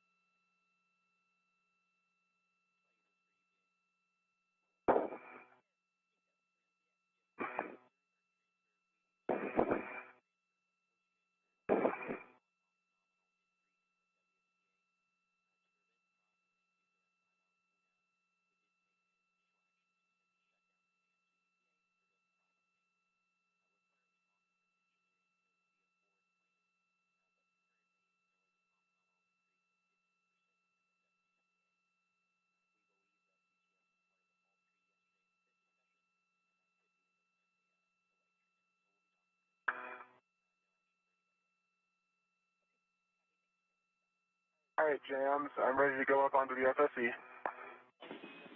Copy. Ensure you go via the POA path, fair lead on MBS handrail 8400. 8400. Copy that. Affirm. Yeah, I'm looking for it.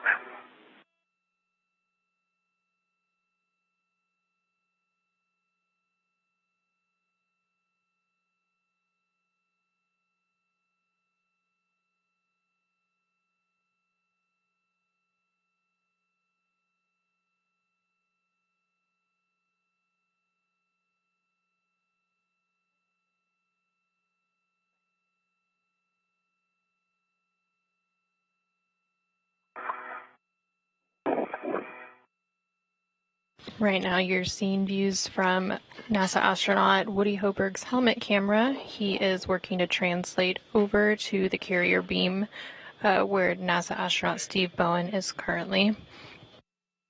Once they're both over there, the crew members will work together to release the bolts holding the beams in place, and then they will rotate them out of the way and secure them back down. The spacewalkers continue to remain about an hour ahead of schedule.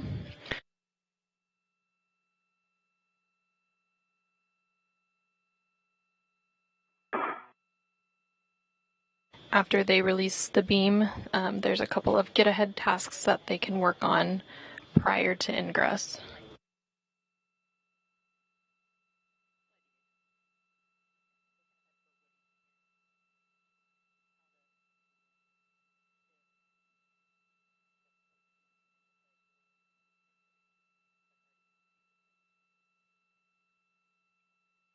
All right, am I heading to Alpha, Jams? Affirm. Copy.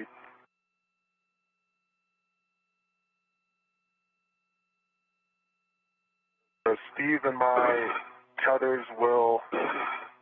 That should be okay. Looks good. Affirm.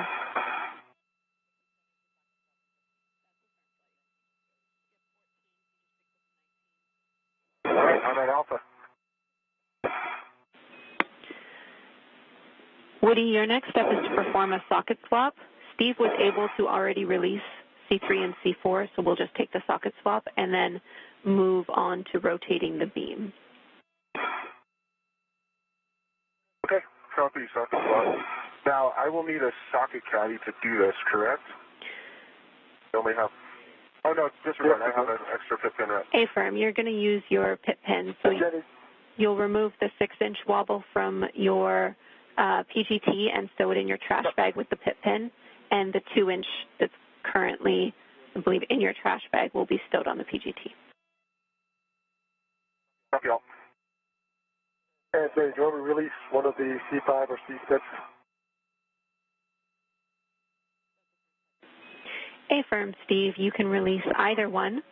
Bravo 7, counter 2 are your settings. Bravo 7, counterclockwise 2.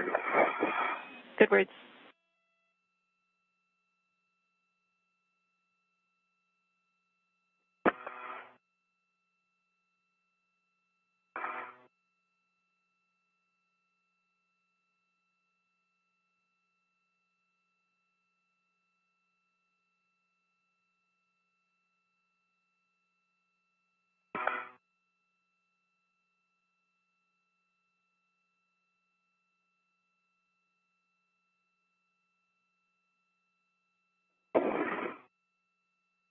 System work.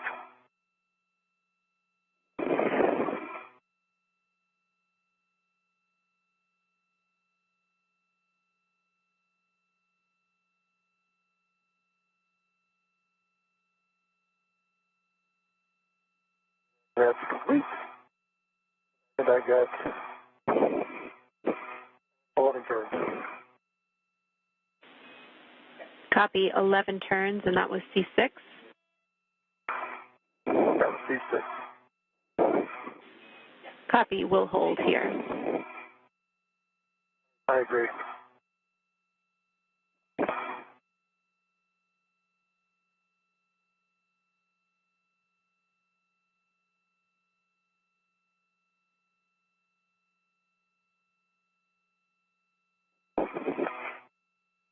Okay, Jenny, I've got the 5/8 2-inch rigid on the PGT.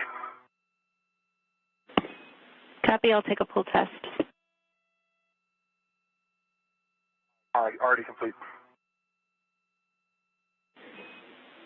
Okay. So when Steve releases this final bolt, C5, Steve, you will rotate the zenith end of the beam toward Woody. Understand. And you'll be temp stowing the beam in the stowage location, which is parallel to the blankets with the handrails facing the POA. You'll need 2 adjustable equipment tethers to do this. Okay, and Woody, do you have an adjustable available quickly? Yes. Okay, we'll be ready to go. All right, we are go when you are ready. All right, release from C5. Copy C5.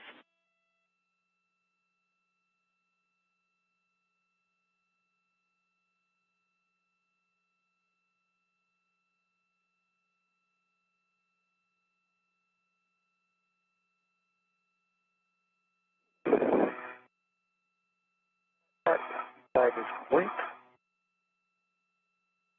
Complete, so I PGT down a little bit.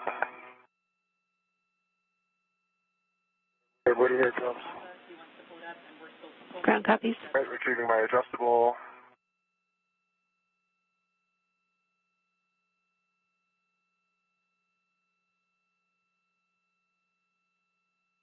NASA astronaut Steve Bowen just released the final beam restraint bolts.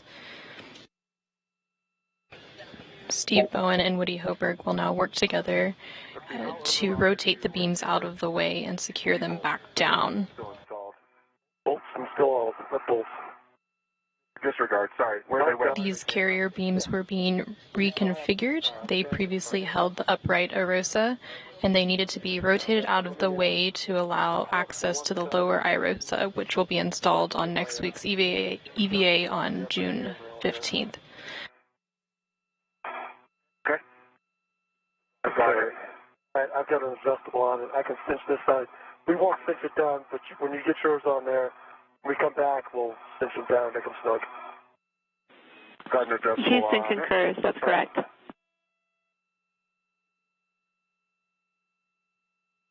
And this is going to 0012. Copy, and Steve's exactly right. We'll cinch this down later on. What we need to make sure of right now is that the beam is clear of the nadir upper support beam, so that's the one by you, Woody.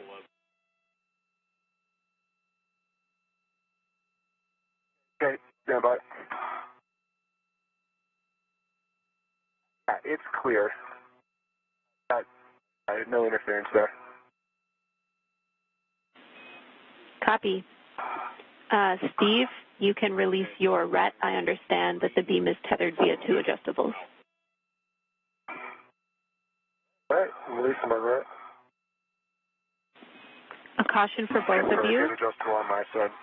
Copy. A caution for both of you. Now that this beam is tied down, do not exceed 30 foot-pounds on the temp stowed beam.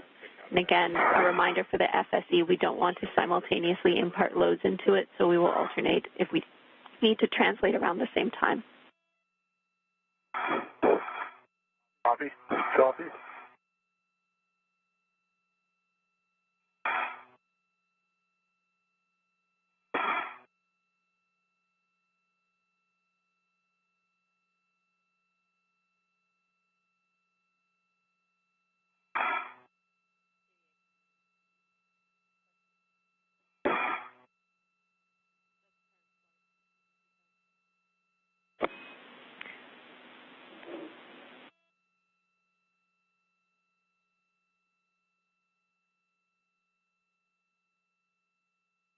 We are in another brief but expected handover period and will regain signal shortly.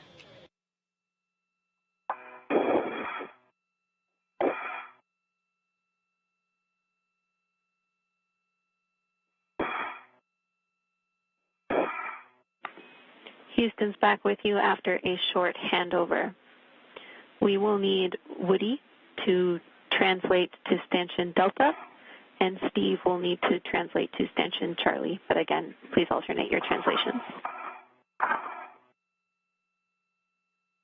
Okay. What, are you ready to go? I am ready to go. Then go ahead and tell me when you're there. Okay, going to Delta. Good words. Woody, once you're there, you'll attach a mini workstation RET to the closest beam handrail stanchion. Copy.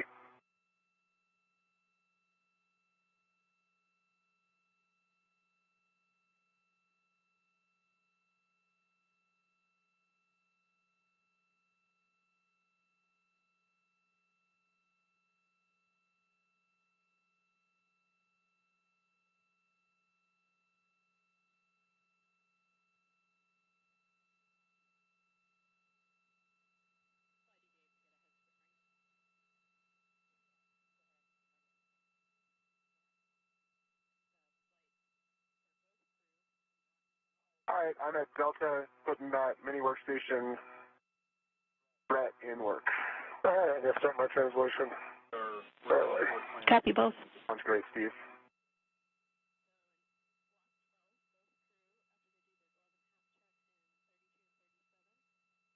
Mini workstation RET is down.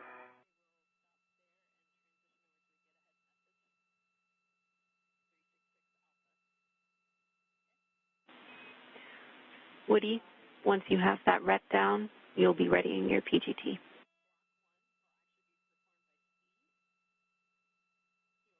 Thanks, James.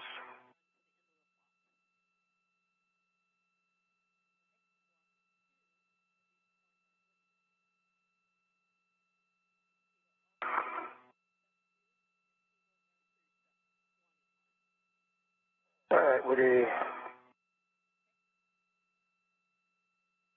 What will be my PGT setting when it swings over here? If that was for Woody, then your setting is Bravo 7, counter 2. Bravo 7, counter 2 is set. All right. And when it gets here, what will it be? It'll drive the 20 turns. It'll also be Bravo 7.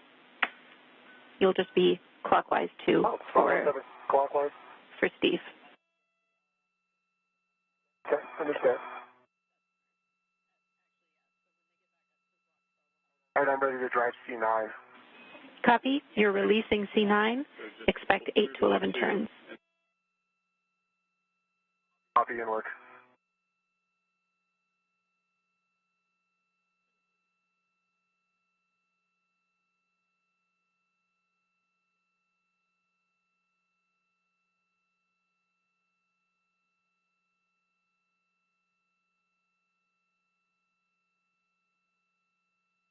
I counted 9.5 and it popped out. Ready for C10. Copy. C9 released. Your go for C10. About a minute until a short handover. Copy, starting turn C10.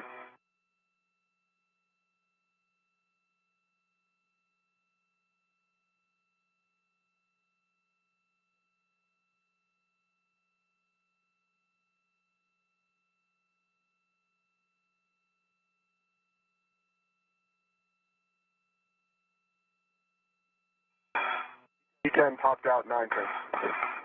Let's check. Copy. 9 turns. C10 popped out. You'll be rotating the beam toward Steve. Copy. Ready, Steve? Yep. Coming at you. Short handover.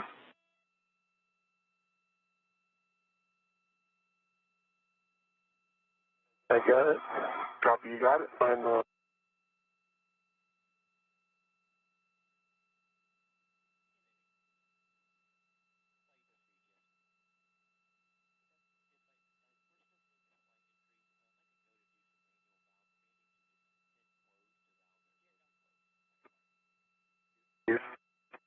Delta 2, about 1 turn.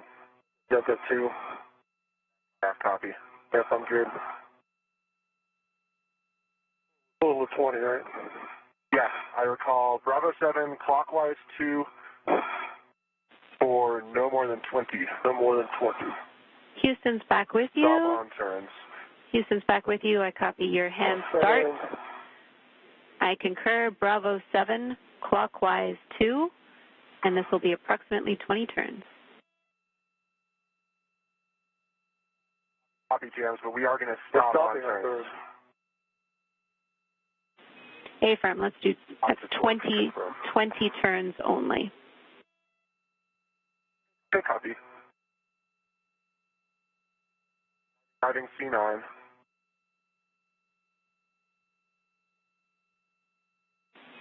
Copy C9.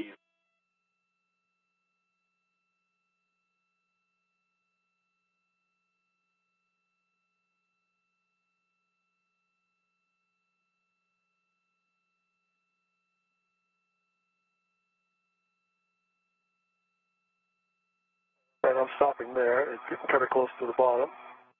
I got 17 turns plus the 2 that puts me at 19 turns. Is that okay? Or C7? Checking. C9, I put in 18 turns plus 2 hand starts. Copy, 18 turns on C9 plus 2 hand turns.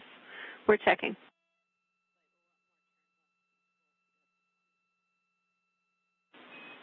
Steve, we want more turns on your bolts. Let's hit it again at the same settings.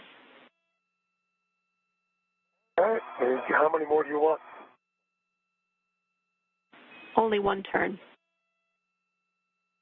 All right, that's it. Complete.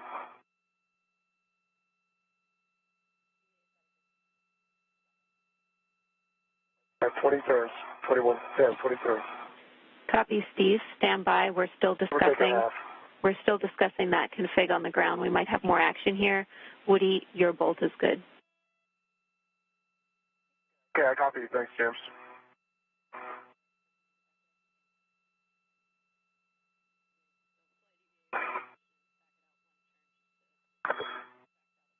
What's different about your bolt?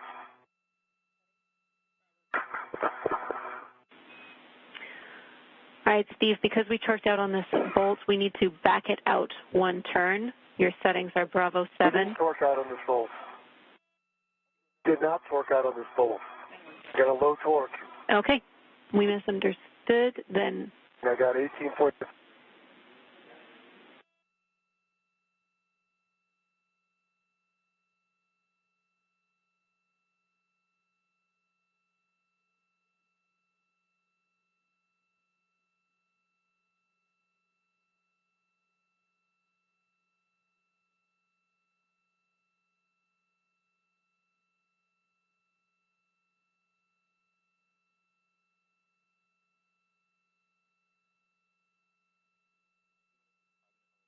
You can see I have a red light for not reaching torque.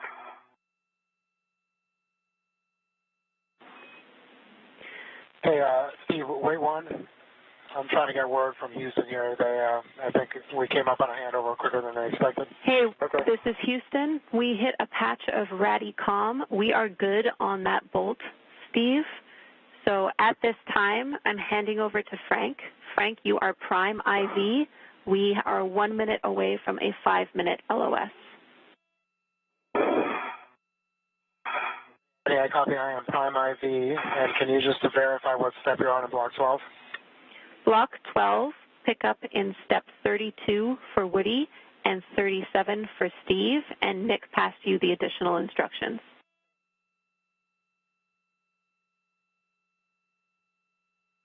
Copy 32 and 37. Thanks, James.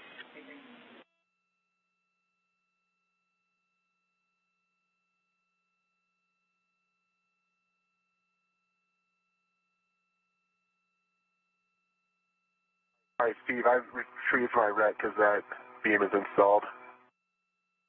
That's good. It's installed. All right, guys, and I am with you on 1. So it looks like you guys... NASA astronauts Steve Bowen and Woody Hoburg have successfully finished rotating the carrier beams out of the way and secured them back down. This was the last planned task in this EVA, but they will now move into some get-ahead tasks for next week's EVA. Frank, I've got a few incidental black smudges on my glove fingertips. Otherwise, no change, and dry hat.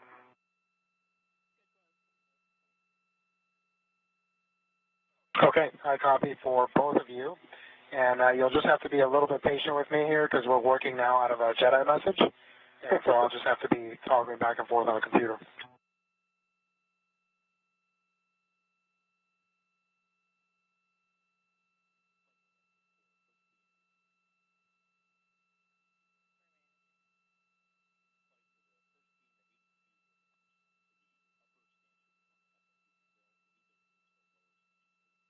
We are now in an approximately 5-minute loss of signal. We will regain signal shortly after that. During this period, NASA astronaut Frank Rubio aboard the International Space Station is the prime IV for the spacewalking crew.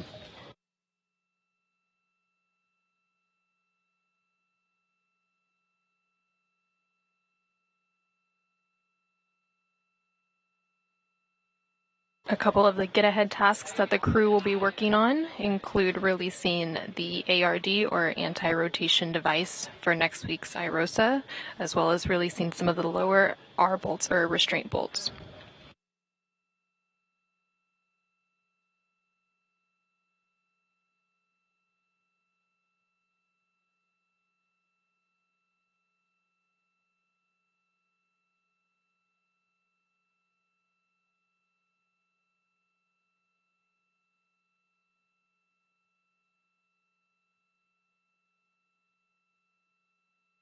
While today's spacewalk has focused on installing the IROSA, or International Space Station Rollout Solar Array, on the starboard 4 truss connected to the 1A power channel on the space station, next week's spacewalk will focus on installing the IROSA to the starboard 6 truss connected to the 1B power channel.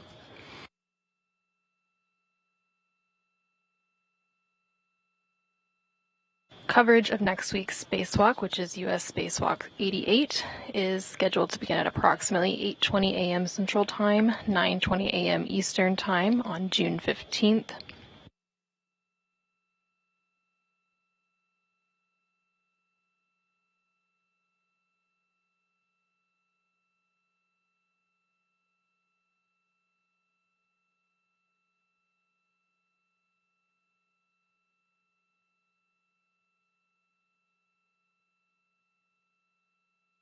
The spacewalk next week is scheduled to begin at approximately 8:20 a.m. Central Time, 9:20 a.m. Eastern Time, with NASA TV coverage beginning at 6:45 a.m. Central Time, 7:45 a.m. Eastern Time.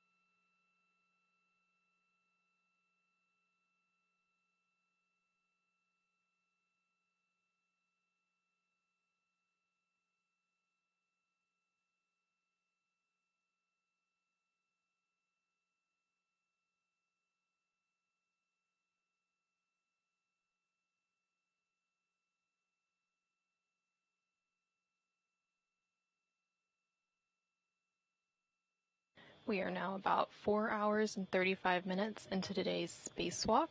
The spacewalk officially began at 8:25 a.m. Central Time, 9:25 a.m. Eastern Time, when the spacesuits were switched to battery power.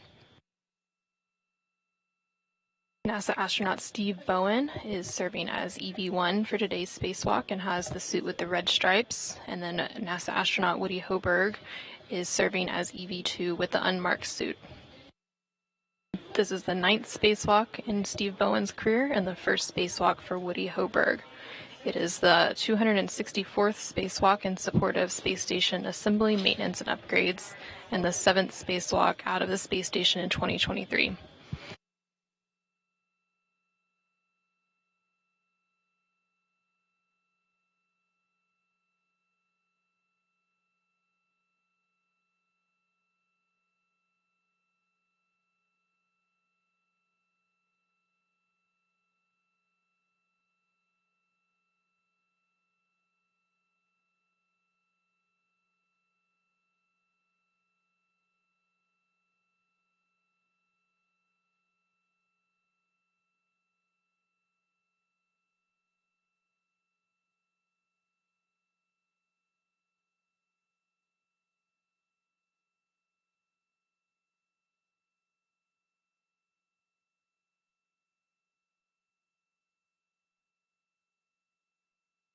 In this view, you can see today's ground IV, who is Jenny Gibbons in the center of your screen.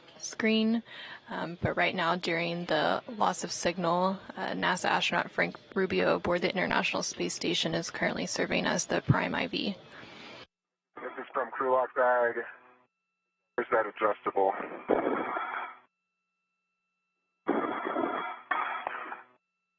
His arm's fresh out. Okay, checking. Yep.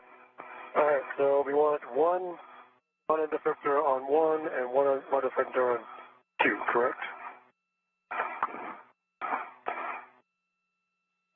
Correct. Steve, you're going to install those end effectors on handrail 1 and 2, and you want to leave the adjustable equipment tethers connected to both MUT end effectors, and then make sure that the MUT end effectors are locked. All right. Steve, do you have extra adjustables over there? I have one. There should be one. Oh, no, we used it. I've got one in a fairly that I could go get, but... Yeah, Woody, so this is supposed to have come from your T-bar. Obviously, we must have used it somewhere else. Is there one in the bag that you can use? I used one on the boot beam. All right, I'll bring you one. Give me a second. Should we go lock? Oh, we're going to need... let's see. You just need one adjustable to do both. Yeah, copy. Correct. Yeah, Woody, you'll just end up putting that adjustable to a RET. Then you'll use the either end of the adjustable to hold both ARDs. All right. I have the front end effectors locked in place on handrails 1 and 2. Copy, Steve. Houston's back with you. Thanks, Jenny. We're trying to figure out where to get an adjustable for these ARDs. I'll bring it to you. Okay. All right, Jams. So we are currently, for Steve in Block 1, he just completed Step 5. So he would be going to Step 6 next. And then for Woody, we're in Block 2, and he's completed Step 2. And we were going to the ARDs. However, since he was near Charlie 11, he was going to do that one first. Copy. Copy. I'll need a minute to catch up.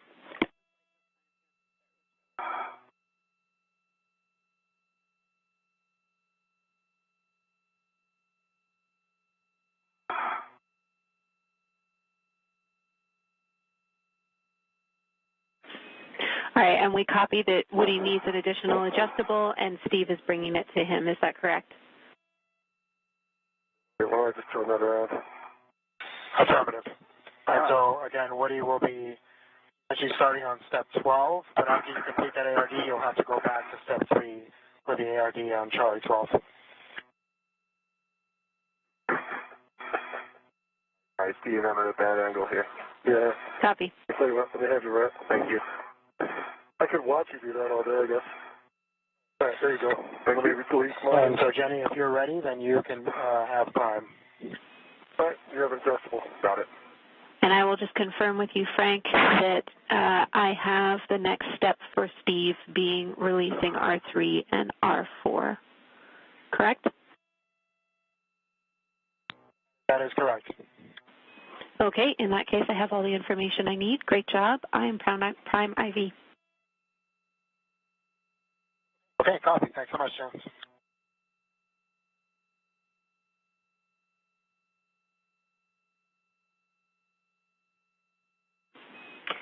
Steve, now that I need to do a socket swap, I think. was that Steve or Woody? That's Steve. I think I need to do a socket swap because are these 5/8? Hey, firm, you need the, actually you need the 7/16 6-inch wobble on your PGT. Yeah. Let me go back and get those. Hey, firm, you'll be at crew lock bag T. Isn't that way?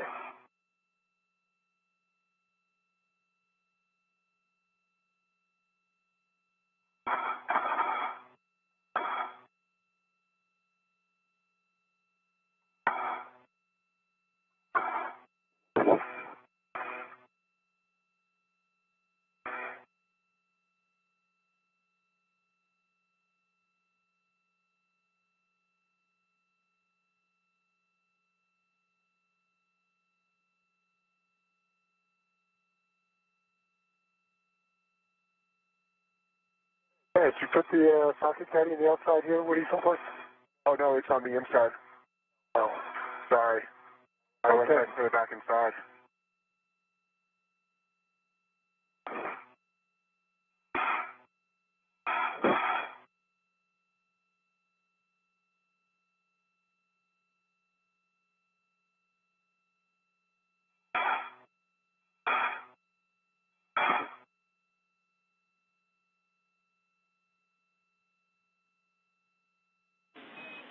Woody, was that a question for, or excuse me, Steve, was that a question for Houston?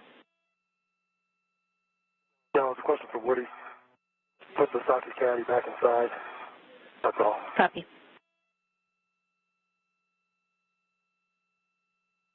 And I have Bravo 3 counterclockwise 2 set for ARD C11 release. Can you confirm that you've attached the free end of the adjustable to the ARD tether point? Yep, I have an adjustable on the ARD tether point. Copy, and that is connected to your mini workstation via a RET on the D, on the adjustable, correct? That is correct. And we had to scavenge that adjustable from Steve. I used my two, one for a fair lead and one for the boom tie down. Yep, Houston follows that. I just want to make sure that we're redded, but we understand that the adjustable config. In that case, we are go to continue. You have good settings, Bravo 3, counter 2, and you're releasing the stop block bolt 10 turns only. 10 turns only, copy. All right, and Jenny, am I going to be swapping sockets again after this at any point? But the question is if I want to just put this socket in my bag, my trash bag, or if I want to transfer it to the socket caddy. Checking.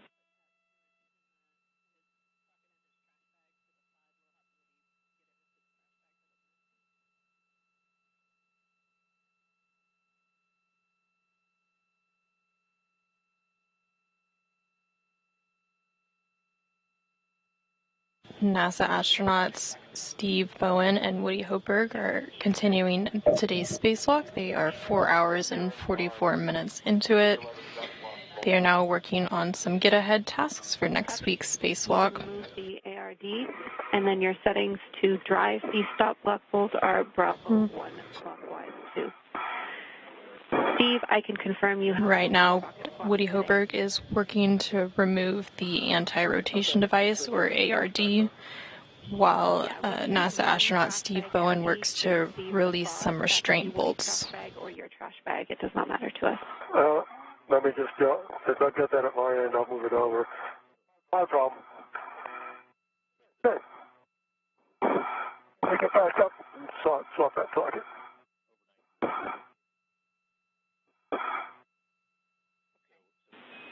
Copy, we got lots of time here.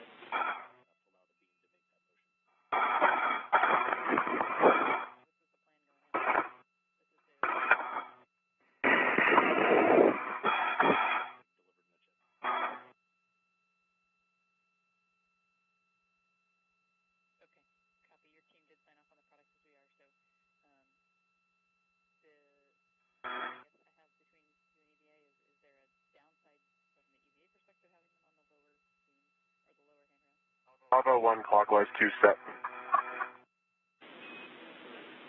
Good words, and confirm you've removed the ARD. Oh, yeah. Okay, your go to drive the stop block bolt to torque. Copy.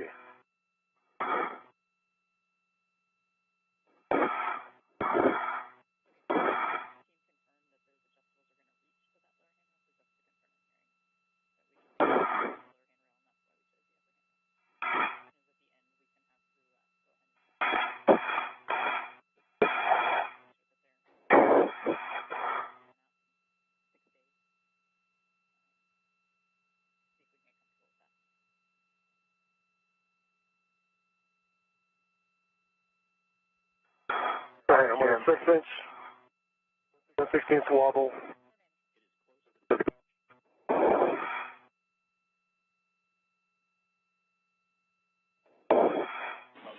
Steve, you broke up there. I think you said your 7/16 6-inch wobble is on your PGT with a good pull test. That is what I said. Thank you. Copy. Your next step is to release R3 or R4. Let me know which position you're going to be in, and I'll give you settings. All right, let me get over there. I'll get settled. And the stop block bolt, torque out at 4.5 turns, good green light, 12.1 foot-pounds, and I can see that the block is resting on the bolt can, not in the further recessed position.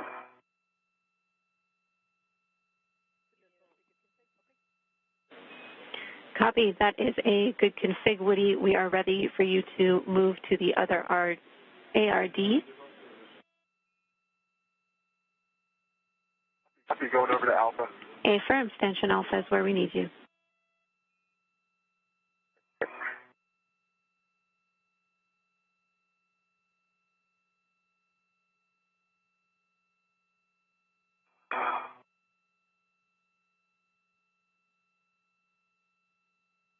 You are now seeing live views outside the space station from NASA astronaut Steve Bowen's helmet camera as he works to release some restraint bolts. The release of these restraint bolts is part of a get-ahead task for next week's spacewalk.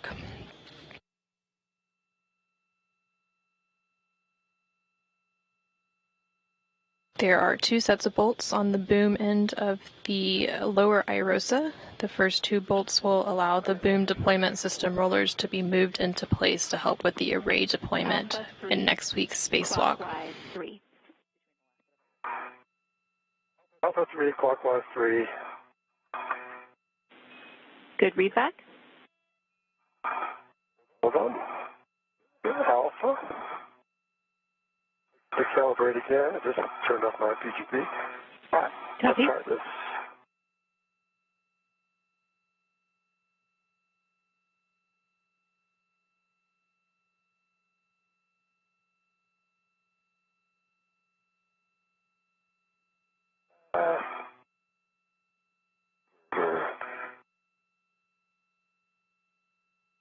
Battery.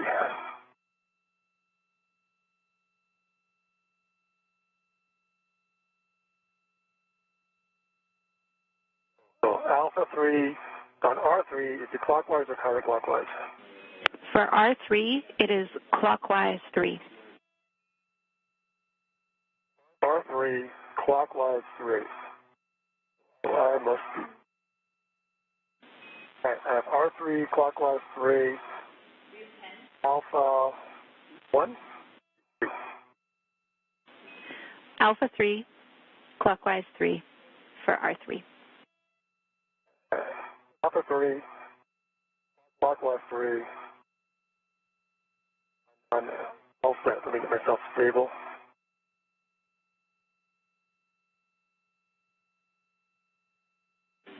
Copy. Yeah, I have Auto 3, counter 2 set for ARD 3. Release. And I've got my adjustable on it. Copy. We need Bravo 3, counter 2. Confirm. That's what. Thank you. Bravo 3, counter 2. I'm looking at it. It's set. Copy. Good settings. Confirm that you have tethered to the ARD, and then you can release that stop block bolt 10 turns. Copy. 10 turns and adjustable tether is installed. Hold on, Jenny. I got to get a more comfortable position. I keep swinging here. All right. Give me a moment. I'm going to get a little bit better position. We understand, Steve. Again, we're doing get-aheads at this point, so lots of time.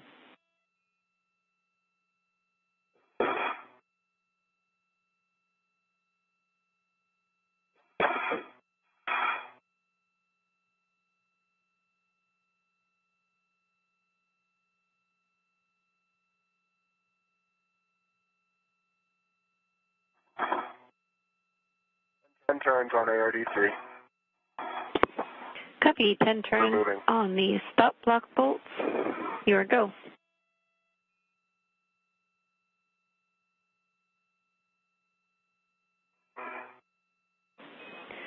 Steve, understand you're finding a better body position. I wanted to let you know your helmet is close to the iRosa boom end. The reason I want to get in a better body position. Copy.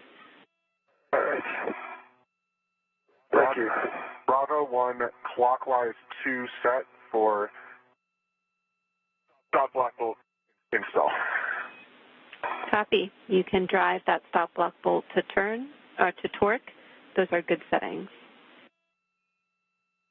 Copy.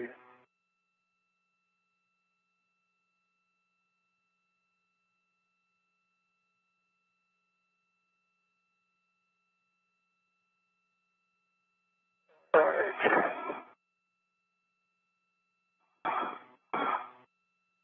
Okay, that should be a lot more comfortable. And hopefully I am in a much better position. That looks great to us, Steve. Well done. Okay.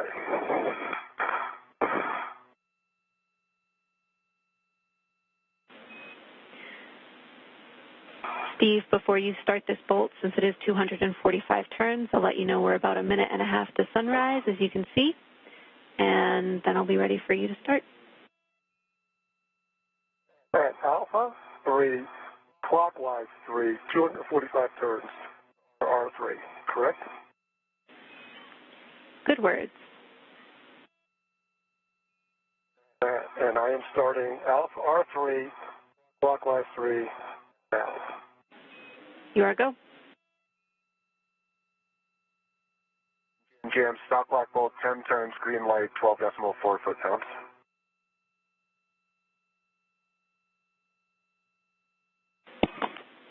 Copy. That is a good bolt, Woody. You can stow your PTT. Complete.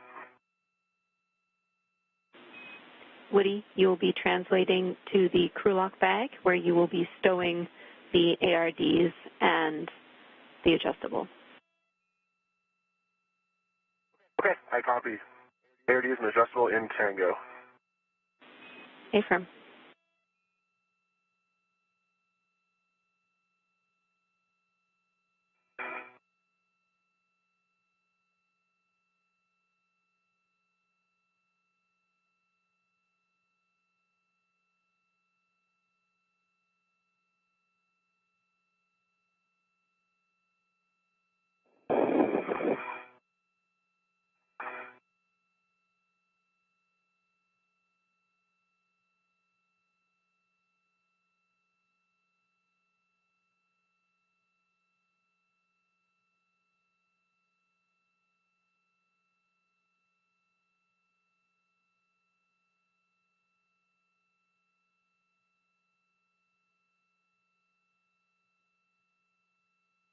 NASA astronaut Steve Bowen is currently working to release the first set of bolts on the boom end of the lower iRosa, or International Space Station Rollout Solar Array.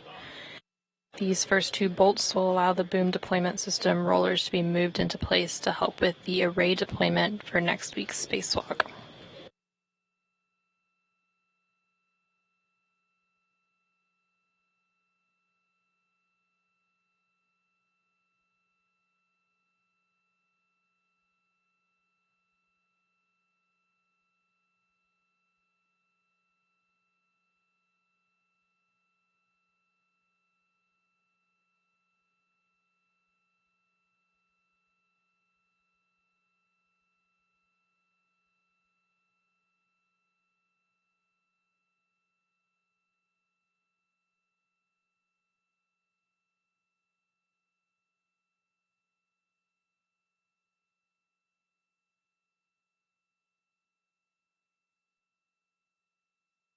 Right now you are seeing views from NASA astronaut Woody Hoburg's helmet camera.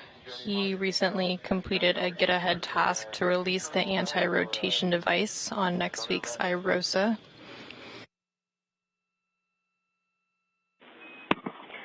Checking for you, Woody. Actually, I see He's now working to stow an equipment tether with the anti-rotation devices into the crew lock bag.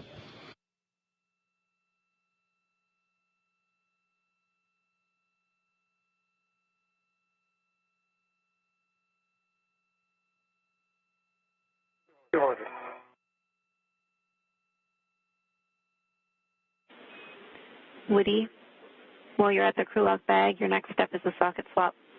Let me know when you want more words. Okay, I'll get the 12-inch off. What am I going to? 7/16 6-inch. Okay, 17th, 6-inch. I'll get that out of my trash bag. I'll get the 12-inch on the socket caddy.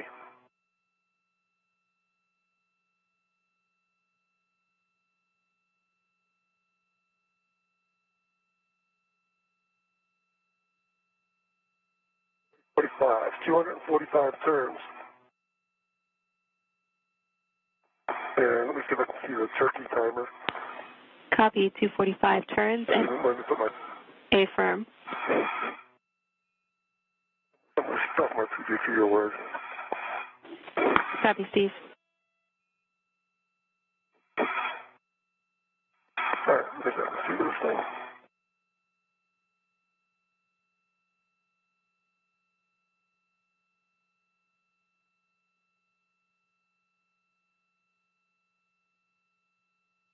NASA astronaut Steve Bowen continues to work on releasing a set of R bolts for next week's spacewalk.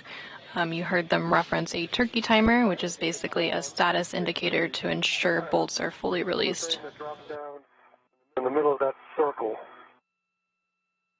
Correct? Woody, did you, That's it, Steve. timer? Yeah. Yep, it's popped up. Yeah. Okay.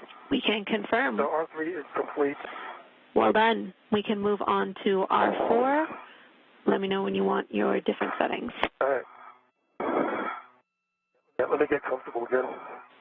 Take your time.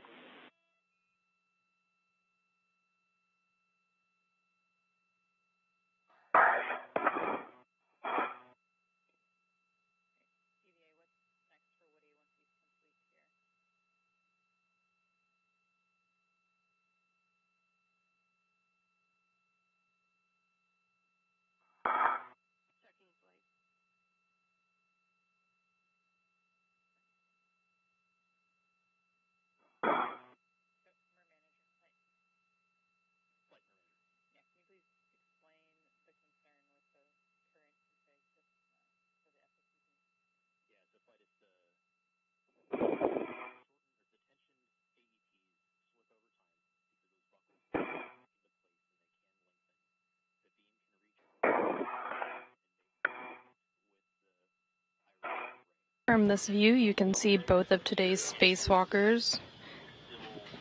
NASA astronaut Steve Bowen is EV1 in the red stripes, and then NASA astronaut Woody Hoburg is EV2 with the unmarked suit.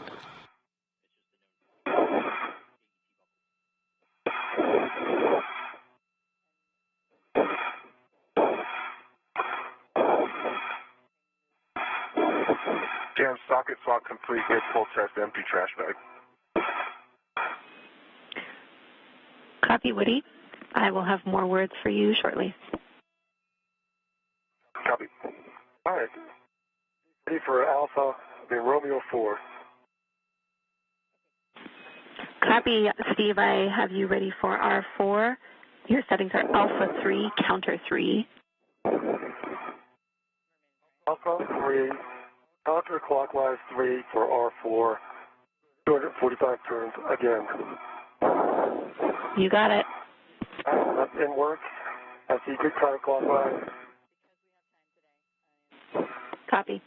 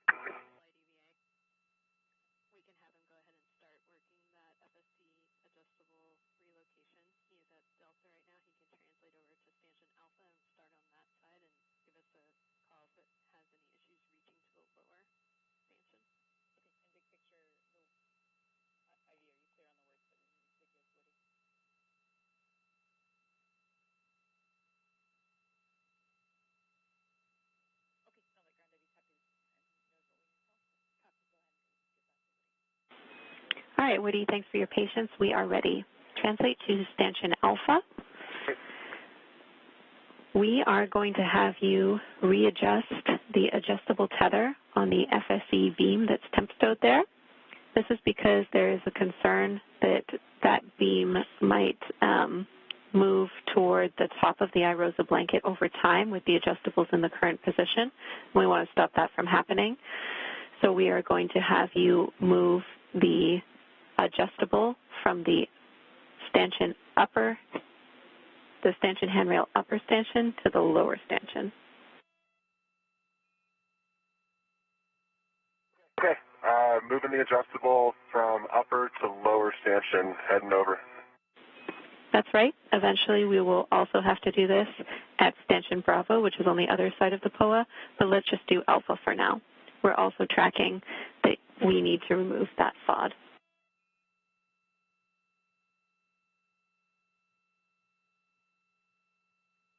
Okay, yep, copy all. All right, so this is down, this would be handrail 0001 next to WIF 4. Negative, Woody. It's staying on the same handrail on the stanchion, the one that your left hand is on. We just want to see if you can move the hook to the lower stanchion of that same handrail. Oh, I gotcha. Yeah, no problem. And just to be clear, we have not tightened these adjustables at all yet. Yep, we have not tightened those adjustables at all. We have that step for whoever leaves the FSE last. Normally that's Steve. Okay, gotcha.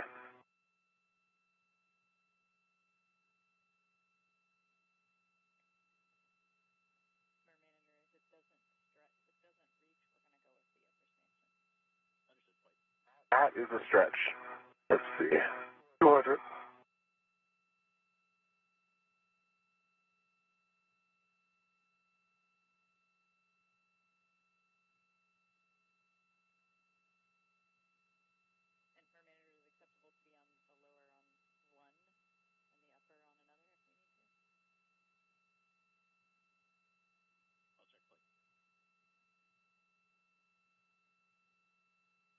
Okay, James, got it on.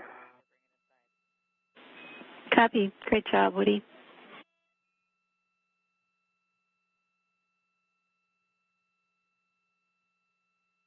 And I can probably get over to Bravo and do that as well.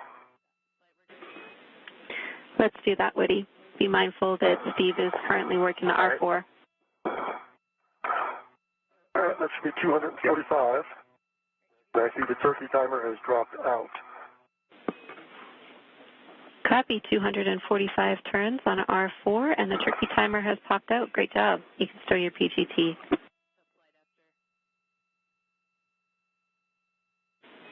Actually, correction, Steve, you can probably leave your PGT out. Our next steps are for R1 and R2.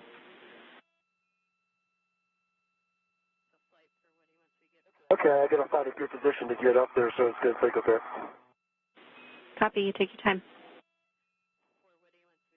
NASA astronaut Steve Bowen just finished releasing the first set of bolts in his get-ahead task on the boom end of the lower iROSA. These bolts allow the boom deployment system rollers to be moved into place to help with array deployment for next week's spacewalk. Now he'll move on to a second set of bolts, which will release 2 of 4 mechanisms that hold the iROSA in its rolled-up configuration.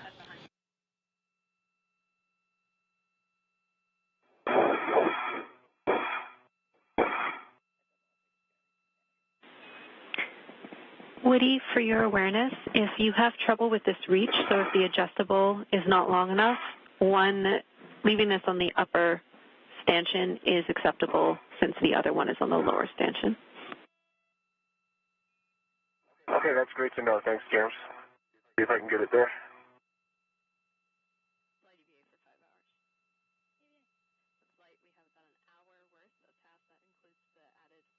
All right.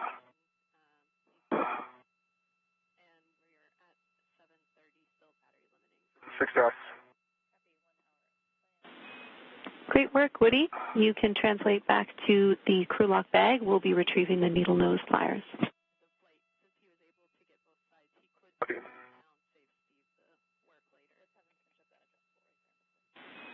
Actually, Woody, prior to your translation, we are going to have you cinch down the adjustable that's in front of you.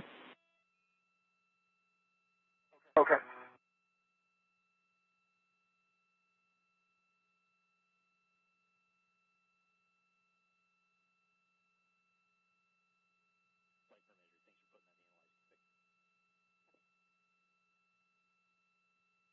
Okay, that feels pretty tight. And we agree. We got a good view of it in your HECA. Thank you. Great.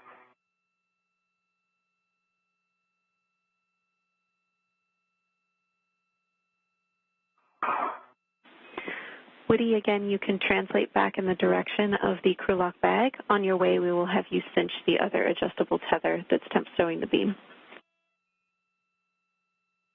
Perfect, I copy that.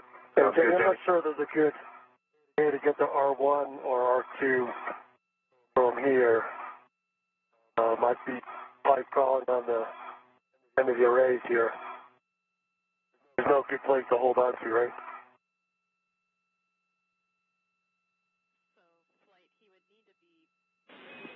Copy, Steve. We think that the best position for you here would be actually holding on to the MUT end effector. We agree you will not be able to reach unless you are actually on the boom end of IROSA and the FSE. All right, let me try and see if I can find a good MUT end effector position. Copy. And Steve, we know it's tight around here. We're getting words to remind you not to contact the magnets and the blanket. Understand. Okay, Jenny. Alpha adjustable is cinched, and I can confirm the beam up here is well clear of IROSA. Great work. We're really happy to hear that. You can translate back to the crew lock bag, and we'll have you retrieve the needle nose pliers. Copy. Okay, question is, what are my turns on R1 and R2? And what load? Your settings will be alpha, so you'll be alpha 4, counter 2 for both of those bolts, and it'll be 10 to 13 turns. Okay, I might be able to do that. To get stable and make sure I can reach. Copy.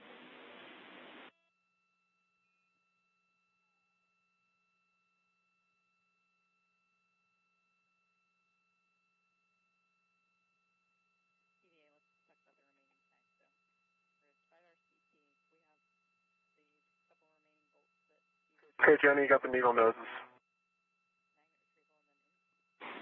Copy, Woody. Stand by 1. Yeah, take your time.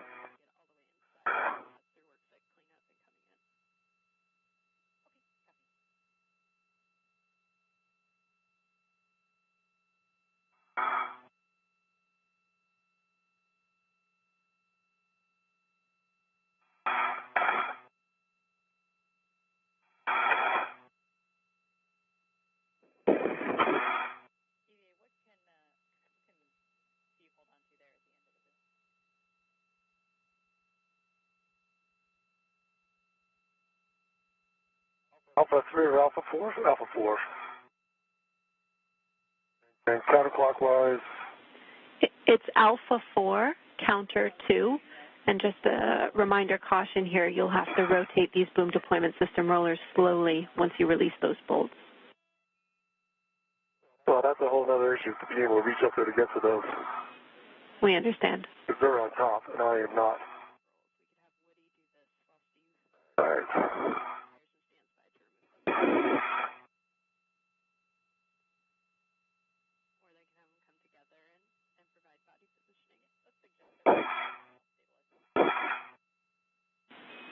If it's helpful at this time, Woody, we could have you translate to Steve to try and provide some extra stability for this work site. Yep, that in there. That would be helpful.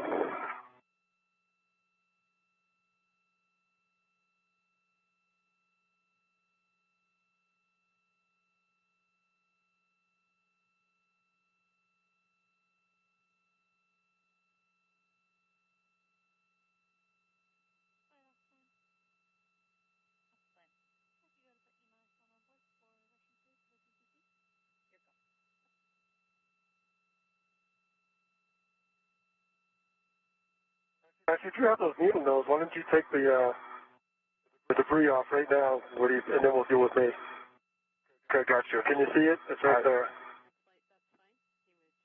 Let me get out of your way a little bit. And ground's fine with that option. Drop the BRT just for a little.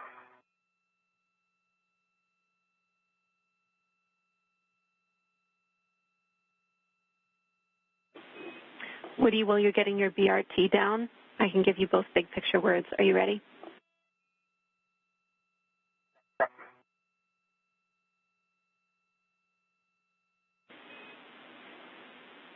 All right, we are around 5 hours and 15 minutes into this EVA, tracking a time of 7 hours and 30 minutes, with the limiting consumables still being Woody's battery.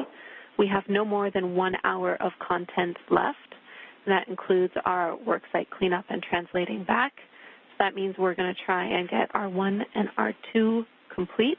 And also, like you guys are tracking, we will retrieve that FOD.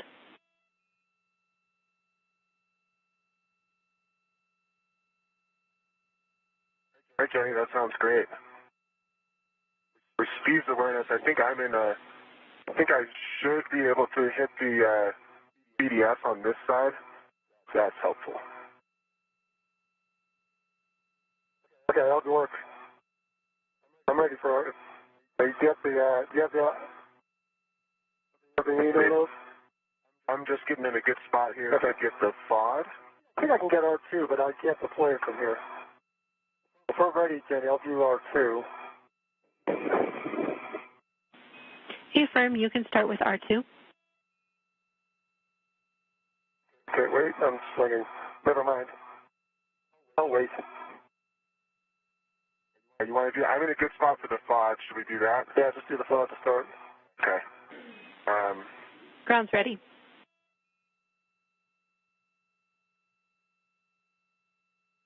Okay, so Jenny, just to talk through it, the plan is to grab this with the needle nose, then attempt to stick the needle nose into the trash bag and release it in there and hope it stays. Hey, Firm, Woody.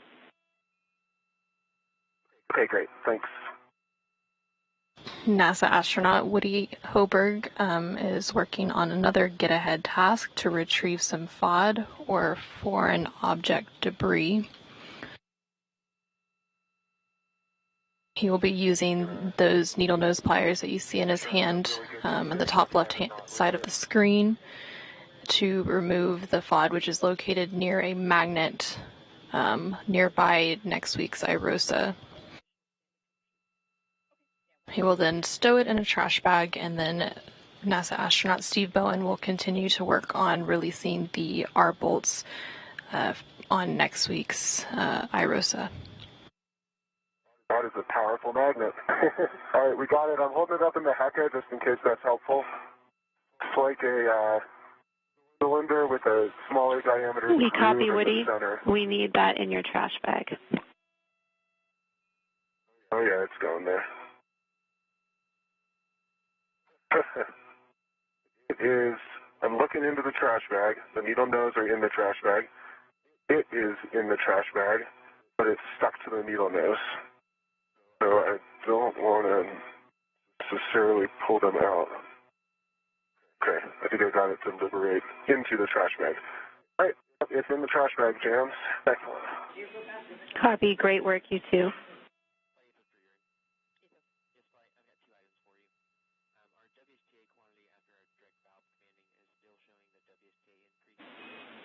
Steve, let me just get kind of configured here, and then I can help. Yep, I just need a little bit of stability in my leg, then it should be okay. I'm probably trying to swing around the other way, but I'm kind of constrained right now. Houston concurs.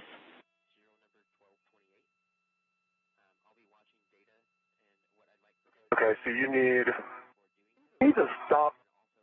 So let me get up here real quick. Oh, I see. Yeah. Yes, I need to get a little higher. How do you feel about me taking your PGT and seeing if I can hit R1? Yeah. Yeah, I got it. Don't give me a chance to maneuver back to where I started.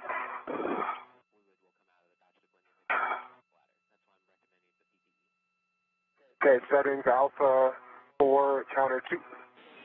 Good settings. Release R1, 10 to 13 turns.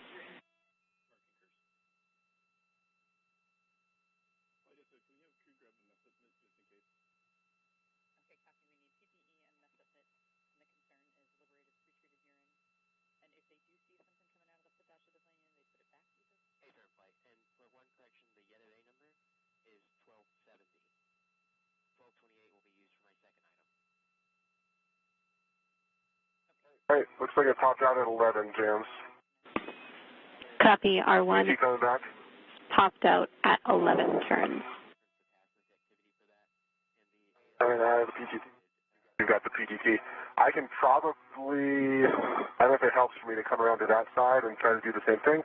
If you want me to try to just give you stability, just give me some stability. That might be helpful. Let me see what I can do here. Oh, they keep swinging under. Okay, let me grab your, okay, I've got your BRT. Perfect. Gotcha. All right, can I go a little bit higher? Wait, try. Touch the blanket on the right side. Yeah. All right, so.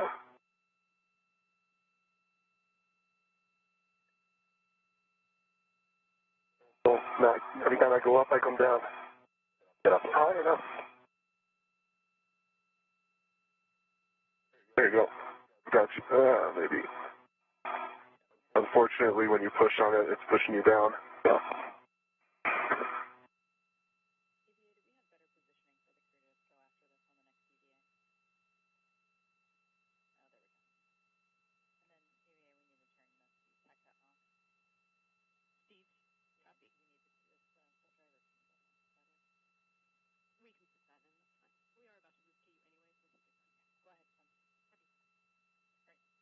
NASA astronaut Steve Bowen is working to release the second of 2 bolts. This will release 2 of 4 mechanisms that hold the IROSA, or International Space Station roll-out solar array, in its rolled-up configuration. Just a second. Let me swing myself around here so I can safely still my PGT without hitting the blanket boxes. Okay. Houston, copies R2 is released, and we appreciate you being wary of those blankets. All right, that's 11 turns.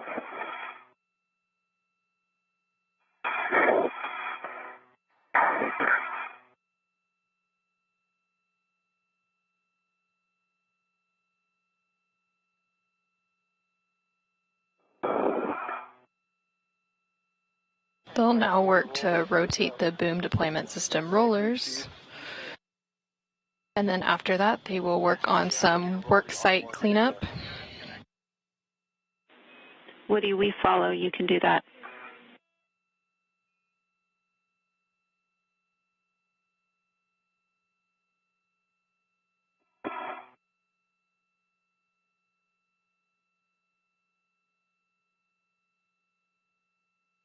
From this view, you can see both of today's spacewalkers. In the unmarked suit is NASA astronaut Woody Hoburg, who is EV2, and with the red stripes on his spacesuit is NASA astronaut Steve Bowen, who is EV1.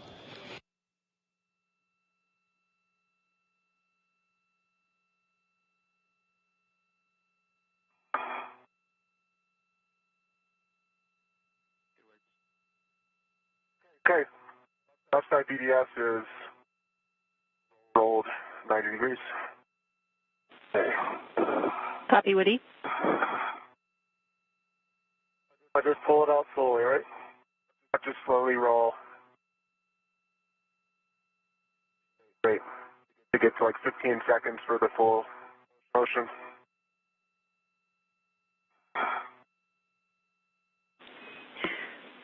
And we broke up a little bit there. Steve, can you confirm whether that's deployed or not, or is that still in work? One work. Copy. Woody, your next steps will be to translate off of the FSE. You can tuck the needle nose pliers in your mini workstation. You'll need to translate back down the POA, pick up your fair lead, and then the crew lock bag. All right, so how does that look, Danny? I think I've got more than 90. I need to bring it back up a little bit.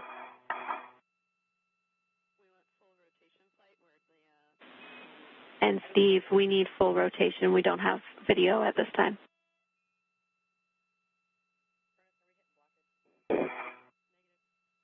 All right, so what does full rotation mean? The rollers need to contact the blanket in the deployed position. Okay, they are now in contact. I understand. Thank you. Not a problem. Woody, did you copy my next steps for you?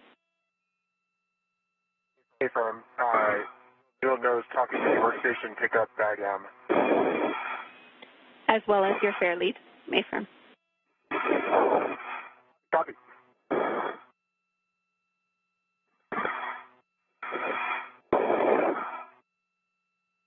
And Jenny, what is on tap for me next? Steve, you are going to translate to crew lock bag T, where you're going to clean up that crew lock bag. We are still tracking that the socket caddy is outside, so we need that tucked back in and then cleaned up such that the doors are facing the tower. All right, is there any reason to leave that bag out here? A-firm, you are leaving crew lock bag out there. And for the next EVA, why are we leaving it out here is my question. We've stowed, I think, everything we're going to stow in T, isn't it? Steve, give us a second to check on that. We're about 30 seconds for a handover. I understand. I'll get it configured, and then we can see if we want to leave it out or bring it in. That sounds good. I'll be back with you in 20 seconds or so.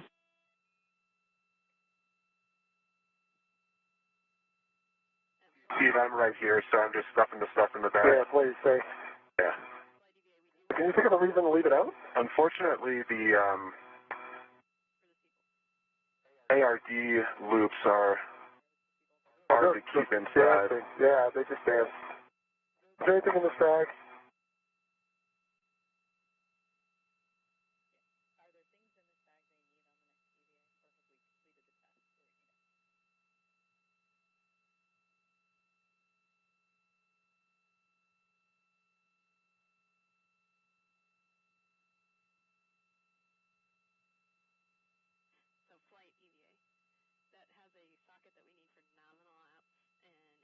It's pretty close. Yeah. See what they're saying. Houston's back with you. I'm actually having a hard time getting it to stay.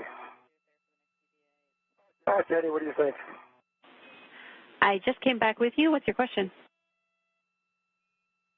Oh, same question I had when we left. But crew lock back T, we're going to leave it out here. I'm trying to make sure it stays facing the FFT, and it's kind of hard to do. Can I use the wire tie to do that if we're going to leave it?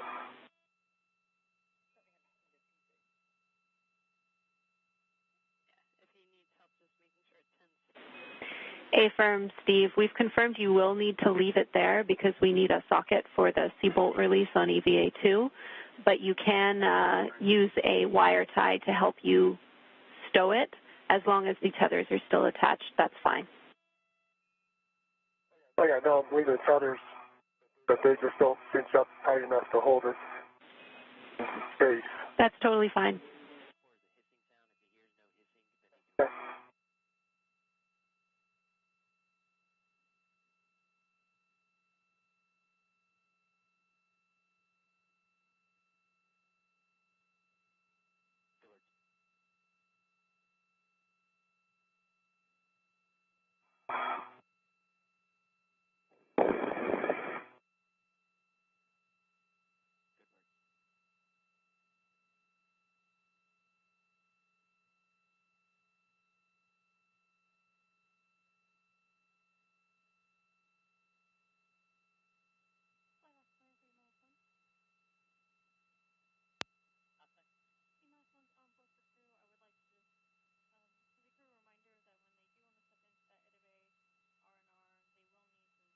Lead retrieved.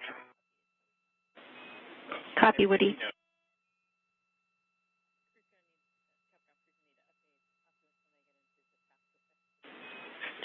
Woody, next step for you. All right, everything's stowed inside. Copy, Steve. I've got a wire tie holding it in place Face first. That sounds good. Woody, for you, you will be following your tether back to your green hook. You'll be retrieving that, as well as crew lock bag M. Stow that on your VRT. Copy all.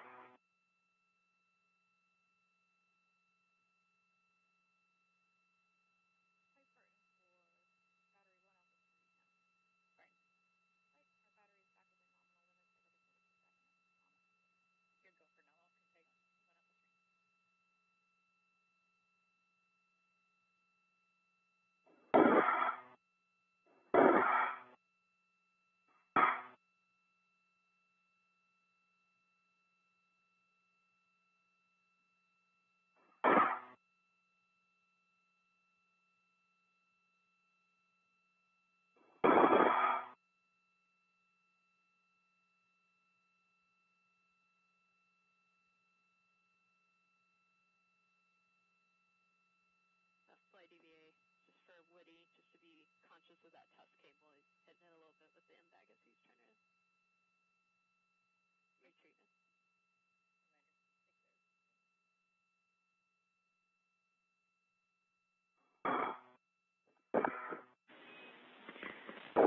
Woody, an additional reminder of you to stay clear of that test cable just in front of the crew lock bag. Yep, got it in sight, and thanks so much for the reminder. Okay, Woody, over. We are just under 5.5 hours into today's spacewalk, which began at approximately 8:25 a.m. Central Time, 9:25 a.m. Eastern Time, when NASA astronauts Steve Bowen and Woody Hoburg turned their spacesuits to battery power. Is there something else you need to do? The duo then egressed the crew lock, where Steve Bowen received a crew lock bag, and Woody Hoburg then retrieved his articulating portable foot restraint.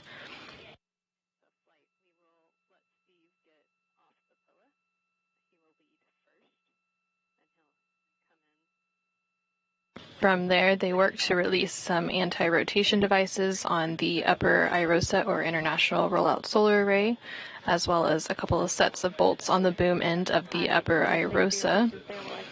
You are going to get off of the FSE via the POA, and we will have you translate back to the airlock leading. They then worked to remove the IROSA from its carrier and installed a scoop so that NASA astronaut Woody Hoburg could lift the IROSA from the carrier. And then after several maneuvers on the robotic arm, Woody Hoburg arrived at the 1A mod kit worksite where NASA astronaut Steve Bowen met him. They then worked to install the IROSA onto the 1A mounting bracket.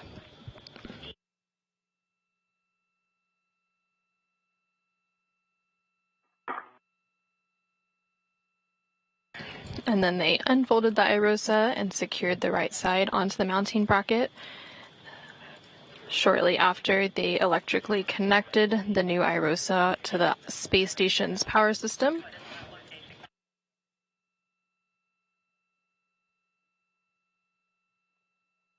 After releasing the final two bolts holding the IROSA in an undeployed position, the International Space Station Rollout Solar Array deployed over the next approximately 10 minutes. I see him, well. The team then moved to work on reconfiguring the carrier beams that previously held the upright IROSA. Those beams needed to be rotated out of the way to allow access to the lower IROSA, which will be deployed on next week's spacewalk on June 15th. Hoburg and Bowen remained about an hour ahead on their tasks today, so they were able to complete several get-ahead tasks. Okay. I'm currently at my anchor. The first of those tasks was to release the anti-rotation device for next week's IROSA install, along with some R bolts on the boom end of the IROSA for next week, and they also retrieved some FOD, or foreign object debris. They're now working to clean up their work site, and then soon we will see them ingress the space station to complete this week's spacewalk. Confirm. This is just a four-man spare lead. I'll let you know if it's a rich man. Okay. Do you want it at the very top, or do you want it like halfway down?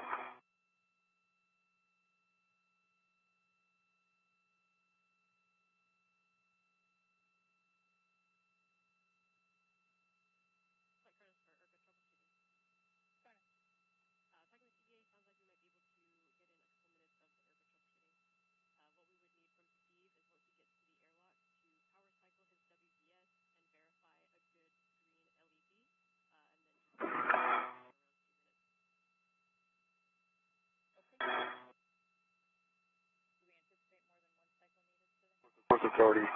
Signal down here.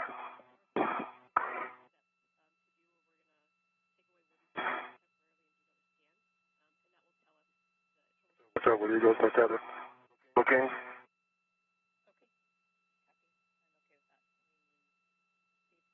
All right, my fair lead still up there? Yeah. Okay. I might move it. I think I see a better spot for it if you don't mind. Oh, please. Thank you. Yep.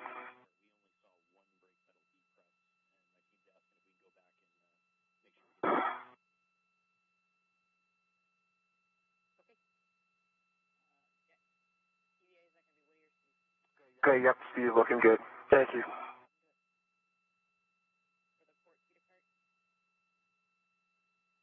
Jenny, am I fair leading as well? Yes, Woody, but stand by. We are getting word that we might have to go back to get a double tap on the inboardmost port CETA cart brake release. Oh, that's no problem. I'll go do it. Can you confirm with us whether you did it once or twice? We just didn't see. Honestly, I can't recall. I know it just pressed fully, but it is possible that I only tapped it once. Okay, we didn't see it. We just want to be super safe, so let's go back and do that since we got plenty of time here. Thanks. No problem at all. En route. Okay, Jenny, do you want me on the outside of the airlock, I think? Or the front side?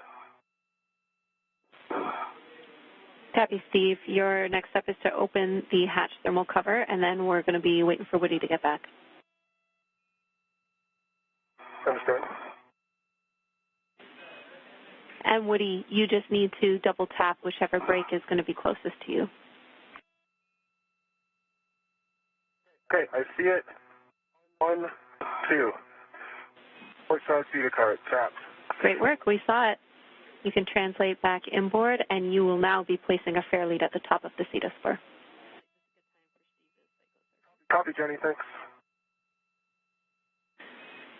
Steve, we would like you to cycle your IRCA, please. Okay.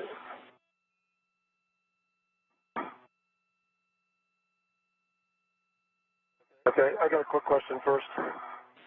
Go. Get my. Do you want me on the front side or the back side of the?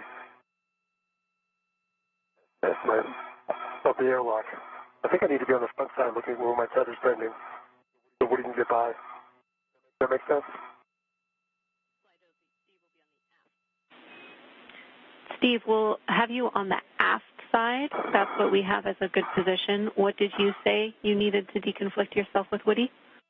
I'm just looking at the way my tether is. I go to the aft side, it crosses in front of the airlock. If I'm here, you can pass between me and go to the aft side. It's just harder. I can go there if you want me to go to the aft side.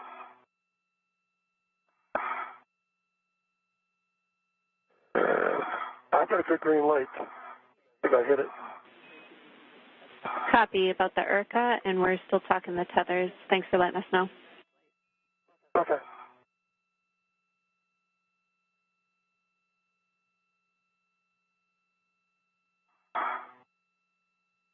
Hello, what do you think? Steve, I just passed under your tether. I'm over on the CETA spur. Well, yeah, that's clear. right. I think you're clear to go aft. Sure. Yeah. Your tether's on the left, right? My tether's on the left. I've got eyes on it. That's good. I can see it too.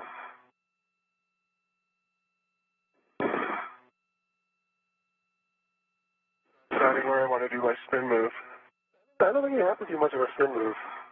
Yeah, okay. I agree. Just come on down and get on the handrail, the circular handrail, and then you can rotate around on that. Yep.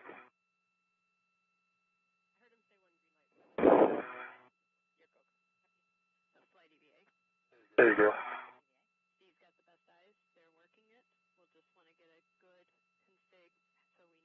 That'll work. All right. And Houston copies you both back at the airlock. Great work. Regarding the tethers, you guys have the best eyes on what's going on. We're just going to need a report of the config once we're ready to come inside. Understand. All right, sounds great, James. NASA astronauts Steve Bowen and Woody Hoburg are translating back to the airlock. They were working on cleaning up their tethers before they ingress. Who stole the bag? I'm going to go ahead and Good pass idea. my waist tether. Very good idea. All right, James, my right waist tether is gate closed, lock, black on black to the airlock D-ring extender. All right, I copy that good load path, Woody. I'll get you to turn off your HECA and ingress the airlock. You can see on the left side of your screen that the thermal cover has been opened, and now NASA astronaut Woody Hoburg is working to ingress or enter the airlock.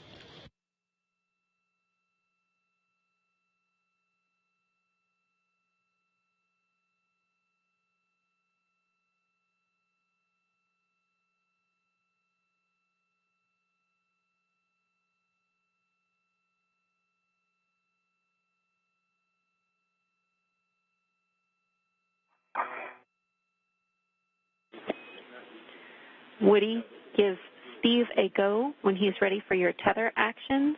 Steve, I have steps for you if you want me to talk you through it.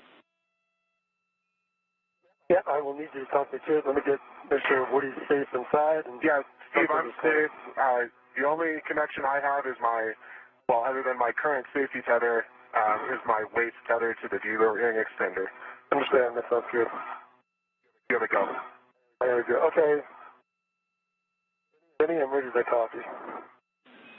Steve, lock Woody's green reel.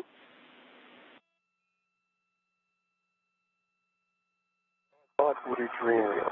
Okay.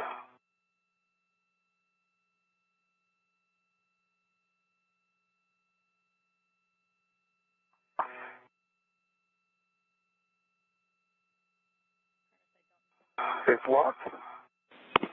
Stow his green hook on the aft airlock external D-ring. Green hook going to aft. Good words.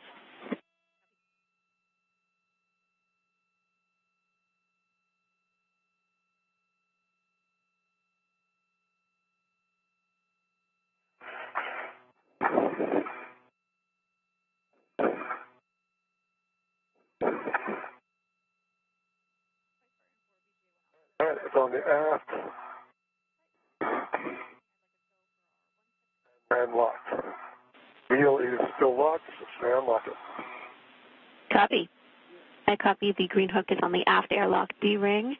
The gate is closed and the hook is locked. You can stow Woody's yellow hook on your waist tether. That will be your new load path. You need to make sure that hook is locked black on black. All right, let me get that on my waist tether.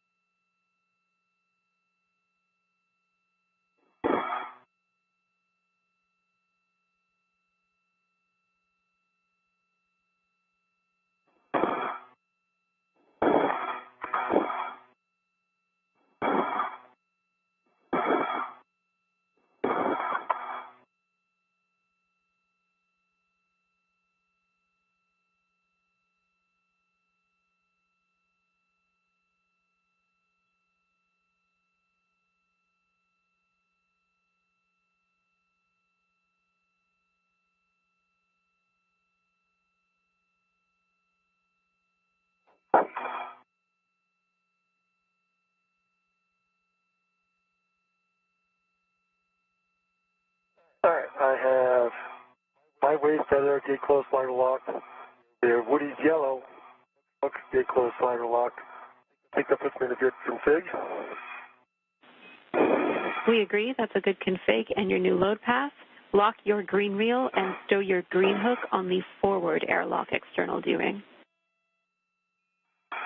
All right, let me get my green reel.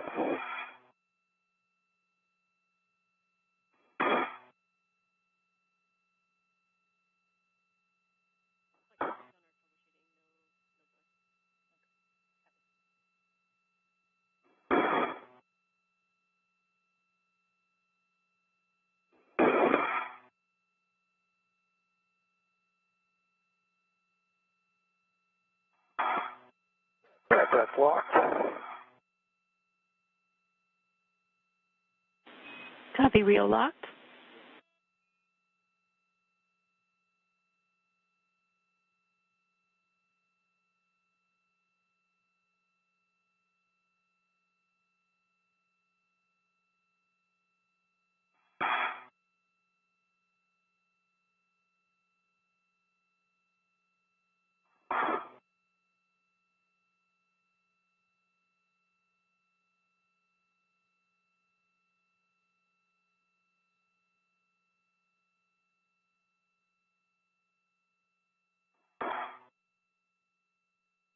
All right, green hook, gate closed, slider locked. I'll now unlock that reel. Copy. That's a good config for your hook. NASA astronaut Woody Hoburg has fully ingressed the crew lock, and now we see Steve Bowen finishing up some last steps as he works to make his way inside. Both of those green reels unlocked. You are now go to stow your yellow hook on your mini workstation.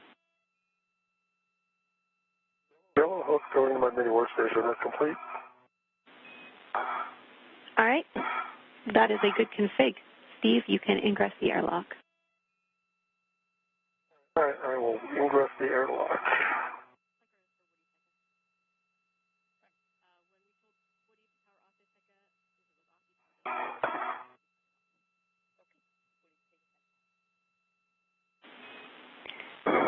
And Woody, I'm up on the forward edge. All right. Woody, we need you to power off your HECA. When you powered it off, you powered it on. Ah, that's fun. I believe it is off now. I pressed the button once. All right, let me get my heck off. Copy. Wait till I get my legs inside.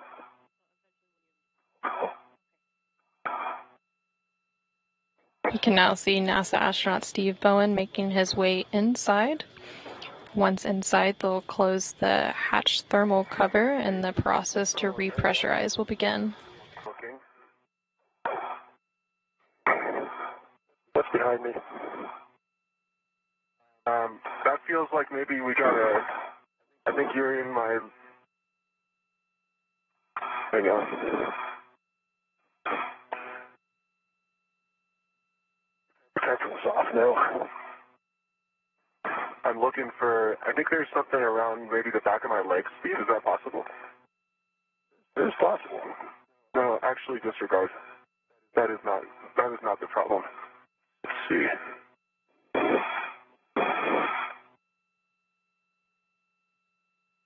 Try again. Okay, that's your pliss on my legs. Hang on, let me try to get away. That's much better. Okay. Maybe I can get there. Over.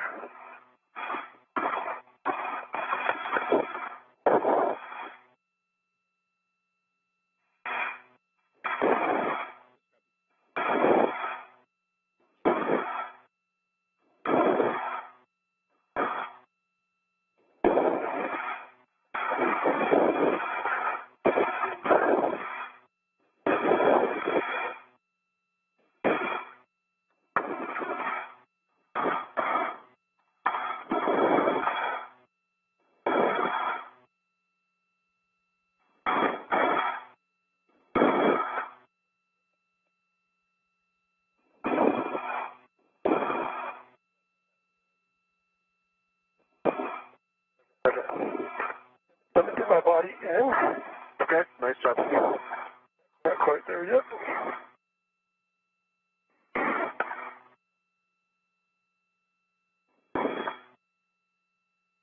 Come in this way.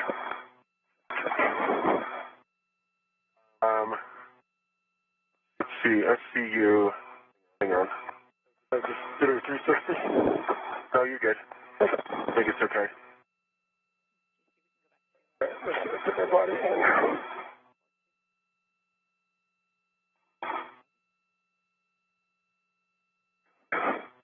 You need a 180 from that. A 180. Oh, I'm sorry, disregard, Steve. I'm wrong.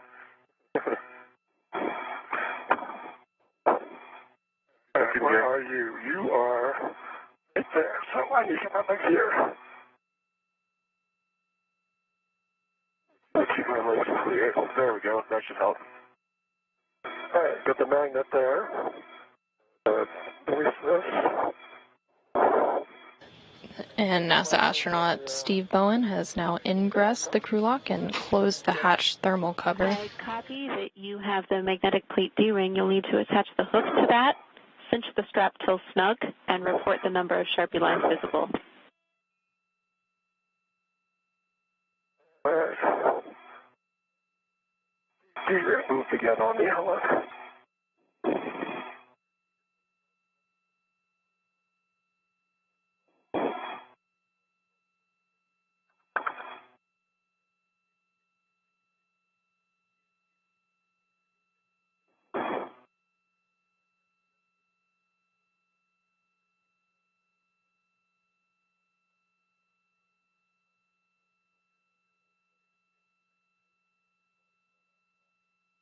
Alright, so I've got that, and you want 6, I think. 1, 2, 3, 4, 5, 6. And I got 6. I get a little bit more. Copy. That's what we were expecting. Verify the magnet is engaged. Alright. It is engaged. Oh, I get my helmet off of it first.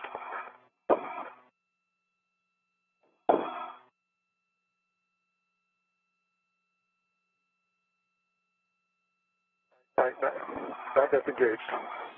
Copy. Well done. Now for both of you, you can remove the SCUs from their stowage pouches, remove your DCM covers and Velcro them to your DCMs, and connect your SCU. All right, that didn't work.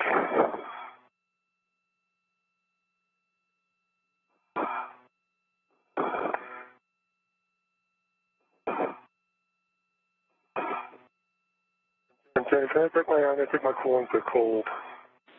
Let me get that set first before I... Copy.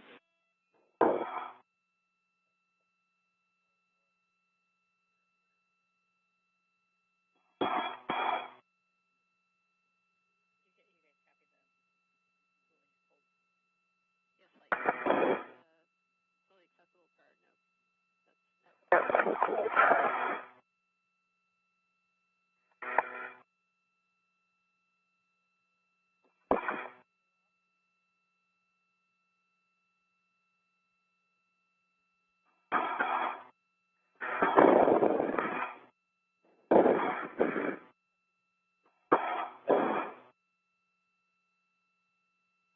Getting TV2 SCU installed and locked. TCV 8. Copy. SCU installed and locked for Woody and a TCV of 8.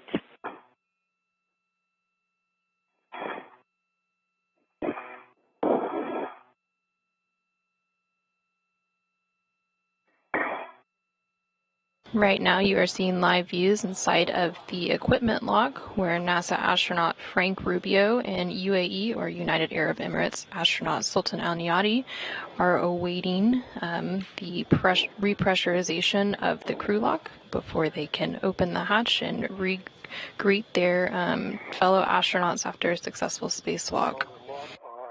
EV1. Copy. EV1 SCU is attached and locked. Both EV crew members switch water off, OFF. Expect H2 is off message. EV1, water's off. EV2, water's off. Copy, both waters off.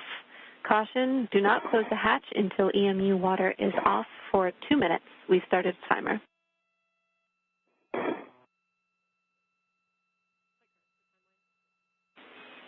While I have you both here for 2 minutes, I want to say congratulations to the team on an exceptional EVA. You guys were fantastic today. Congratulations to Woody on your first spacewalk and to Steve on your 9th. Finally, congratulations to all of Crew 6 on your 100th day on orbit. It's been a doozy.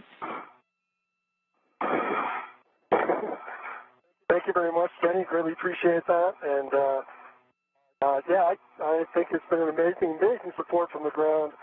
A great plan. He was absolutely amazing.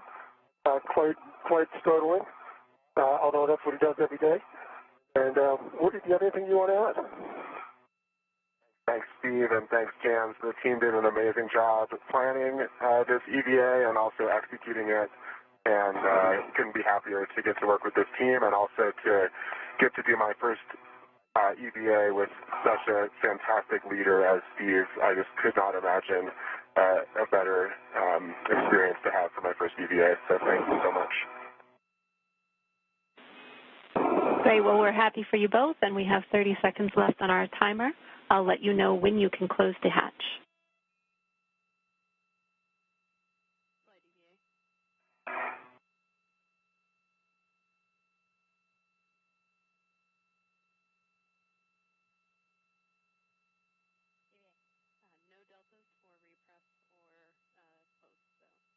You just heard some kind words and congratulations from the ground IV here in the room, Jenny Gibbons, on a successful spacewalk for NASA astronauts Steve Bowen and Woody Hoburg. It was the first spacewalk for Woody Hoburg and the 9th spacewalk for Steve Bowen. We're now standing by for repressurization. So with that, you can verify the outer hatch is clear of hardware and the handle position is per the hatch decal, and close and lock the hatch. That's complete, and I'm going to try and close this the first time. Trying to stay out of your way, Steve. I need to come a little bit aft.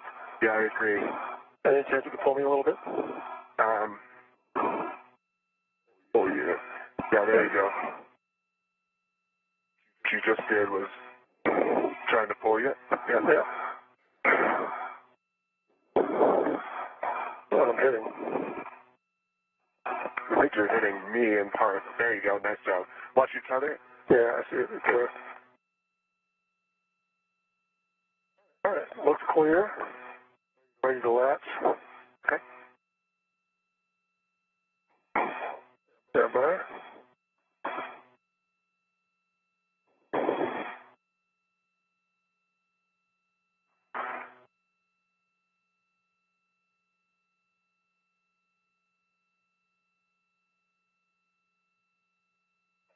Good to see you there.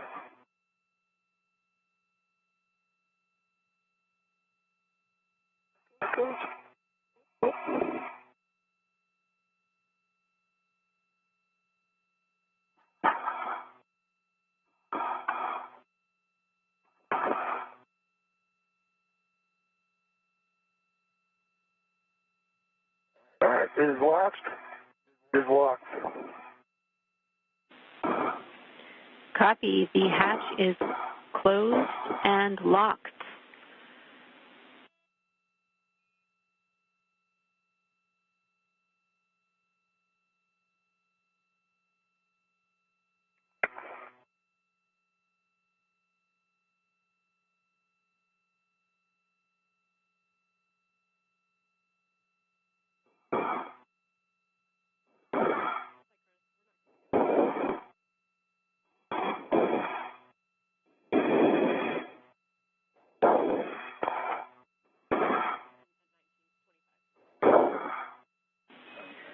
Woody and Steve, for your awareness, we are going to be headed into an LOS where we will have SHA SS. So I will stay prime IV before handing off to Frank. On the UIA, check oxygen EMU 1 and 2. Both valves are open. Oxygen EMU 1 and 2 valves both open. Switch power EV1 and 2, both on. Power EV1 and 2 both on. 2 LEDs. Volts are 18.6 times 2. Copy. LEDs are on and 18.6 for voltage EV1 and EV2. On your DCMs, switch power to SCU. Expect a warning tone.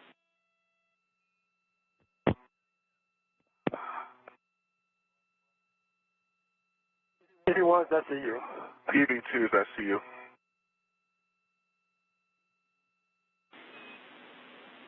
Copy. With that, I will hand you back to your very capable suit IVs. Frank, the comm is yours.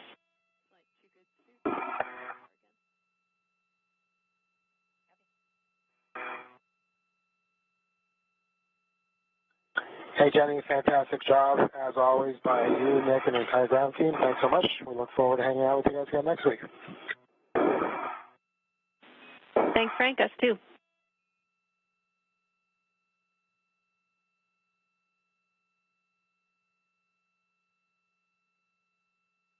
All right, Steve and Woody, next we'll be working through crew lock repairs, which should be a 10-minute warning if disregard. So both of you, O2 actuator to press. Verify that you see O2 actuator to press displayed. All right, let me take a minute here and get that done.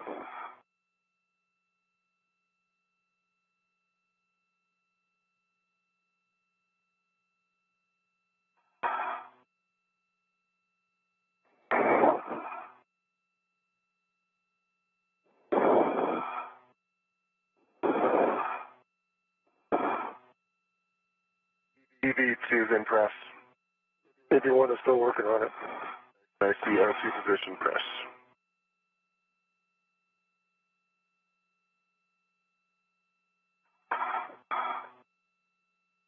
I put my finger on there for some reason.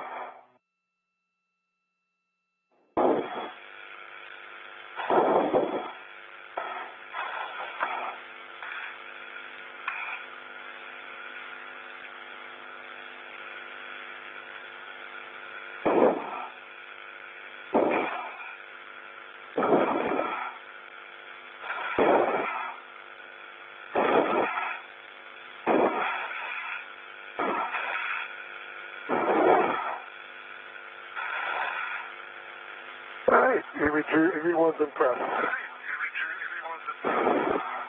Copy, Steve. And also, could you verify that you see O2 actuator in press? O2 actuator is in press. No, stand by. I'm still not there.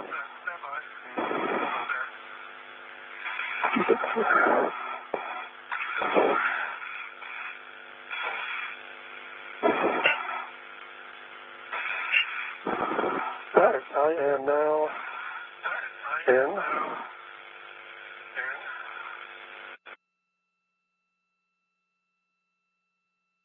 NASA astronaut Frank Rubio inside the equipment lock is currently walking through some repressurization procedures with our spacewalkers from today who are on the other side of that hatch in the crew lock. Pause. Is this in press? Copy, that's a good config for both. Steve, check that the EV hatch outlet is closed. It is closed.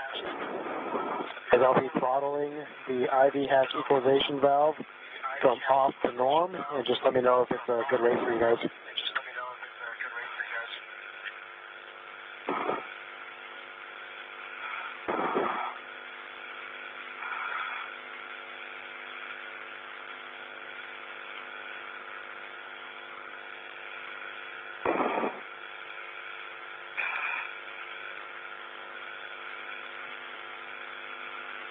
The repressurization of the crew lock has officially begun.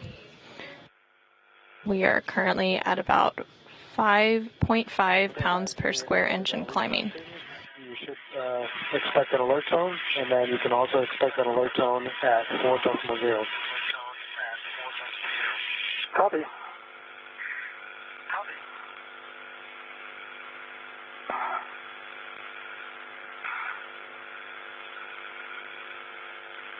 You guys both okay with that, right? I'm good with it. ED2 is good.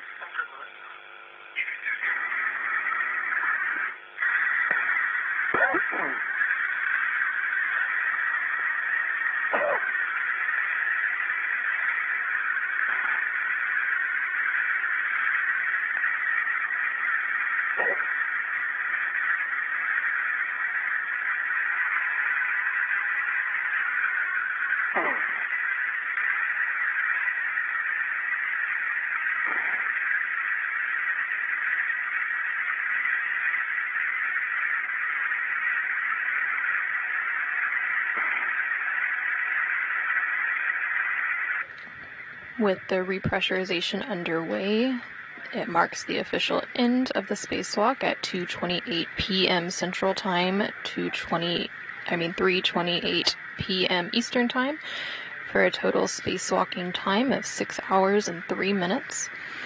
The spacewalk began at 6:25 a.m. Central Time and 9:25 a.m. Eastern Time.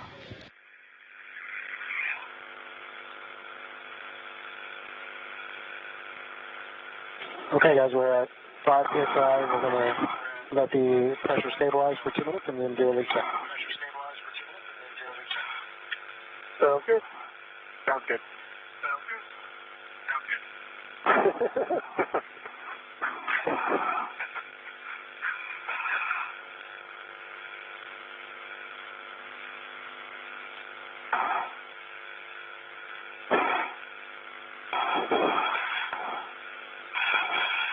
The crew lock is now at a pressure of approximately 5 pounds per square inch. They'll hold here for a couple of minutes and then do some leak checks before continuing to increase the pressure.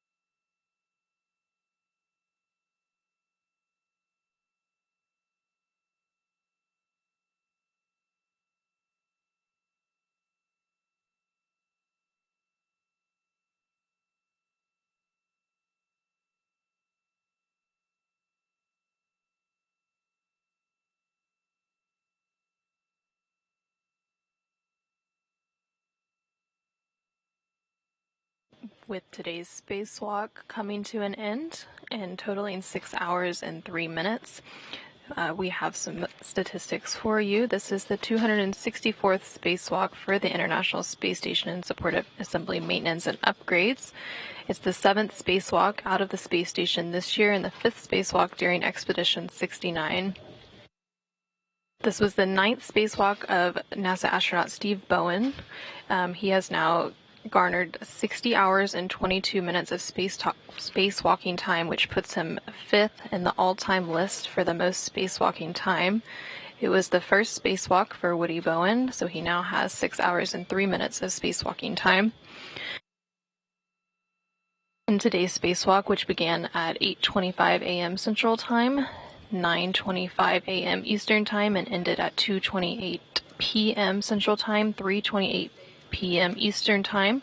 It lasted a total of 6 hours and 3 minutes as they installed a new International Space Station Rollout Solar Array, or IROSA, on the 1A power channel on the starboard truss of the space station. In total, the space station has seen over 69 days of spacewalking time, with 69 days, 21 hours, and 52 minutes of spacewalking time across those 264 spacewalks that have been conducted.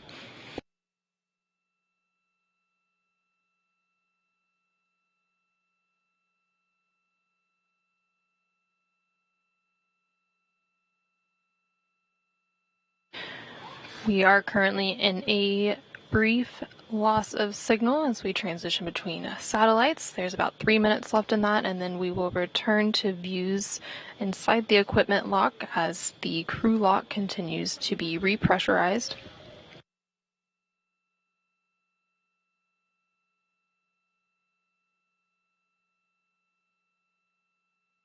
Once the repress process is complete, we will see NASA astronauts Steve Bowen and Woody Hoburg make their way into the equipment lock. From there, we will continue coverage until we see their helmets come off, and then we will wrap our coverage until next week when we have another IROSA installation spacewalk on June 15th.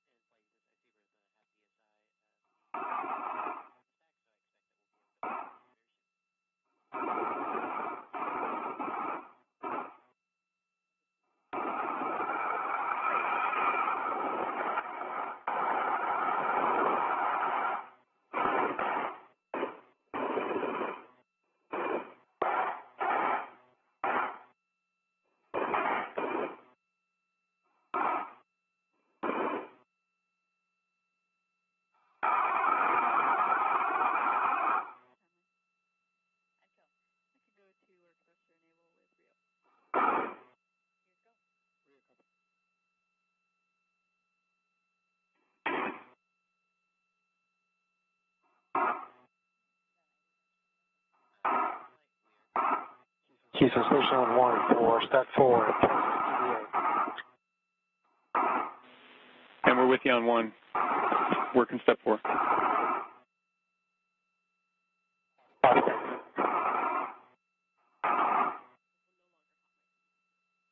During that loss of signal, the repressurization of the crew lock was completed, and now you can see NASA astronaut Frank Rubio towards the bottom of your screen, assisting our spacewalkers from today, who are NASA astronauts Steve Bowen and Woody Hoburg, back into the equipment lock.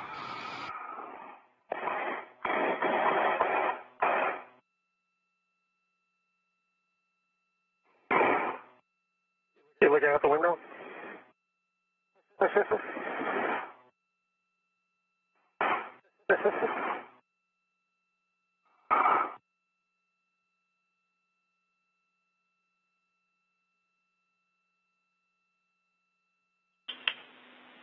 And Station Houston on 1, crew is no longer hot mic.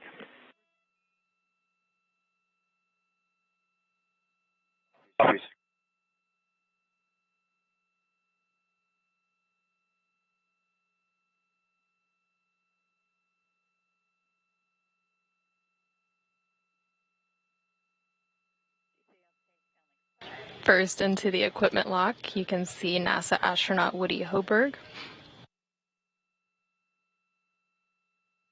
He served as EV2 today, so he had the unmarked suit.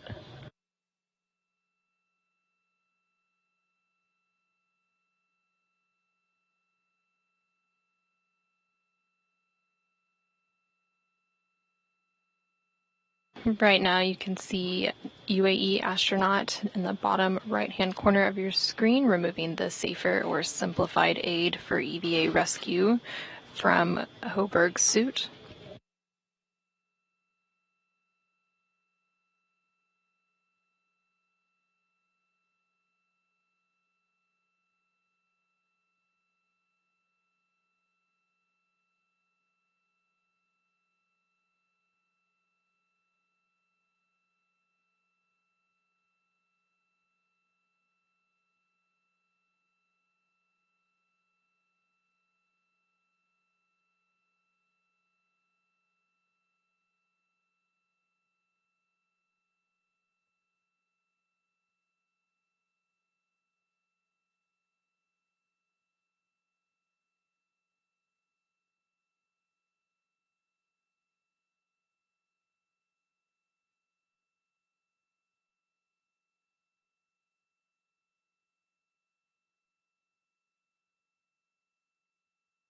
NASA astronaut Frank Rubio is now assisting Steve Bowen through the hatch into the equipment lock, and then he will have his safer removed as well, which is the simplified aid for EVA rescue.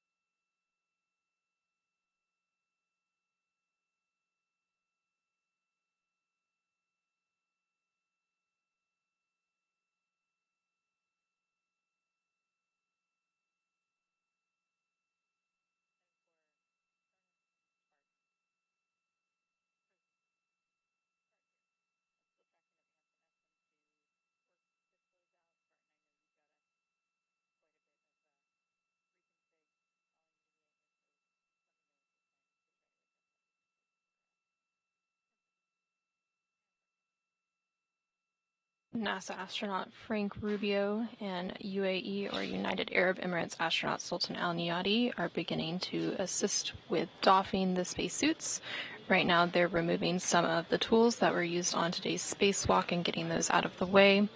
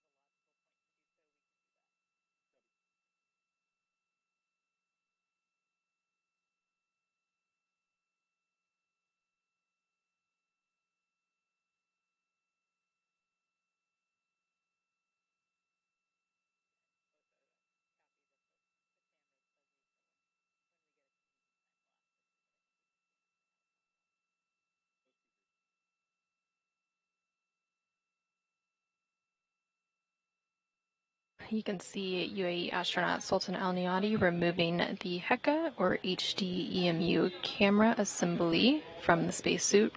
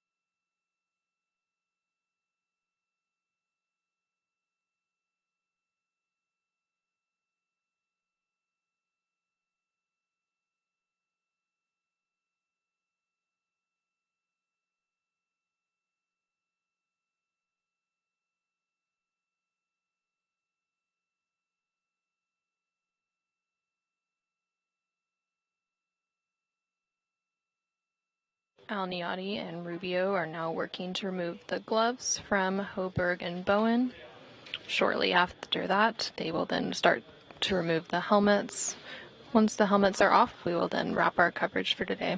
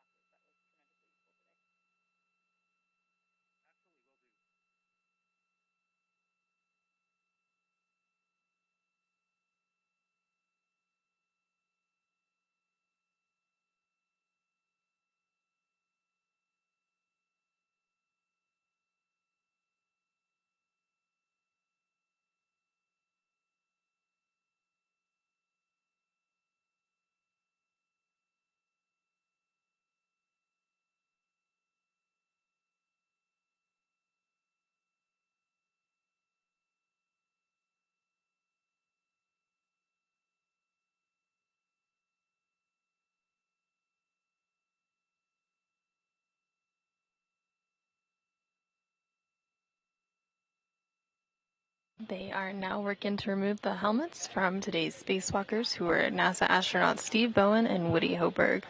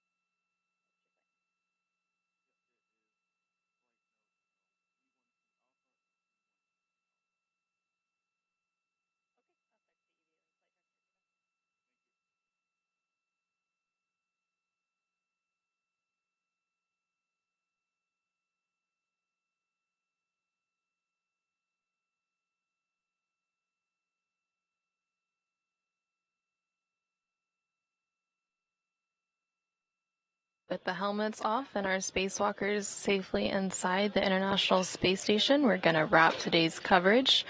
As a recap, NASA astronauts Steve Bowen and Woody Hoburg successfully installed an IROSA, or International Space Station Rollout Solar Array, to augment power generation for the 1A power channel on the station's starboard truss structure. They also were able to complete several get-ahead tasks to set them up for a successful spacewalk next week. Coverage of U.S. Spacewalk 88 to install the next ISS rollout solar array on the starboard truss of the International Space Station is scheduled to begin at approximately 8:20 a.m. Central Time, 9:20 a.m. Eastern Time, with NASA TV coverage beginning live at 6:45 a.m. Central Time, 7:45 a.m. Eastern Time, and we will see the same two spacewalkers venture out of the space station again. With that, this is Mission Control Houston.